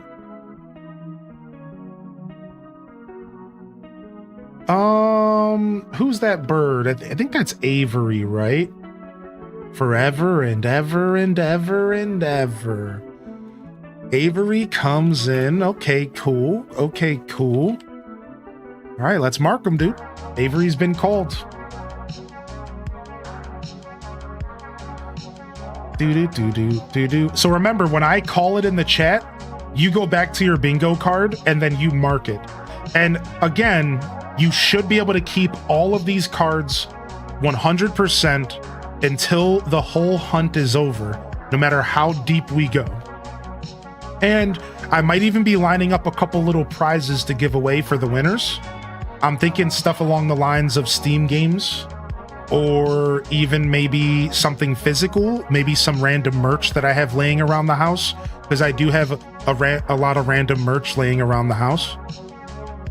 So, well, I'll do my best to make this as fun as possible for sure. And you cannot win by 4 corners, by the way. Unfortunately, 4 corners is not an option. Yeah, sorry. No 4 corners. It's only 5 in a row, straight, vertical, horizontal, or diagonally. Sorry, I've been lurking. Do we have to tick the spots manually? Yeah. So I call it and it gets a little ring. Then you click it and it locks it in. But, you know, it's not a big deal until you potentially have bingo. But to make it clear, like, you do have to, like, click on it on your end. So it's kind of like you're playing bingo in real life. I call it, and then the bingo board will notify you. So here's why this bingo version is really cool. This is lurker friendly bingo. You could lurk. You could buy yourself a card. You could lurk, right? Come back, and the game, the bingo game will straight up tell you, okay, the 6 of the things on your board have been called. You could just click the circles, check them, go back to lurking. And that's what makes this really fun, is that it's super lurker friendly. You do not have to be participating all day. You just need to check your card every once in a while and make sure that you're checking stuff off and seeing if you got a bingo. Right? So like, it's just a lot of fun. It's super, super lurker friendly. It's surprising that your card doesn't show the bright yellow spinning on the called ones, maybe an extension or Firefox. Yeah, for some reason, mine isn't doing that either. So for me, when it's called, it's just a purple circle. And here's what my card looks like. Here's what my card looks like. So like, when it's called, it's like an outline. It's like a purple outline. And then when I click on it, it goes dark. For some reason, that's just how this is working for me. I don't know about you guys, but it's like a purple outline if it's called. And then I click on it and it turns into a dark circle here. Oh, there it is. I got it by turning off my extension. There it is. So see, it goes yellow and then it goes purple.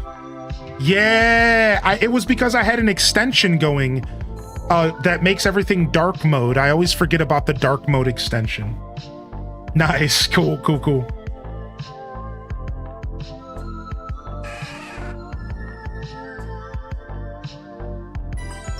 Yo, we got a raid from Luxy Games. What's up, Raiders? Hey, dude. Welcome in, man. Dude, I love this alert so much.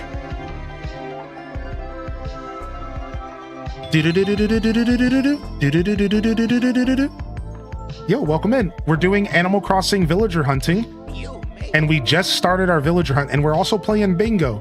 So feel free to grab yourself a bingo card. Welcome in, Ginger Moons. What's up, Maj Manders? Very boring. Sherry Lynn. Acidic, autistic. Trash Hawk. Meg Espresso. Hey, welcome back, Meg. Claymation. Mirthful Royal. Mirthful Royal. What's up? Welcome in, welcome in. Good to see Raiders. Hey, how you doing today, Kirsch? We got ham free.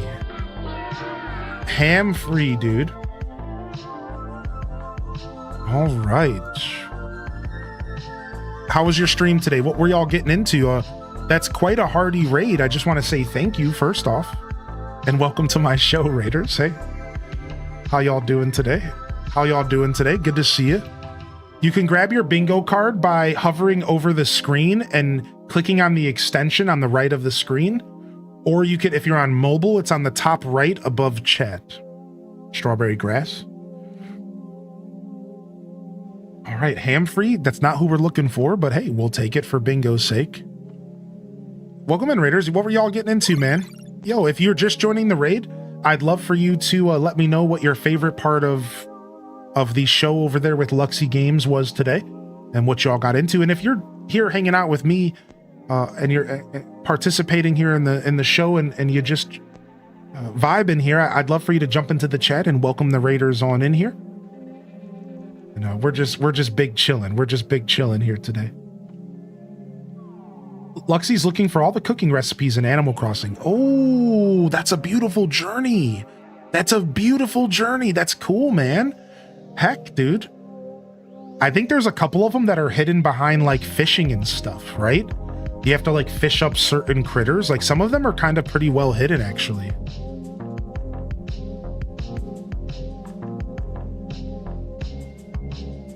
Yeah, the villager you kick out can show up. Correct. Yeah, she can. Today's your stepmother's birthday. We had breakfast together. I gave her one of these fancy Lego sets, the botanical ones. Nice, dude. The botanical Lego sets are so dope. Any Lego fans in the house? The botanical Lego sets are super, super, super cool. I really enjoy them personally.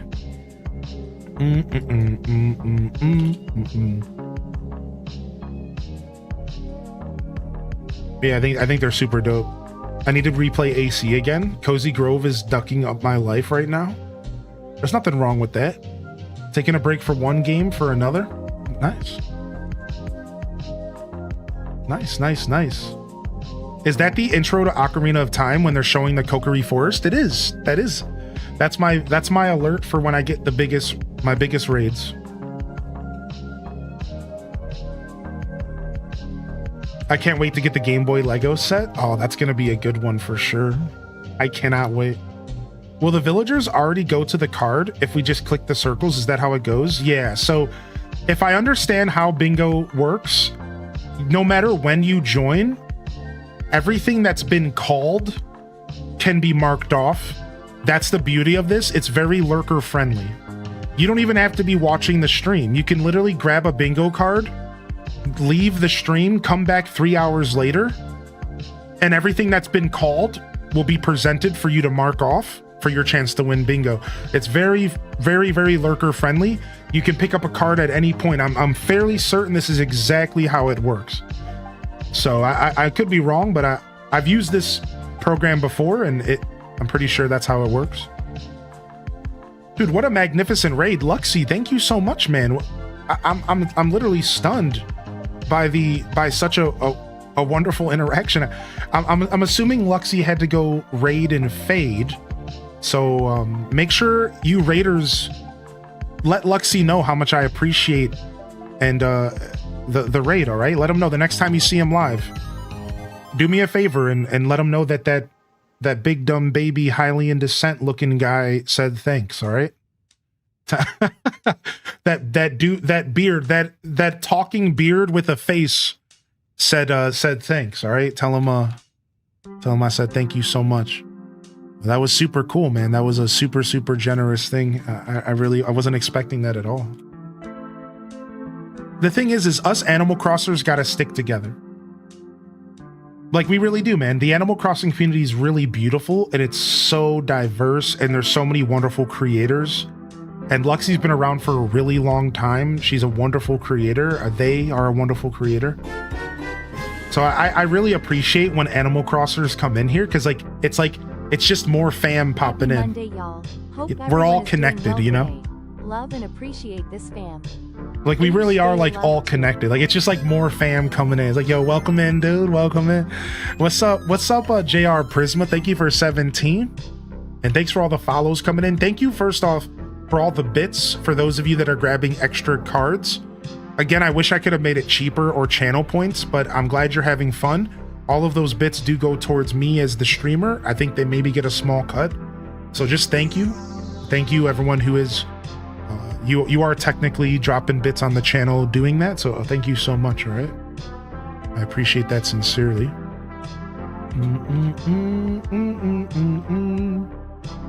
Hey, Cozy Grove is just Animal Crossing with Bear Ghost. I've actually played just a little bit of Cozy Grove. Yo, thank you for the gigantic emote. I love that emote so much. Yeah. What's up, Raiders? Yeah. Thanks for popping in, man. We just spent the first 3.5 hours of the stream trying to kick a villager out.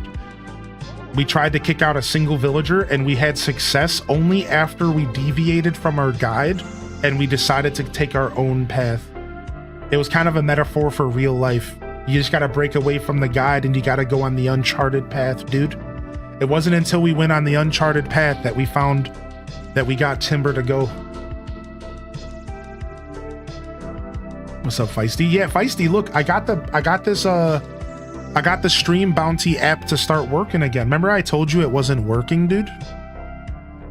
I decided to give it another look because like I thought maybe I could figure it out. I'm super happy I got it to working. I know you use this one pretty regularly in your stream, so. It just had an update, did it? Yeah, I'm really happy that it's working again, so. I set it up last night and it saved all of my old bingos, so.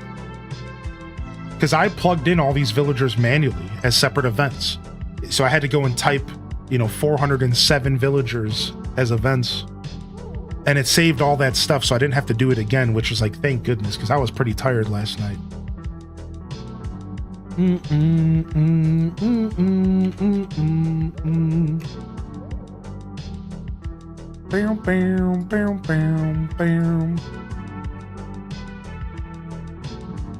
Good morning. Finally on maternity leave for work. I can finally just hang out and stream. Just waiting on my baby boy to arrive. Aw. I saw the bulk edit. Yeah, I saw that possibly, Max. Dude, I saw the bulk edit when I was setting things up. I was very happy about that. That's really nice.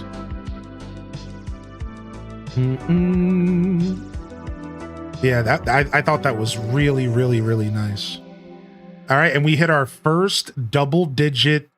Our first double digit has arrived, dude. Oh man, here we go. Oh damn. Here we go again. You know, 10's not that big of a deal, but still double digits. Still not what you want to see in a villager hunt. Still not what you want to see, dude.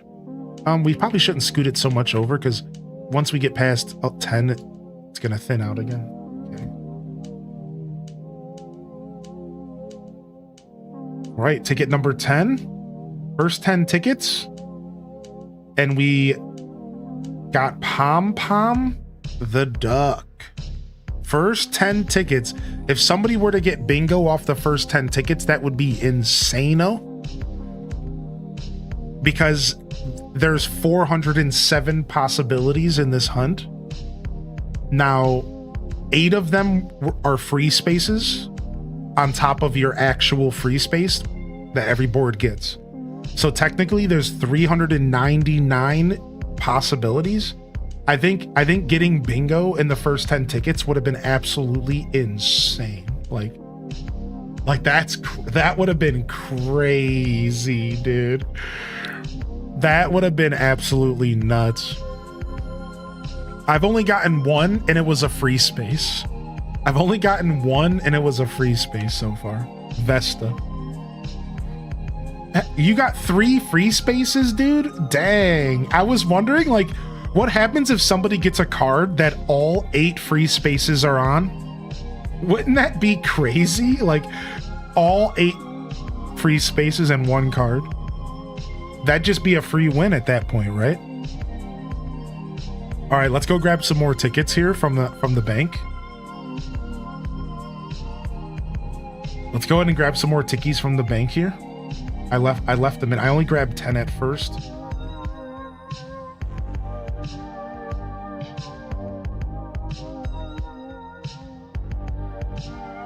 Tipper and Blanche, and on the same row. Oh my. All right. Boom, boom, boom, boom, boom. As you can see, the ticket count has gotten low. Clean the car, put a load of laundry in, clean my room, now for relaxing. Yo, what's up, Fudge? If I missed anybody rolling in, good morning, y'all. Thanks for hanging out today. Thanks again for the raid. Raids can be a little bit disruptive for the chatters, so I hope everyone, if you sent a message and I missed it, don't be shy to repost, all right? Our chat's not terribly fast though, so like it's okay. I'm sure we didn't miss much. Yeah, Timbra counts. She can show up. Yeah, she can show up. Timbra can show up on a hunt even if you just kicked her out. So that is possible. That's happened to me in previous hunts before. Yeah. Yeah, she can show up. She can show right back up and show up in my face like a rude girl. Like a rude girl. All right, now, you know, we're having fun with bingo. You know, bingo's a blast. You know, who doesn't love a little bit of bingo? You know, bingo's great. Bingo's awesome. But you know what else is awesome? Predictions.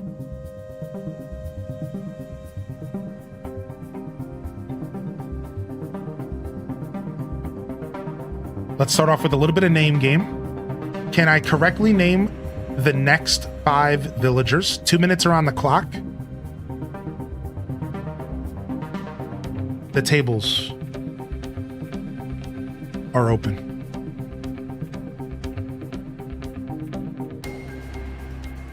We call this name game. You're putting faith that I can correctly name the next 5 villagers.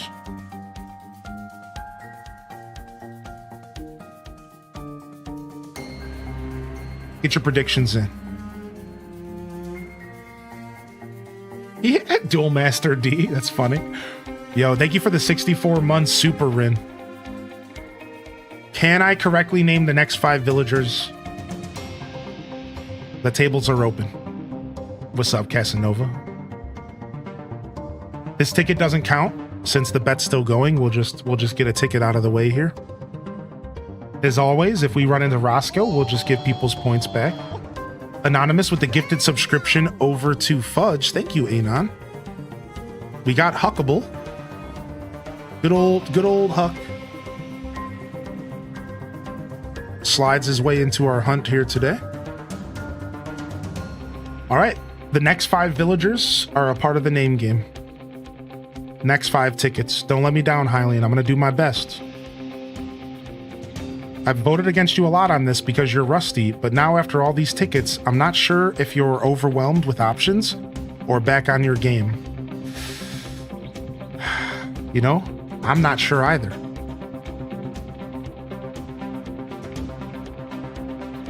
That's a good... I'm not sure either.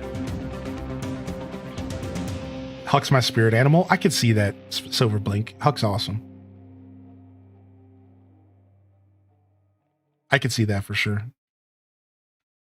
All right. Nook Miles ticket. And of course, for this to be a traditional villager hunt, you know we need to listen to at least 30 minutes of Kirby music to make us all feel better.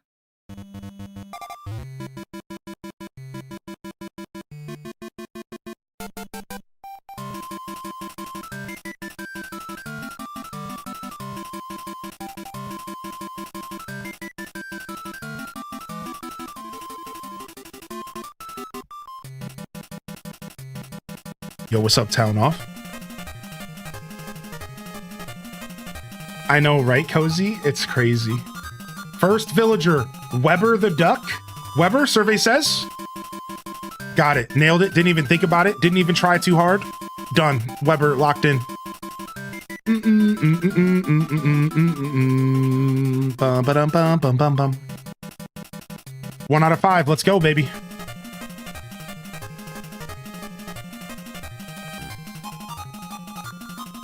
Cat on my lap, cinnamon rolls in the oven, Animal Crossing in my hand. It's a good day. Abby Pants is getting it today, dude. Sounds like you're having a good one, man. Thanks for sharing that with us. Kirby never gets old. You got this, Hylian? Thank you, Strawberry. What's up, Sierra? Thanks for hitting that sub over on YouTube, man. Hope you're doing well today.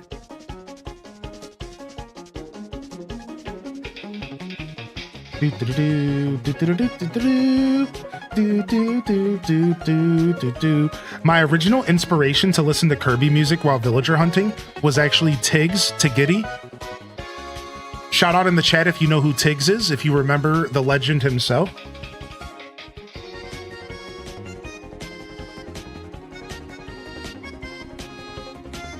That was actually my original inspiration. Tiggs was the first person I ever saw listen to Kirby music while villager hunting. And I was like, dude, I gotta do that. I love Kirby music. I gotta do that. I was like, I gotta do that. And I locked in, dude. And I've been doing it ever since. I had to jump in because it was such a good idea. Oh, appreciate you. Thank you, Sierra. What's up, little Blue Bear? All right, here we go. Mott? I could be wrong here, but I think it's Mott. You know, oh, for a second I thought there was an M on his jacket, and I was like, wait, is that like a freebie, basically? All right, Mott, we got 2 out of 5, baby.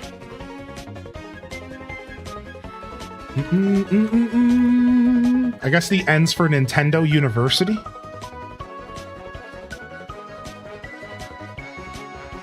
Yeah, Dazabound, 3.5 hours. And you want to know how we did it? By doing something that the guide that we were using had no commentary on at all. 2 people in our chat, one speculating and one through their own experience, said, you know, I had a villager ask to leave at 7 p.m. when they left their house one day. And I paused and I said, I don't know if that's how that works. I don't think that matters. I don't think if a villager isn't asking to move when you first log into your island for the day, they're probably not asking for move at all. And they replied, you know, this is my experience.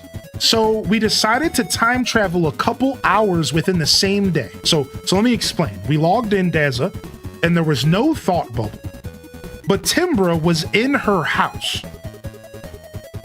And we were like, okay, so we time traveled we exited the game without saving for the rest. So the game never even thought we were there, right? We went forward 3 hours. We loaded up the same day as if it was the first time loading into that day.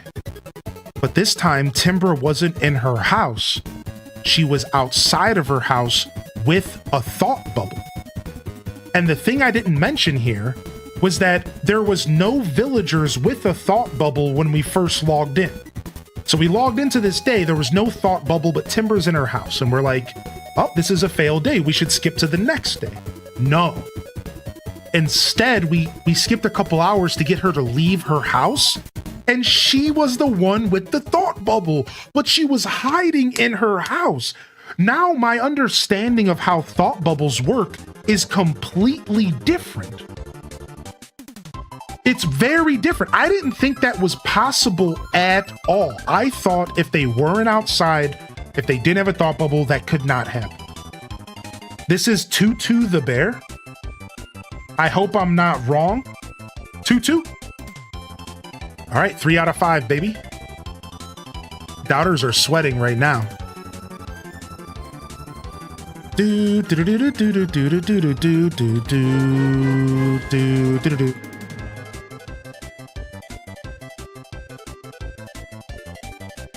I guess because the crafter changes, yeah. She was inside and wanted to move, right? But she didn't ask. But because when they're inside Sierra, they can't ask. We had to wait for her to leave. That's the crazy part, right? So Sierra, technically, she was in her house and she wanted to move. However, because she wasn't outside, she didn't have the thought bubble. So what we did was time travel a couple hours to make her outside instead of inside. And she had the thought bubble. It's really interesting. Either way, the guide we were using was really useful, but it just didn't ever talk about this specific thing. And now we have like a new piece of information to work off of, which is kind of cool, right? Believers are sweating because you choked on the last one. I've choked like the last 5. I always vote for the better payout. Yeah, me too. What's up, Lee the Knicks? I always vote for the better payout too. You're not alone there, man.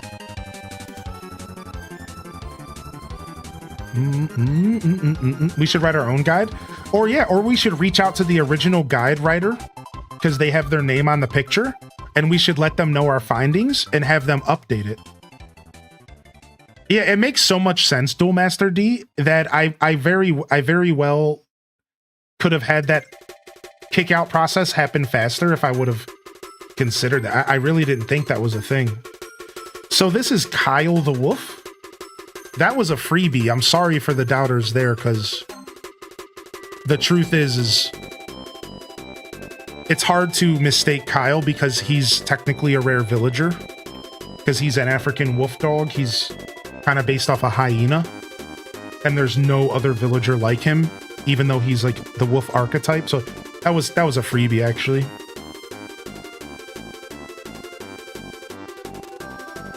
Yeah, Mandy Cat, isn't this nice? This is a lot better than the other bingo. The only reason we ever switched to the other bingo, thank you, Cozy, is because of this bingo wasn't working. I've actually had the creators of this bingo in my chat before. Thank you, Mirage Gaming, for the 10 months Prime. Dude, how are you today, Mirage? Fun fact, the creators of this bingo have actually came into my stream and hung out. And they were taking feedback and stuff live about 2 or 3 years ago. So, yeah, we've been using this one for a long time. You're currently villager hunting for Pico? Nice. All right, here it is. Last ticket. Last ticket for the bet. Here we go. This is where the big choke usually happens. What is one feature that you would like to see in a future Animal Crossing game? Mini games. I want to see New Leaf mini games come back big jack. Mini games returning is the feature I want. I want to play mini games. Whether single player mini games like Animal Crossing Puzzle League and Deserted Island Escape, or multiplayer mini games like New Leaf's Club Tortimer Island. This is Bertha. Bertha. You want to know what's funny about Bertha? Is that I was hanging out in Beat 'em Up's chat, and for some reason Beat 'em Ups has a Bertha emote. And like, I know he's actually kind of a fan of Animal Crossing, and so is his wife. But it's real funny because I was like, why Bertha? Like, I don't know the story. I want to know the story behind why he has a Bertha emote. GG's.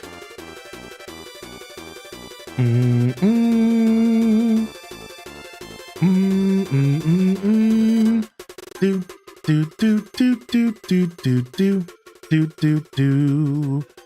Nice. Believers. I did it. I finally gave one to the believers. Like, to be real, I've lost the last like 5 out of 7 of those. So yeah, that we needed a win here. My workout class was me and a bunch of 70-year-olds. Nice. That's the kind of workout class I want to go to. I want to be surrounded by a bunch of people that make me feel good about my workout. I'm gonna go to water aerobics with the oldies.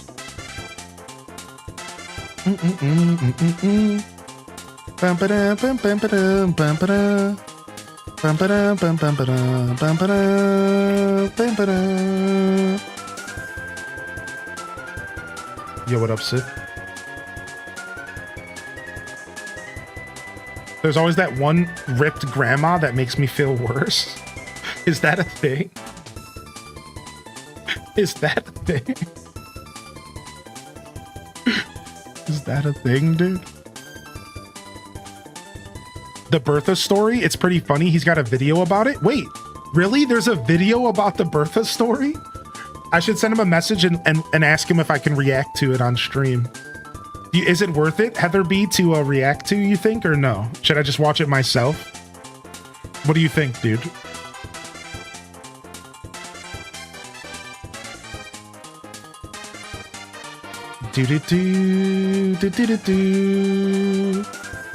This is Norman Bates.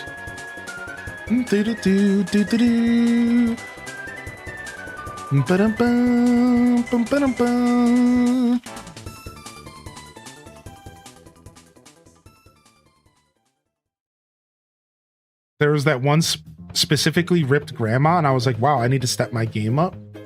Dude, don't be sleeping on the ripped grandmas, dude. It would be pretty funny to react to. You think so? Yeah, I'll have to look for it. I bet you I can just search for it on their page.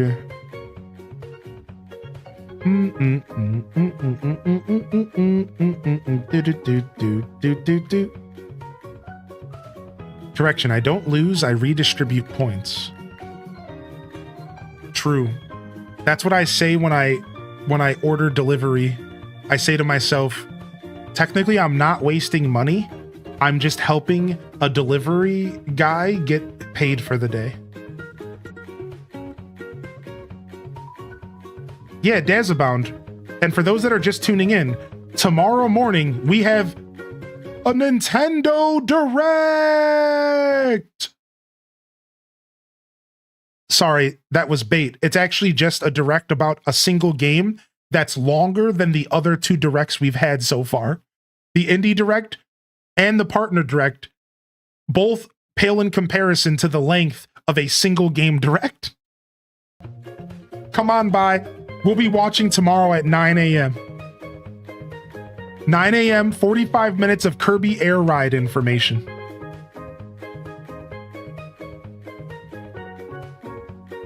Come on by. And then at 2 p.m., we have Gamescom. 2 p.m., Gamescom, 2 hours of E3 Summer Game Fest style announcements. Be there or be square. Come on by, fam. It's going to be a blast. 2 hours of Jeff Keighley shoving ads for games down our throats. And I'm going to be standing there with my mouth open.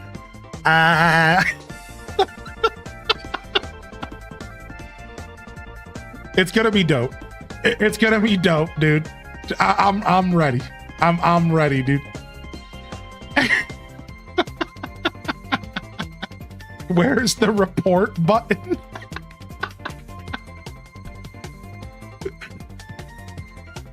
It should be good. It should be a lot of fun.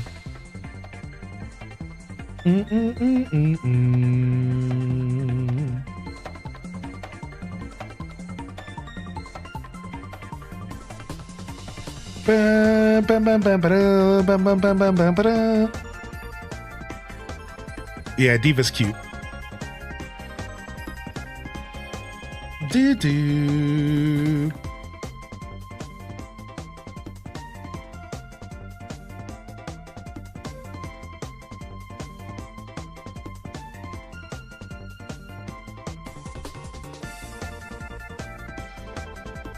You're 2 away from bingo. What's your favorite video game song?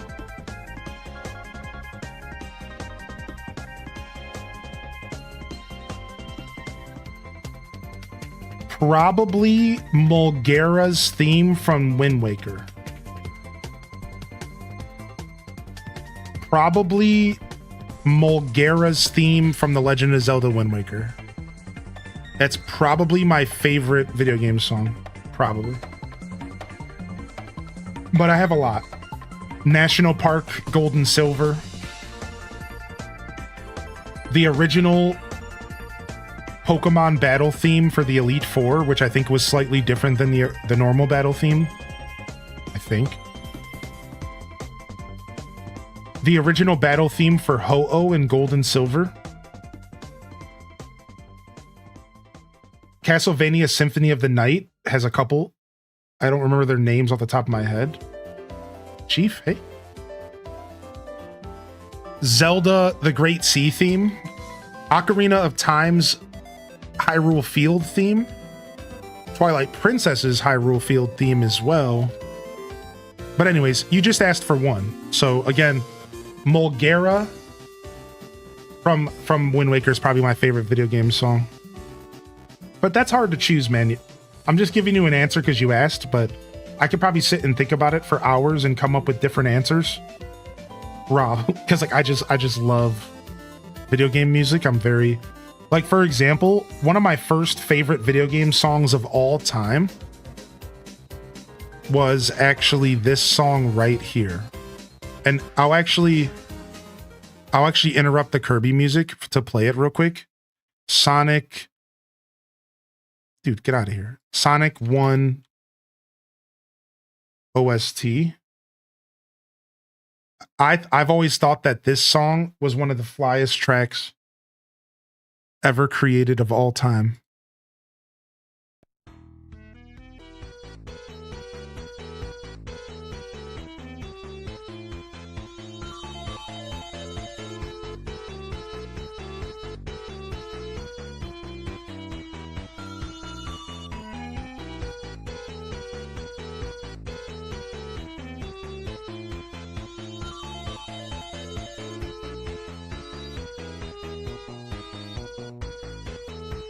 Do do do do do boop ba da boop boop boop boop boop boop boo da do do do do do do do do do do do do do do be do do boo do boo do do do do do do do do do do do do do do.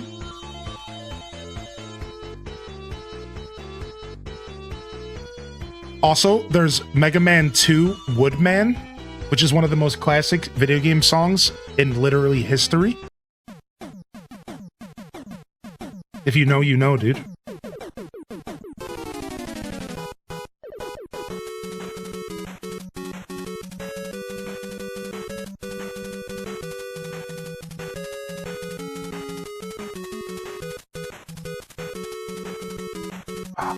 Rooney? That's his name for sure. Rooney the Kangaroo. They really thought out of the box with this guy. Do do do do do do do do do do do do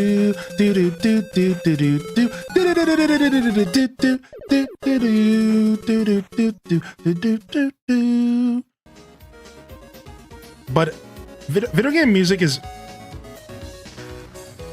in some ways more important to me than regular music. Is that crazy? Like, I don't know. Does anybody else agree with that? Listen, I'm a huge music buff, all right?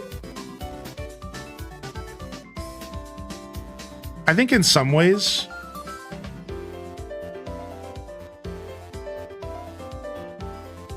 video game music might be more important to me than just regular music.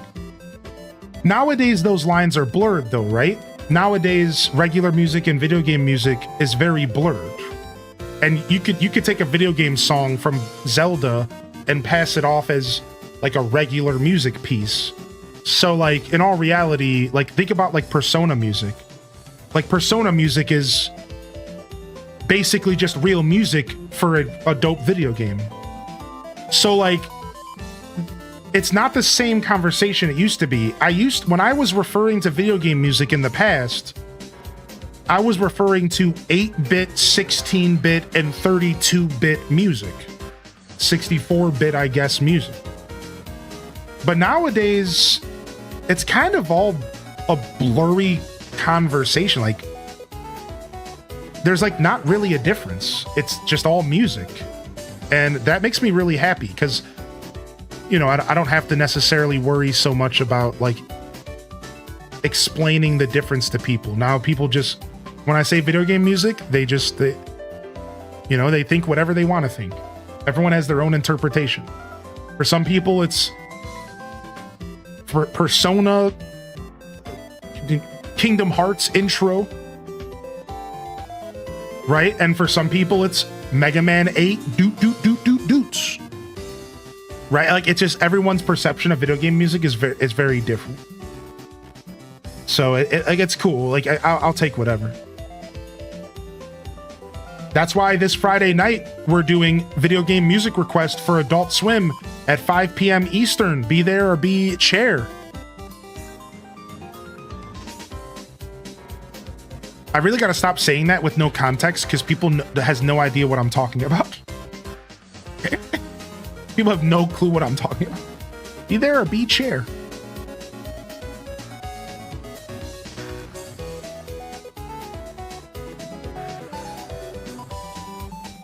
You have a Keyblade tattoo?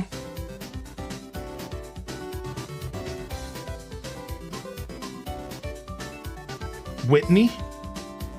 Didn't you just get Whitney on your island, Cozy? I believe you mentioned that.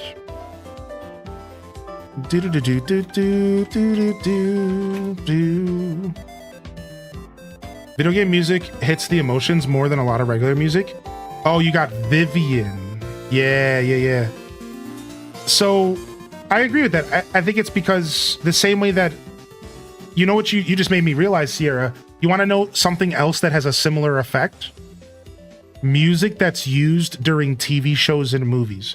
How many of you have a song or multiple songs that you only listen to and you're only even interested in because it was from one of the soundtracks of your favorite movies? We connect with those songs on such a deeper level because there's more than just music involved. It's memories of your favorite flicks, memories of your favorite cartoons, yep, your TV shows. So you're right, and that's the same effect with video game music. It's because it's connected to memories of playing these games, so it builds such a more emotional connection, right? Like, that is the vibe for sure.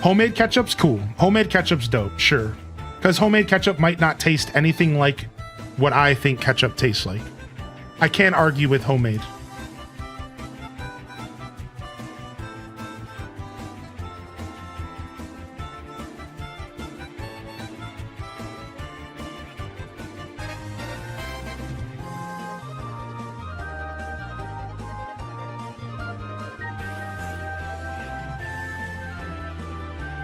My youngest puts ranch on everything.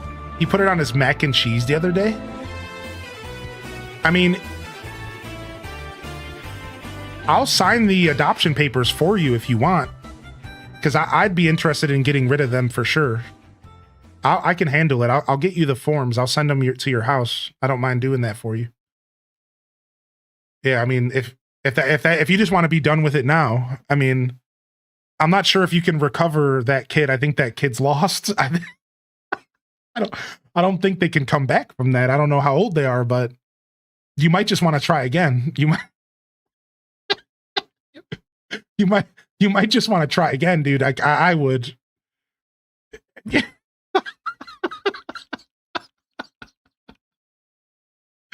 You might just want to pack it up, dude. I don't know, man.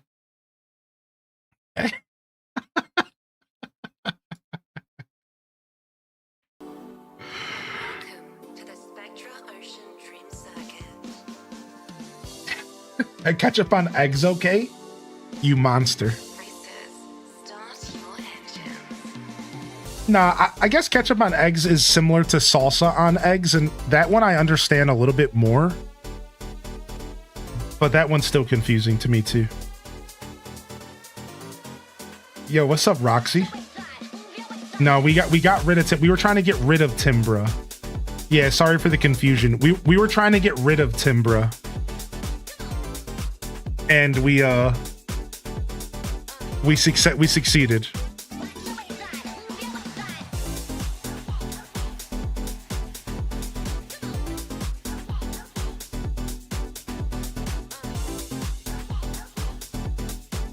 Is ketchup on ranch okay? Oh my lord.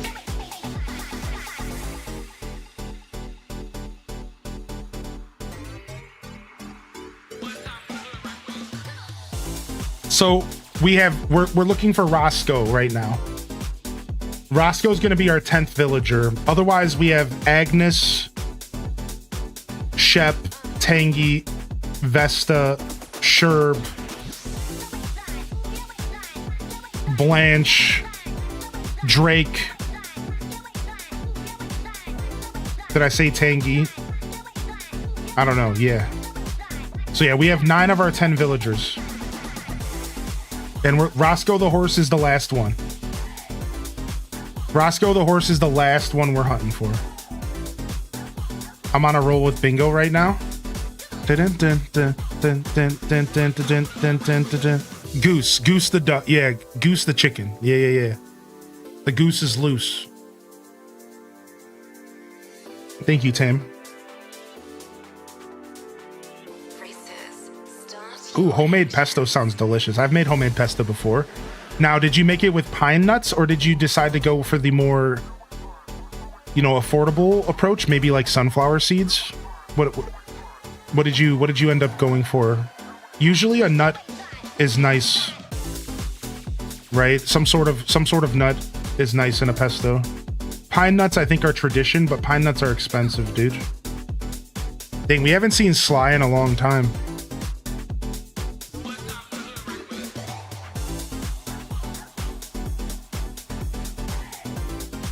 I did pine nuts to be traditional. That's the way to do it, man. If you're gonna make pesto, pine nuts are the play. They're just expensive. Usually a nut is nice.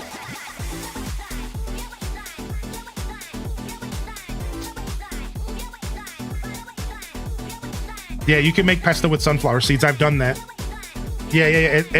If you're not allergic, do it. I'm telling you, it's really good.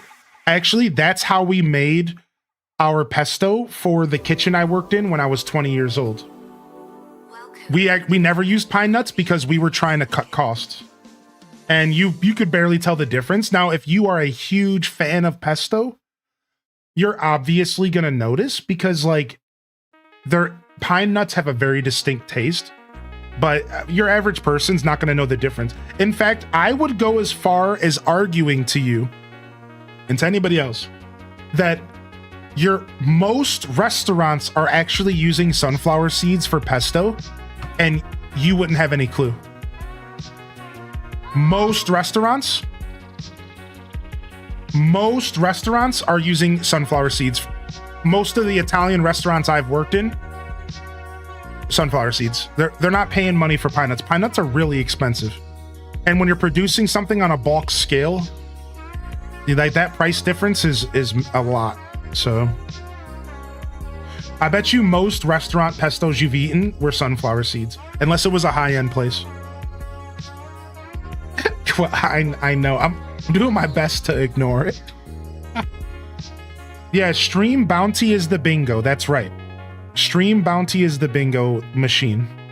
Get yourself a card, and then you can mark stuff off that's been called. We've already called 35 events. We've seen 35 villagers, 8 of which are already on my island. So those were free spaces.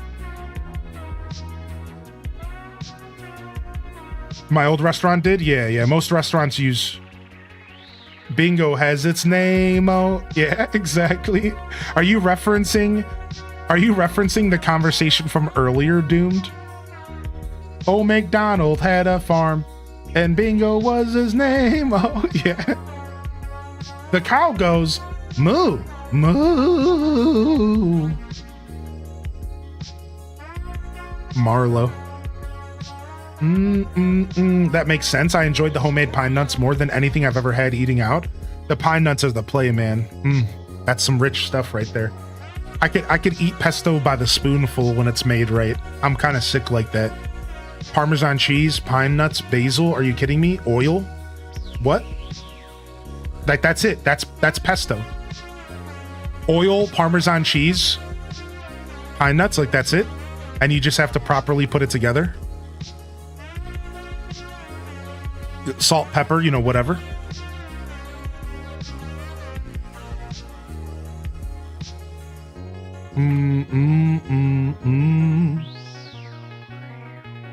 Yeah, lemon juice, garlic, right? I would do garlic in mine for sure.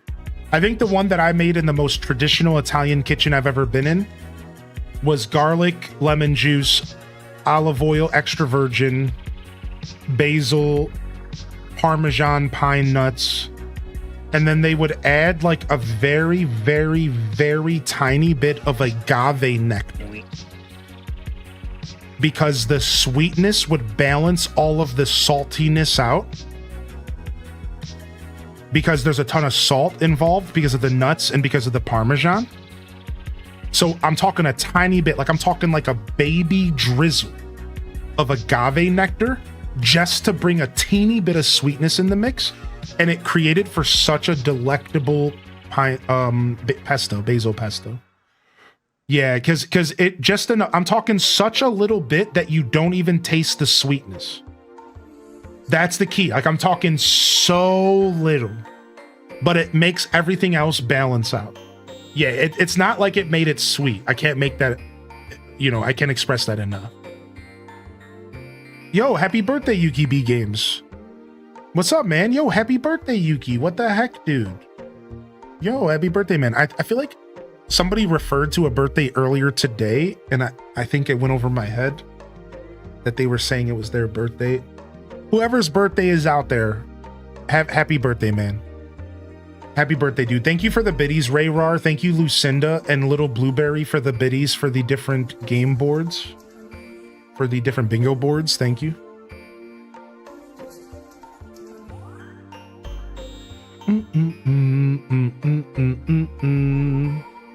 Oh, Mott, our first double up. Mott shows his face. Our first double up of the day. Only 29 tickets in and we got our first double up. That doesn't feel too good.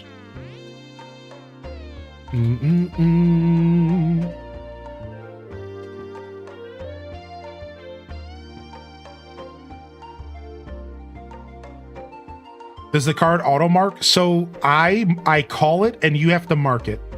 So I call it and it becomes a gold circle on your card. You click on it, it becomes a purple circle. You're good. And if you want to get bingo, you have to make sure they're purple, not gold.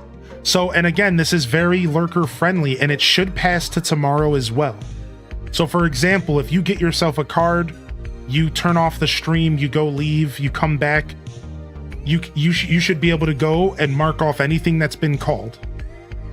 So it's very lurker friendly, and you know I do try to provide a low pressure engagement space, so it's perfect. And again, you could show up tomorrow and you could just see everything that you missed, and you could just start marking stuff off and just have fun and play bingo. And you're winning, you're playing for multiple things. Not only are you playing for leaderboard, we actually have a leaderboard, and I can present to you, Blood Raven is actually the leaderboard winner of all time in our community. Yella, Amusing Ashley, Kita Benita's top 4, Macabre's top 5. So here's our leaderboard for our community here. So you're playing for the leaderboard. Ooh, I got Weber, nice. And you're also playing for potential prizes. I think I'll be giving away a couple prizes as well. I have some Steam games that I'm thinking about giving away to the winners and letting them pick what game they want out of a litter of games. And I'm also thinking about maybe doing some physical giveaways and make maybe some amiibo cards or some merch. I do have a bunch of cute little Animal Crossing pins and stuff like that laying around because Princess Shroob has hooked me up over the years. If you don't know who Princess Shroob is, if you're out there, jump in the chat, Shroob. We want to say hello to you, but enjoy your lurk. Shroob has sent me multiple boxes of loot over the years with the intention of me blessing the community as well as blessing me. And I like to give that stuff away because I think that's kind of what their goal was. So they popped in here today with like a 75-month resub or something. They've been around for a long time. So yeah. Well, we're going to do a couple giveaways and stuff. And it'll be fun. It'll be a fun little way to hunt. You know, these hunts can take weeks. These hunts can take... This is Samson, right? This is Samson, right? So these hunts can take weeks. These hunts can take a day. So, you know, we're just going to go until it's over. Is that Samson, the mouse? I don't want to talk to him again. I think that's Samson, right? Yeah, I think so.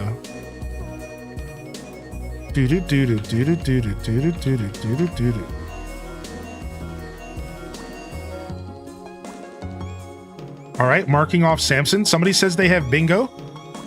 Somebody says they have bingo. If you claim it in the game, it'll call it out in the chat. So if you claim it in the game, oh, you were probably just trying to get yourself a bingo board. I got you. Let me go ahead and quickly explain how it works. And if somebody I think we have a clip out there if somebody wants to try to dig it up, but I'll go ahead and just explain it for today and we'll figure that out tomorrow. So the way that you participate in bingo is if you're watching on desktop, you want to hover over the screen, and on the right side of the screen, you're going to find an extension called Streamer Bounty. And if you're on mobile, you want to go to the top right of the chat, above the chat on mobile. Let me know if you need any help, all right? And I'll do my best. What's up, Lady Oak? Never need to apologize. A wizard arrives precisely when they're meant to, neither early nor late. You are a wizard, aren't you? Top left, thank you. The horse villager's name is Roscoe. Roscoe. And the start of my week's going good so far, Cool Legendary. I'm honestly feeling a little bit off today. I'm just doing my best to provide a good show here today. I'm feeling a little bit off, I'll be honest. I haven't talked about it at all today, but I'm not actually feeling it today at all, really. But I'm just doing my best. So if I've come off a little bit aggro or something today, I don't think I have. I think I did make someone sad earlier by actuallying them. I'm still thinking about it hours later. But yeah, it's been a good show. I'm having a good day. I'm just a little tired. Yeah. It's been a good show. Yeah, it's been good. I lost mine was rough. I lost power for 17 hours this weekend. Dude, shut your mouth. No heat. No air conditioner. I would have lived at the library. I would have packed everything up. I would have went to the library and I would have never come home. Like, are you, dude, that's crazy. I went to a friend's. Yeah, dude. That's crazy, man. I'm glad you're okay. You're going to the movies with grandpa? Nice. What are y'all going to see? Hey, Rattle. This one I don't have to talk to him. I know this one.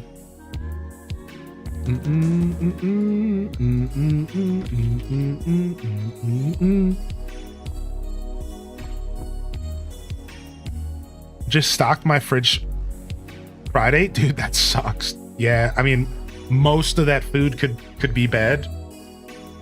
Freezer stuff will probably still be okay, depending on what it is. But fridge stuff is probably gone. Yeah, that sucks. There's like a couple things that are fine, you know, but... You got a lot of reading to catch up onto today? Yeah, appreciate you, chat. Thank you. Yeah, it's been a good show. I usually know when my interactions are good versus bad. And yeah, I've been putting on a good show today. I just every once in a while I like to be a little open about it and be like, yeah, so if you've noticed I'm a little off, or if, you know, whatever. Yeah, it's just a little bit of an off day. But I've been doing a pretty good job. The difference between my a low day and a high day for me is just low energy usually. Every once in a while, I have a little bit less patience, so I might like come off like a little bit like frustrated or something like that. That's about it. Yeah, usually it's pretty good. Yeah. It's easy when I am surrounded by a bunch of dope people who don't like purposefully push my buttons and try to be a jerk to me. You know what I mean? Like, it's easy. Y'all are great. Is what I'm trying to say is it's easy to show up to stream when I'm not 100%.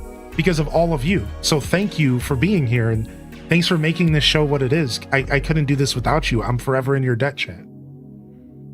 Yeah, y'all are dope, man. I obviously lucked out when it comes to the lottery of communities on Twitch, so.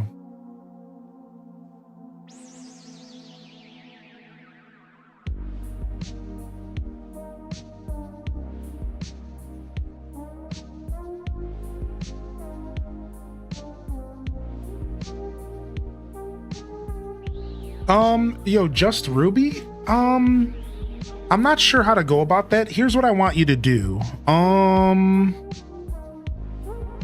Here, I'm gonna post this in the mod team and I'm gonna get a second opinion on this real quick. And then I'll send you a message, Ruby, and we'll talk.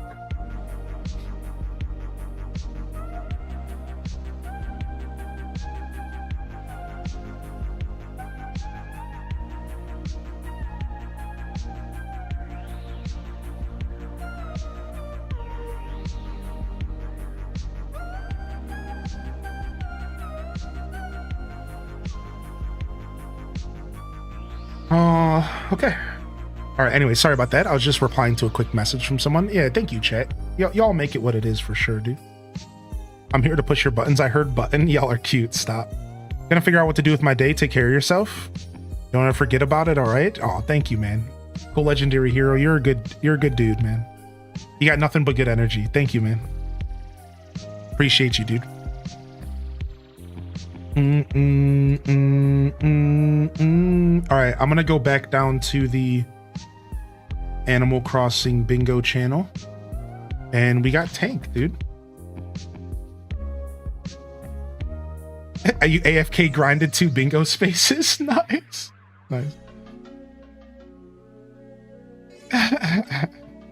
Yeah, we're looking for the last one here. Caffeinated, we're looking for Roscoe the horse. Our last one.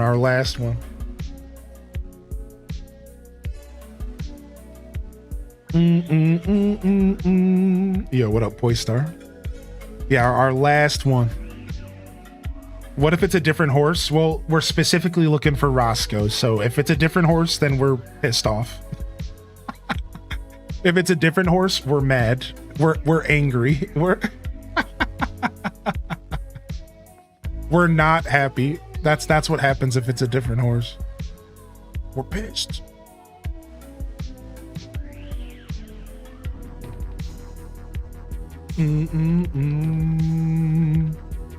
Elmer's the goat though, man. Elmer's a horse. What are you talking about? Never mind. So for all the ones that got called before I got to stream, would I need to manually, or would they also be gold? So it's of my understanding that if you pick up a bingo card right now, everything that's been called will be on your card as a gold circle, right? Okay, cool. Little Blueberry's confirming. Thank you. Yeah, to be honest, I wasn't sure, but I thought that's how that worked. Yeah. So again, it's nice for people who show up to the stream late, or it's nice for people who show up to bingo late. Usually we'll let bingo last for a couple streams in a row, and then we'll reset it because it makes sense, because after a while, everything is slowly getting called. You know what I mean? So I don't have any rules right now, but I'll tell you that, like, what we'll do is after we get a certain amount of winners, we'll reset the game. So let's say maybe 10 winners, right? Maybe we get 10 winners over the next couple days or whatever, and then we would reset the game entirely, because at that point it's like you could just pick up a card and win, right? Because we've called so many events. Another way to think about it is there's a total of 407 different events that could be called. This is pretty intense bingo. Once we get to like 200 events called, it might be worth it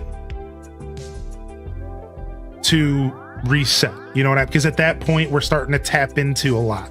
So like, again, I don't have any like exact rules. I'm just letting you know like what I'm thinking.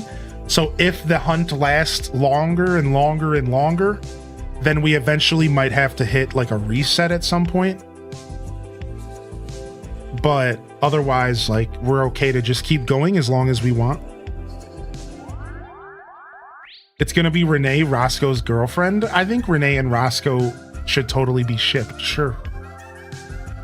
I think Roscoe and Rodeo should be shipped.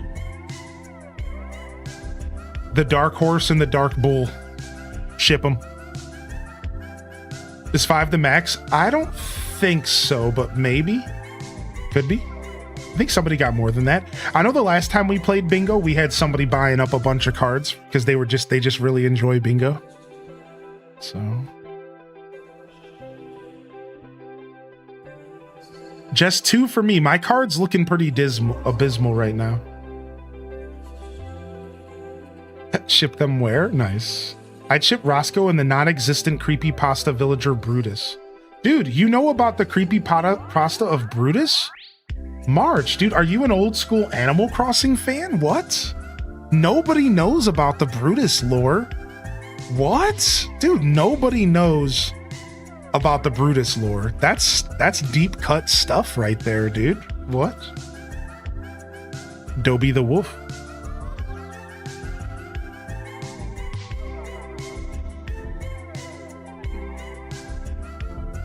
Do do do do do do do do do do do.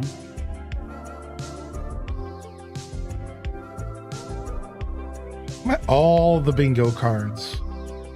All the bingo cards. All of them. Every single one of them.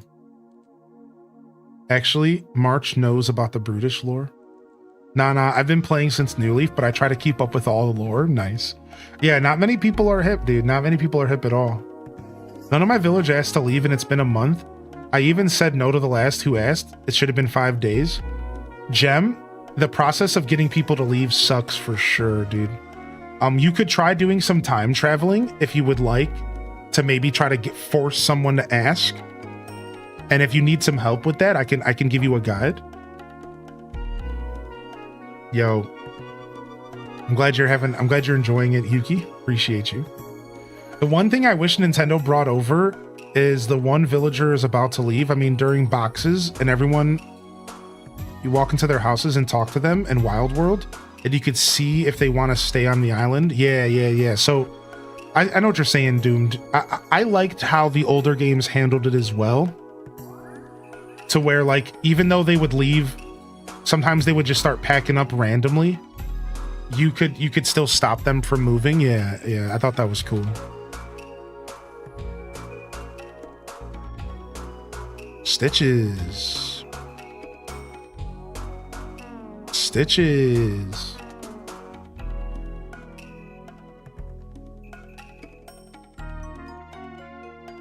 Good to see you in here, Gem. My baby boy. I love Stitches. Yeah, he's cute, man. Stitches was on my main island way back in 2020 for a while. He stuck around for a while. We gave him a little beach house. Beach house.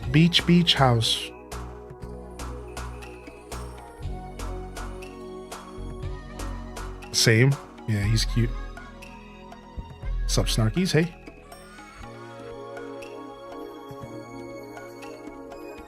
That's cool. I've never time traveled, so I'm kind of scared. If I go back after making a villager leave, does it affect anything? Are you an Orator fan? Yeah. I've watched Orator for a couple years now. Beach mouse. Beach mouse. Beach mouse. Beach mouse. Yeah, dude. Yeah, dude. So Gem, let me go ahead and explain kind of how time traveling to kick somebody out works. And let me go ahead and quickly grab this guide for you.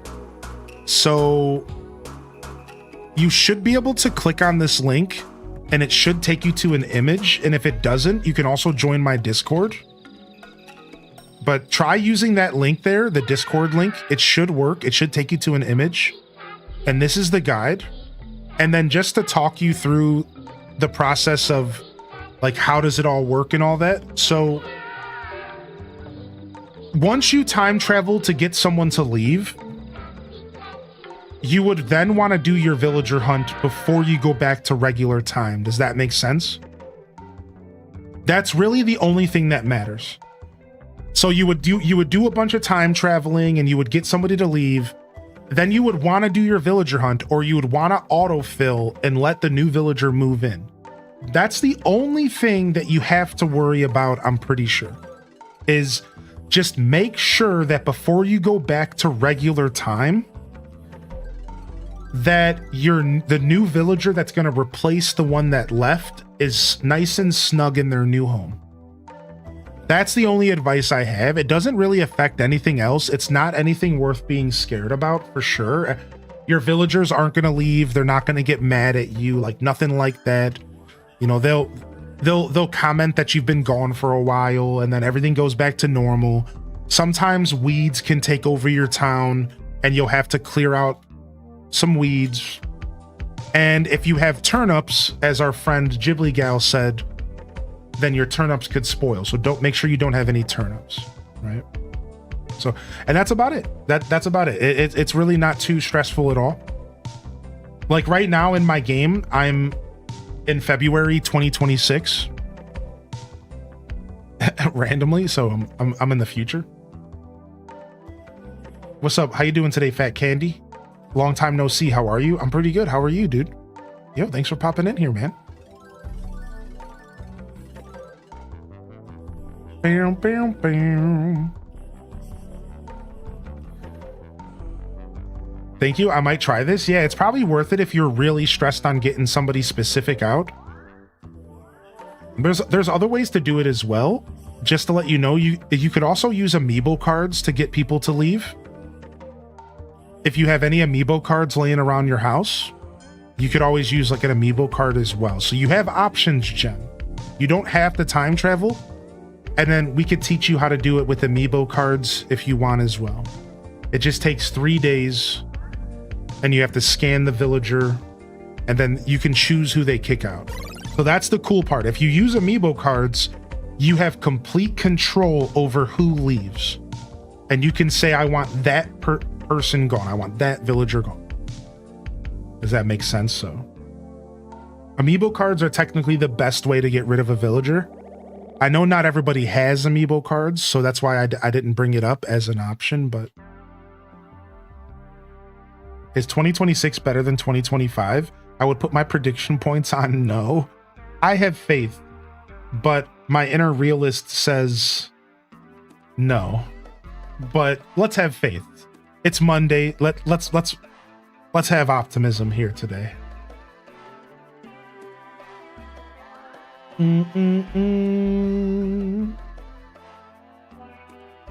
We can play pretend. Renee the Rhino. Renee the Rhino.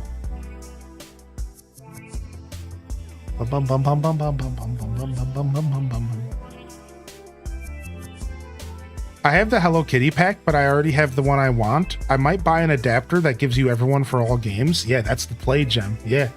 And you can get those for pretty cheap. Just don't pay too much for that kind of stuff online. You can get a bunch of amiibo cards for about $20. Don't let anybody wax you on that stuff. Yeah, 20 bucks, maybe 30. I don't know. I'm not sure how much the adapter cost, but just don't end up spending too much. Don't let anybody scam you.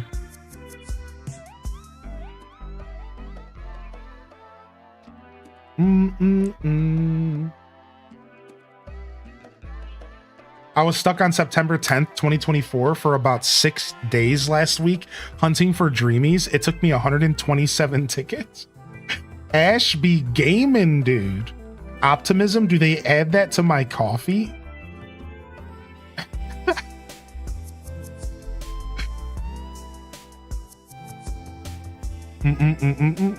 Apparently the producer that's worked on every Animal Crossing game has been working on 4 different games right now, including Tamagotchi Life. Interesting. They got them spread real thin. That's pretty common stuff for Nintendo, even in the modern era. Even though the company is massive, they prefer to work within. They don't prefer to hire if they don't need to. That's one thing I've learned about Nintendo development. If I understand what I've heard correctly, Nintendo would rather take from a different team than hire somebody brand new. They like tenure, right? So they like moving people around and putting the aces in their places. They don't like to hire new people. So that, yeah, that makes sense, right?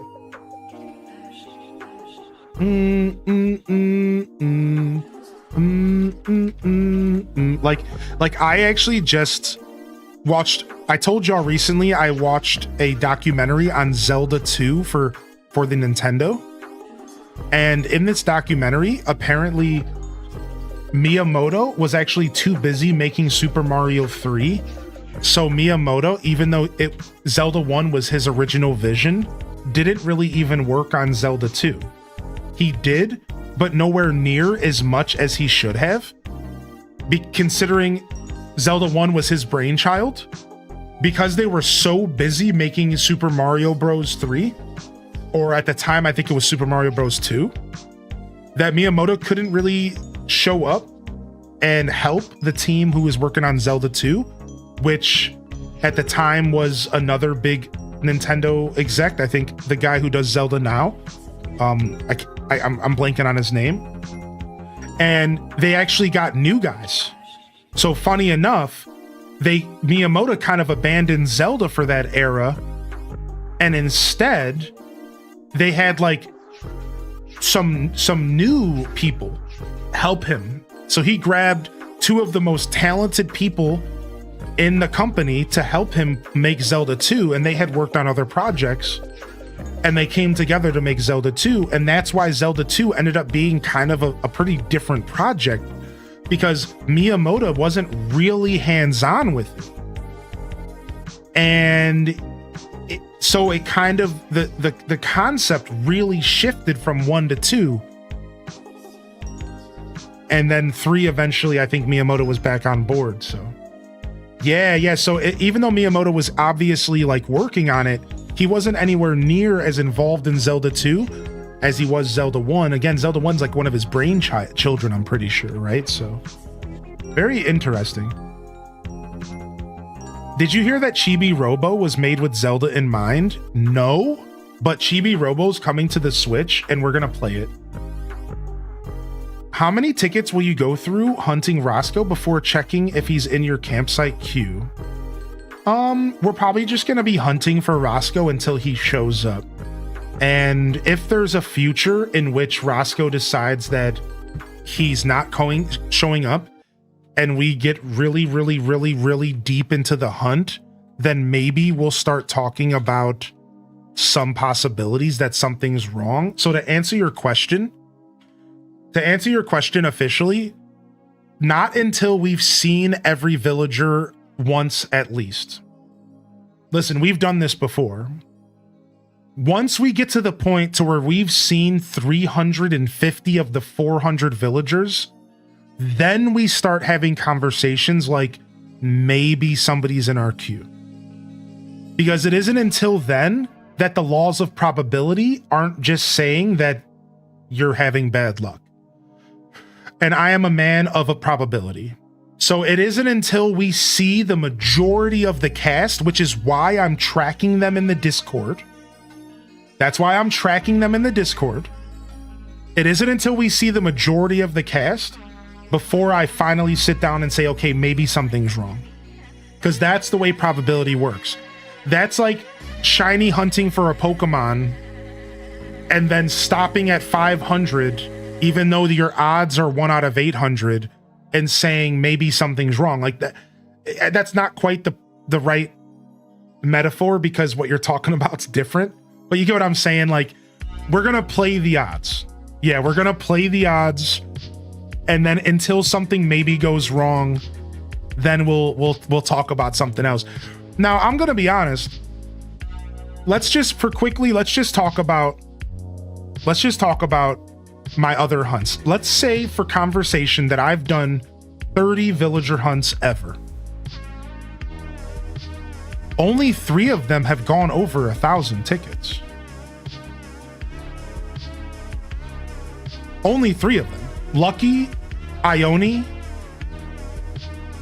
and Genji. Yo, nice gem. Congratulations, dude. Nice, man. That's it. Every other hunt has actually been under 500 tickets. Here's the funny part. The highest hunt we've ever had that wasn't 1,000 was Ribot. Otherwise, every hunt we've ever had has either been under 378 tickets or well above 378. We're talking over 1,000. There's never been a hunt that's been in the middle. We've never had a hunt that stopped at like 500, 600, 700. It was either really short or relatively short or really, really long. We've never had like a middle hunt before. Now, except for Ribot. I think Ribot is the example of a middle hunt, right? 378's a pretty deep hunt. That's the closest to a middle hunt we've ever gotten. So, like, fun fact, basically what I'm trying to say is if we hit 300, buckle up. If we hit 300, buckle up. So, random, that's a good point. You actually bring up a good point. Blanche took us about 350 tickets. You're right. The other 200 were the other villagers. So you're right. We already did go over 300 once. I forgot about that. Blanche was about 300 or so tickets in this hunt. The other 200 would have been the other 6 villagers. So yeah. So you're right about that. So technically we were pretty close with Blanche as well. So I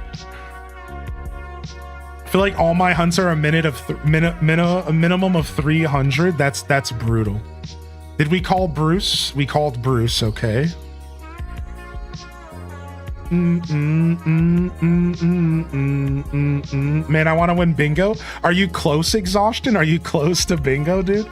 I haven't had a new bingo for a while. My last was Weber the Duck, which was like an hour ago.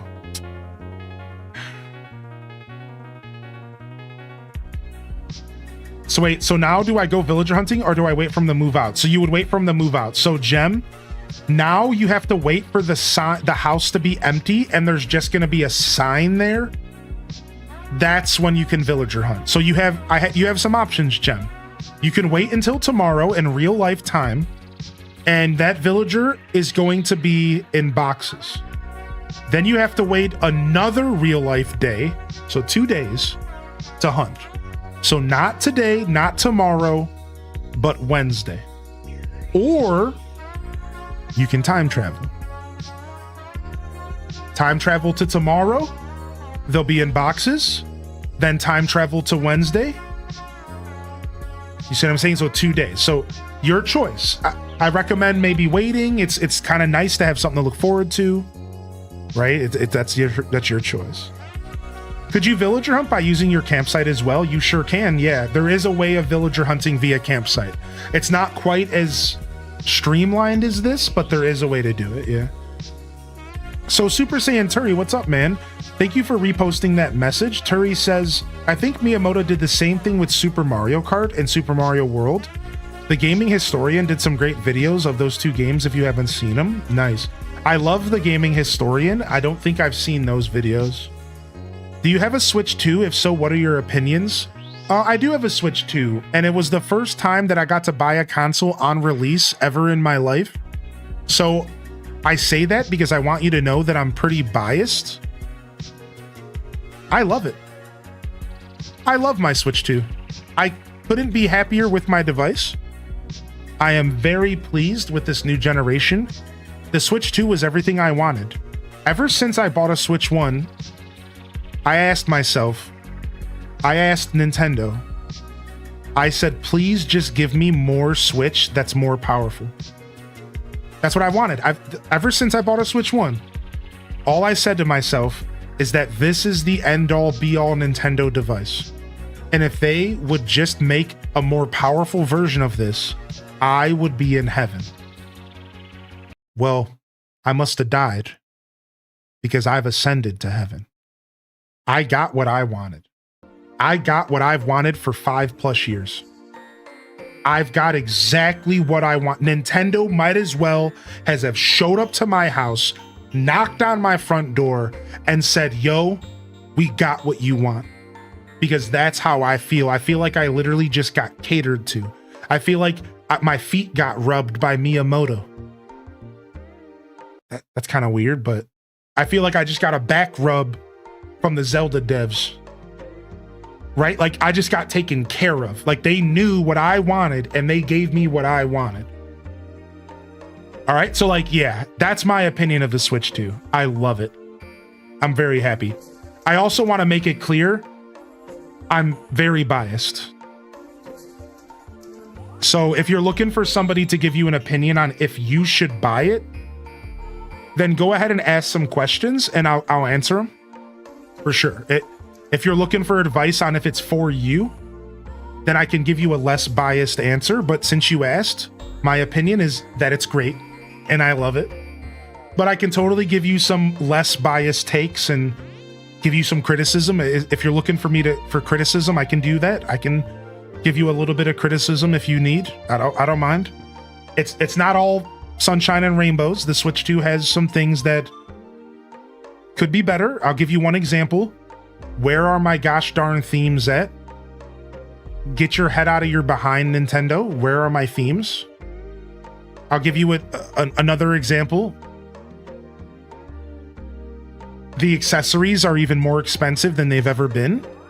And I think that kind of sucks. I think that the pricing in general is worth mentioning as a criticism. Not that I don't think the system is priced okay. I think it's an okay price for what it's doing. I think that this is the modern era. Let's just say I understand the pricing, but the accessories is off the wall. $100 for a pair of Joy-Cons is insane. Yeah, the express cards, right? Like, so there's some stuff we can criticize, right? But overall, I'm very happy. Drum Show by TOP is officially dropped. For those who care, Josh Dunn officially sang. Has anyone gotten bingo yet? No, I can see it on my end. If they click the bingo button and nothing's popped up yet. No winners yet here, but I think we have a couple people that are somewhat close. Right, Planet Kitties, right. And once you take into consideration the world and everything that's going on, everything starts to make a little bit more sense, you know? That's why that wasn't the first thing that came out of my mouth, right? Because, like, it's a criticism, but it's not one that I think has a ton of value. It's just like, it is what it is. Like, what are you going to do about it? Right? I think if there's a value with criticism, then maybe the game price is worth valuing, like a valuable criticism, because game prices in that conversation is worth having on a level-headed way. And I don't think that these game companies are doing a good job expressing value to us. All right. I don't think it's a problem that Mario Kart World was $80. I think the problem is that somehow Donkey Kong Bonanza wasn't. Now, I'm not saying I want every game to be $80, like, thank God. But what I'm saying is they're not expressing to us why there's no value, there's no understanding. We are not getting understanding, and this pisses me off. Tell what is going on. Right? What is happening? Why is this game priced more than this game? Don't just give me some BS response. Tell me why. We deserve to know why we're spending $10 more for a game, but then 10 less for another game. Tell me why. And until they start giving us answers, I think that the conversation around game prices is one that should happen, and that is a super valuable criticism.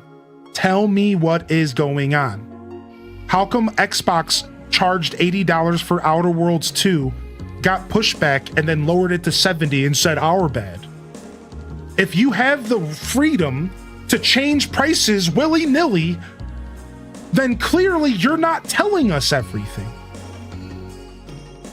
That's BS. Oh, our bad. Actually, it's only 70. Oh.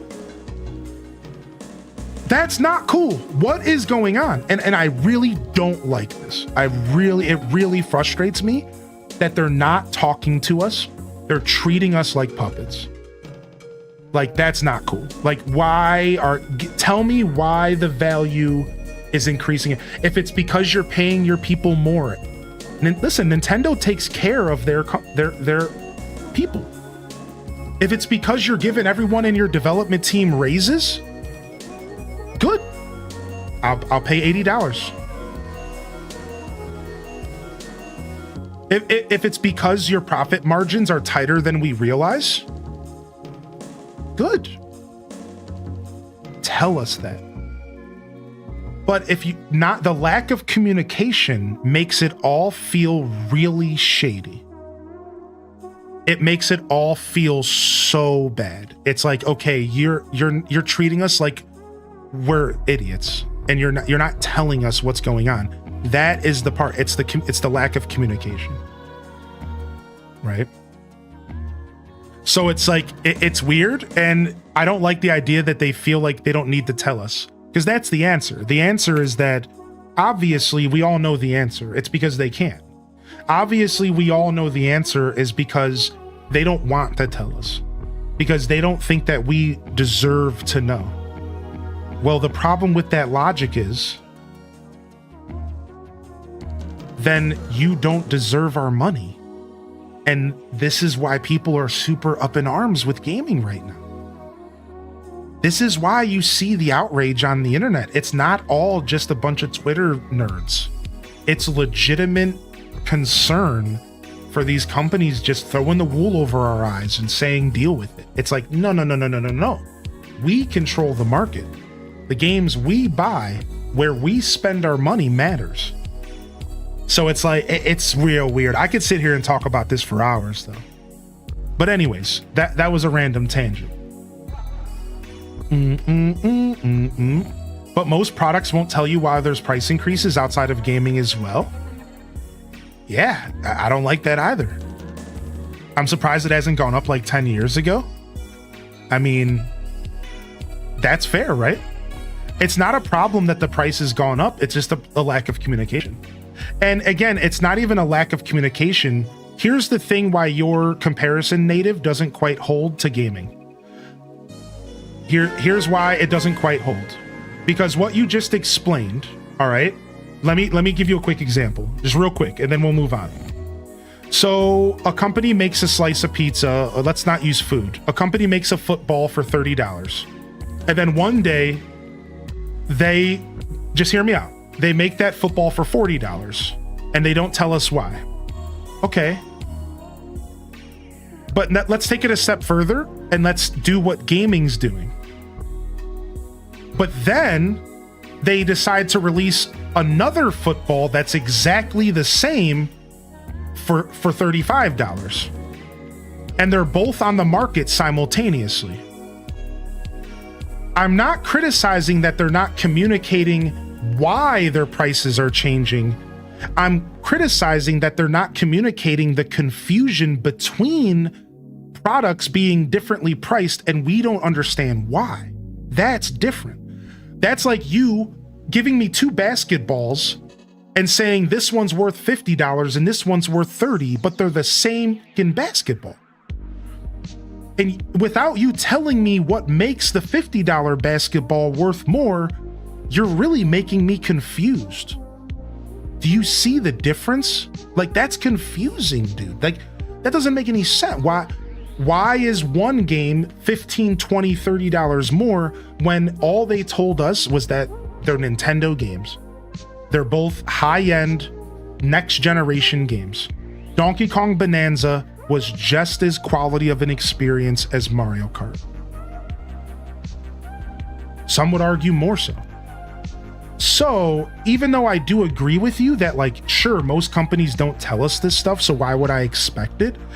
It's less that I want them to talk to me about prices, and more that I would like them to just give us a little bit of an explanation on why one game is priced higher than another.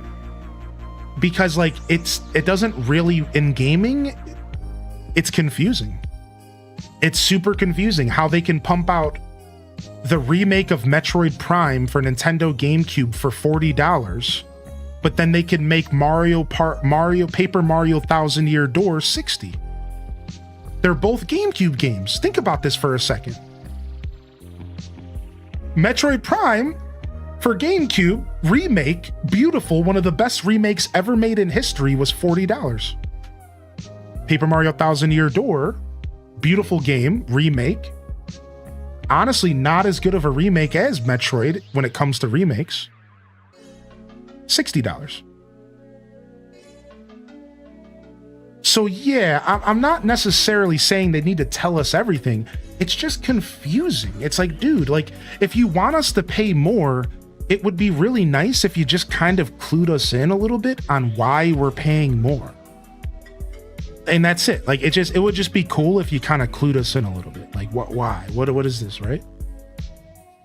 Because it's Mario? Well, yeah, right. Yo, thank you, John, for 52, man. I appreciate you. Well, yeah, I think obviously the grounded thing to do is to not expect it, because you're right. History has told us that no other companies ever have, so, you know, don't expect it, of course. Can you compare it to the light in the OLED and the Joy-Cons and the pixels? No, I'm not sure. Would you like to reword your question? So you want me to compare the Switch 2 to the light in the OLED? Well, it's bigger and heavier and more powerful. And then the Joy-Cons are bigger and similar, but slightly different. And then pixels, I'm not sure if you're talking about the fidelity of the screen. It's technically better than the regular Switch 1 screen, but technically worse than the OLED screen.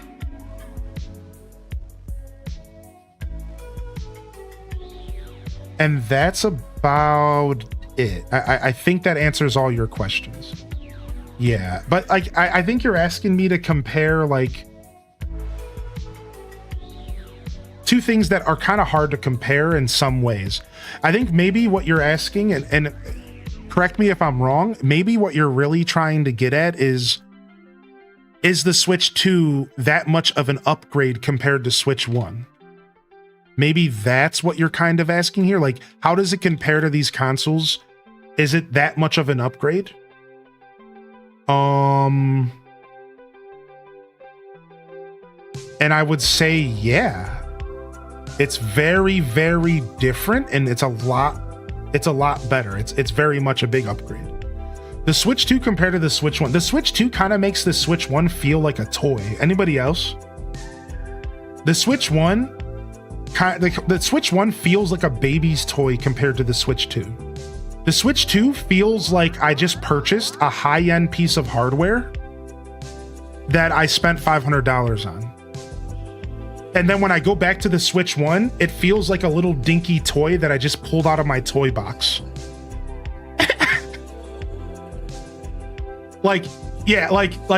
It's very different. It's very, very, very different for sure.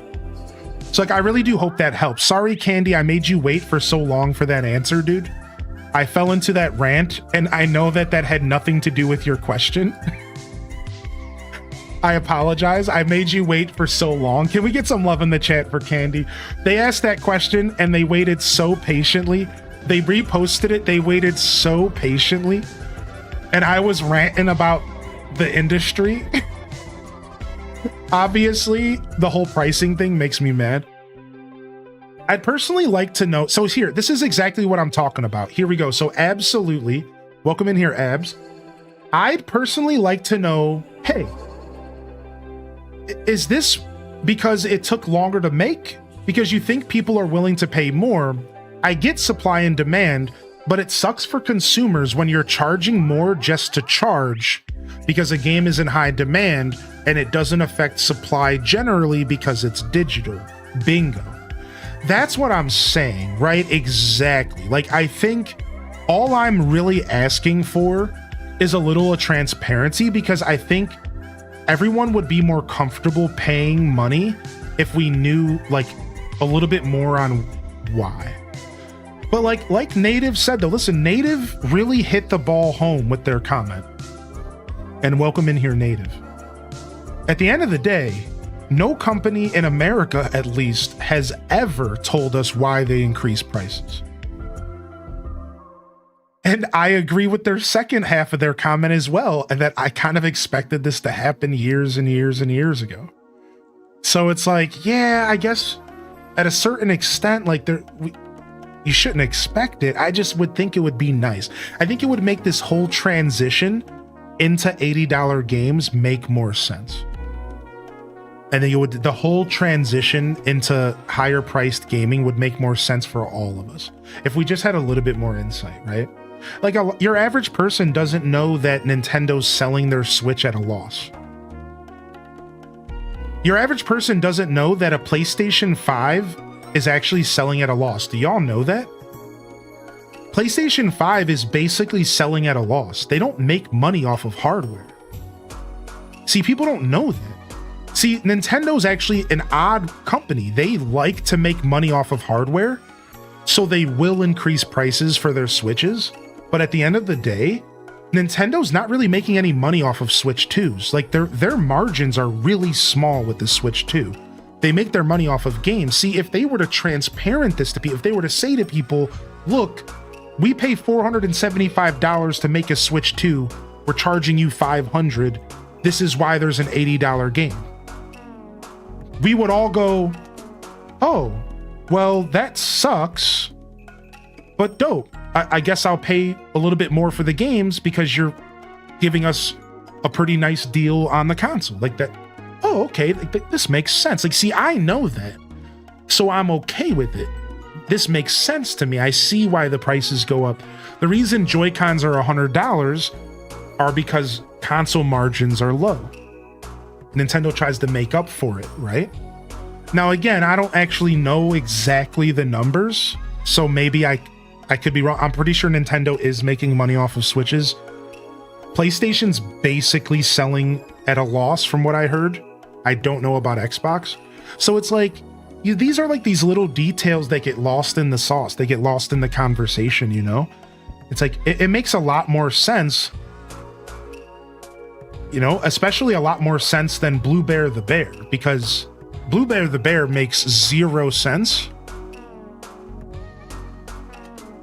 Blue Bear the Bear is basically the problem with society. If I had to be real. I love her though.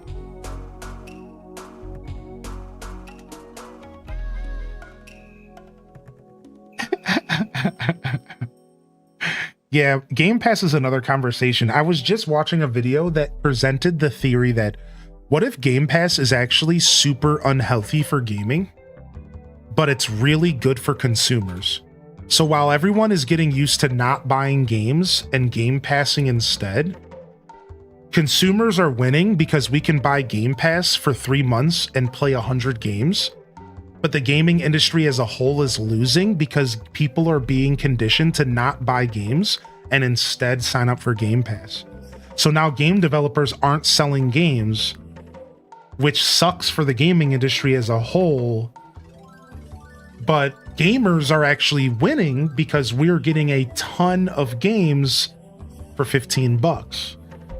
And when I watched this video and they presented it to me, I was like, dude, this is deep. Like, this hurts my brain. Like, right? Like, so like, you damned if you, like, what do you do? Like, obviously we want Game Pass to stay because it's amazing. But then we're kind of hurting the industry by using Game Pass only. It's only the people who say, okay, I played a game on Game Pass, I really like it, so I'm going to go buy it. That's the best thing you can do, is if you play a game on Game Pass and you say, okay, I'm buying this is worth my time. Right? So it's like, it's really interesting how it's kind of weird. I don't think anything that is bad for gaming, I don't like anything that's bad for gaming, but I love paying for a month of Game Pass to play $60, $70 games on release. And we all do. We all do. It's amazing for the consumers. Game Pass is one of the best things that's ever happened to consumers. Are you kidding me? Like, it's amazing. I would never even criticize it. It's amazing, dude. It's one of the most valuable things in the gaming space, right?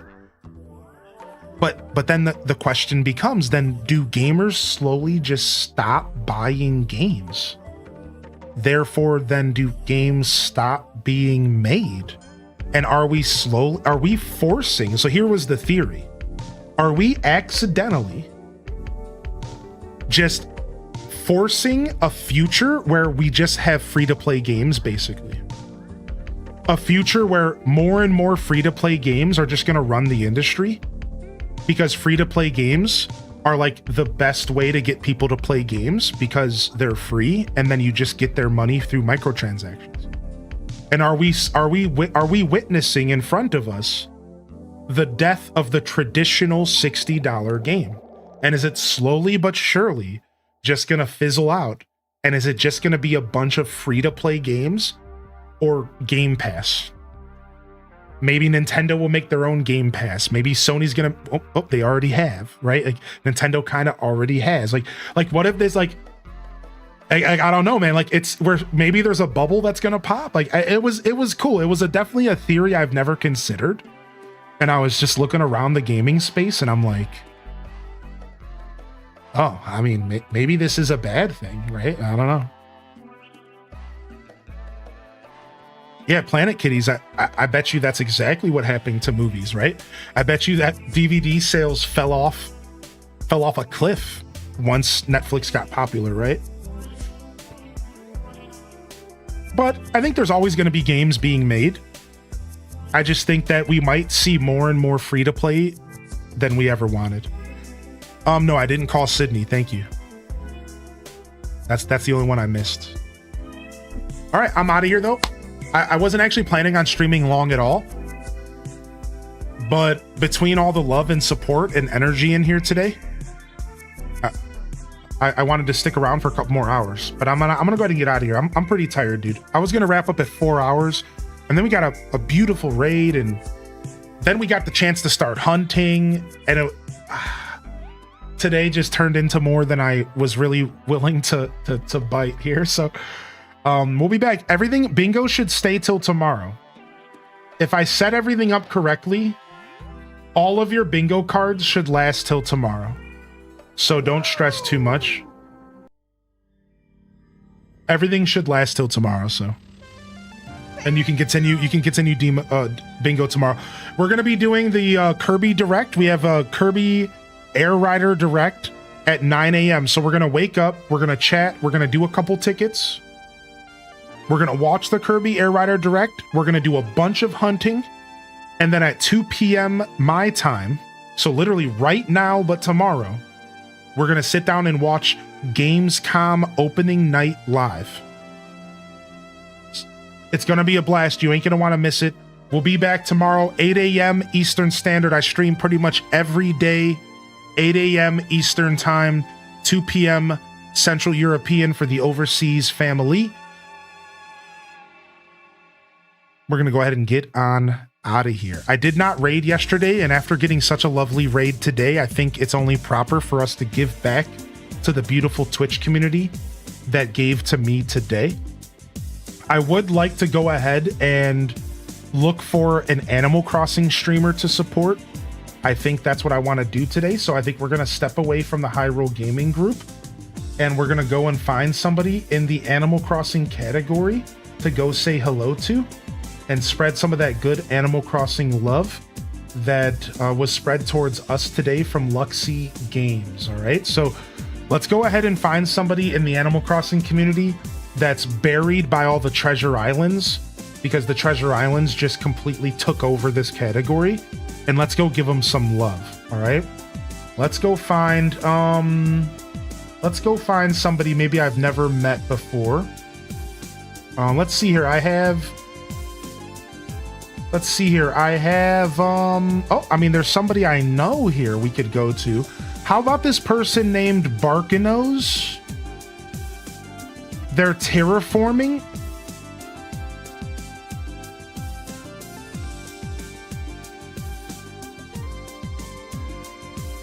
I've never met this person. They seem pretty chill. I have no idea what we're about to get into. This is your raid warning. Raid warning. I repeat, I would turn the stream down because we don't know what the other side's gonna offer us. And if you're all the way blasted up on volume because you listen to my stream that way, I know a lot of you do, turn it down a little bit. They seem like they're a pretty snug as a bug in a rug type stream. All right, that's what it seems like. So I think this is going to be a good transfer here. I think this will be a good raid. All right. If you have a raid request, you can always send me a DM with anybody you ever want me to check out. All right. Send me a DM if there's anybody you want me to ever check out. Yo, fam, this is Highly in Descent signing off from another wonderful Hyrule Gaming Group production. If I don't see y'all here tomorrow, I'll see you when I see you, fam. Don't forget to game on. And of course, as always, peace. Wrap it up. The villager hunt continues tomorrow at 8 a.m. And until next time, on to the next episode, fam. Peace.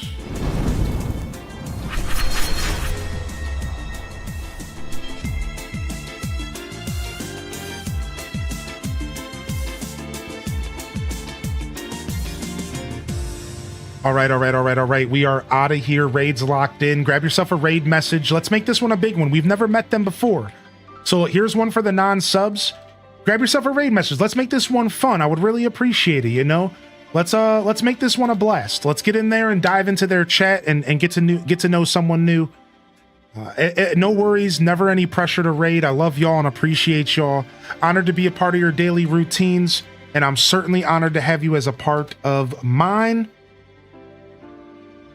But until next time, this is Highly in Descent signing off. Peace. Peace. And hit them cat jams, baby. Peace.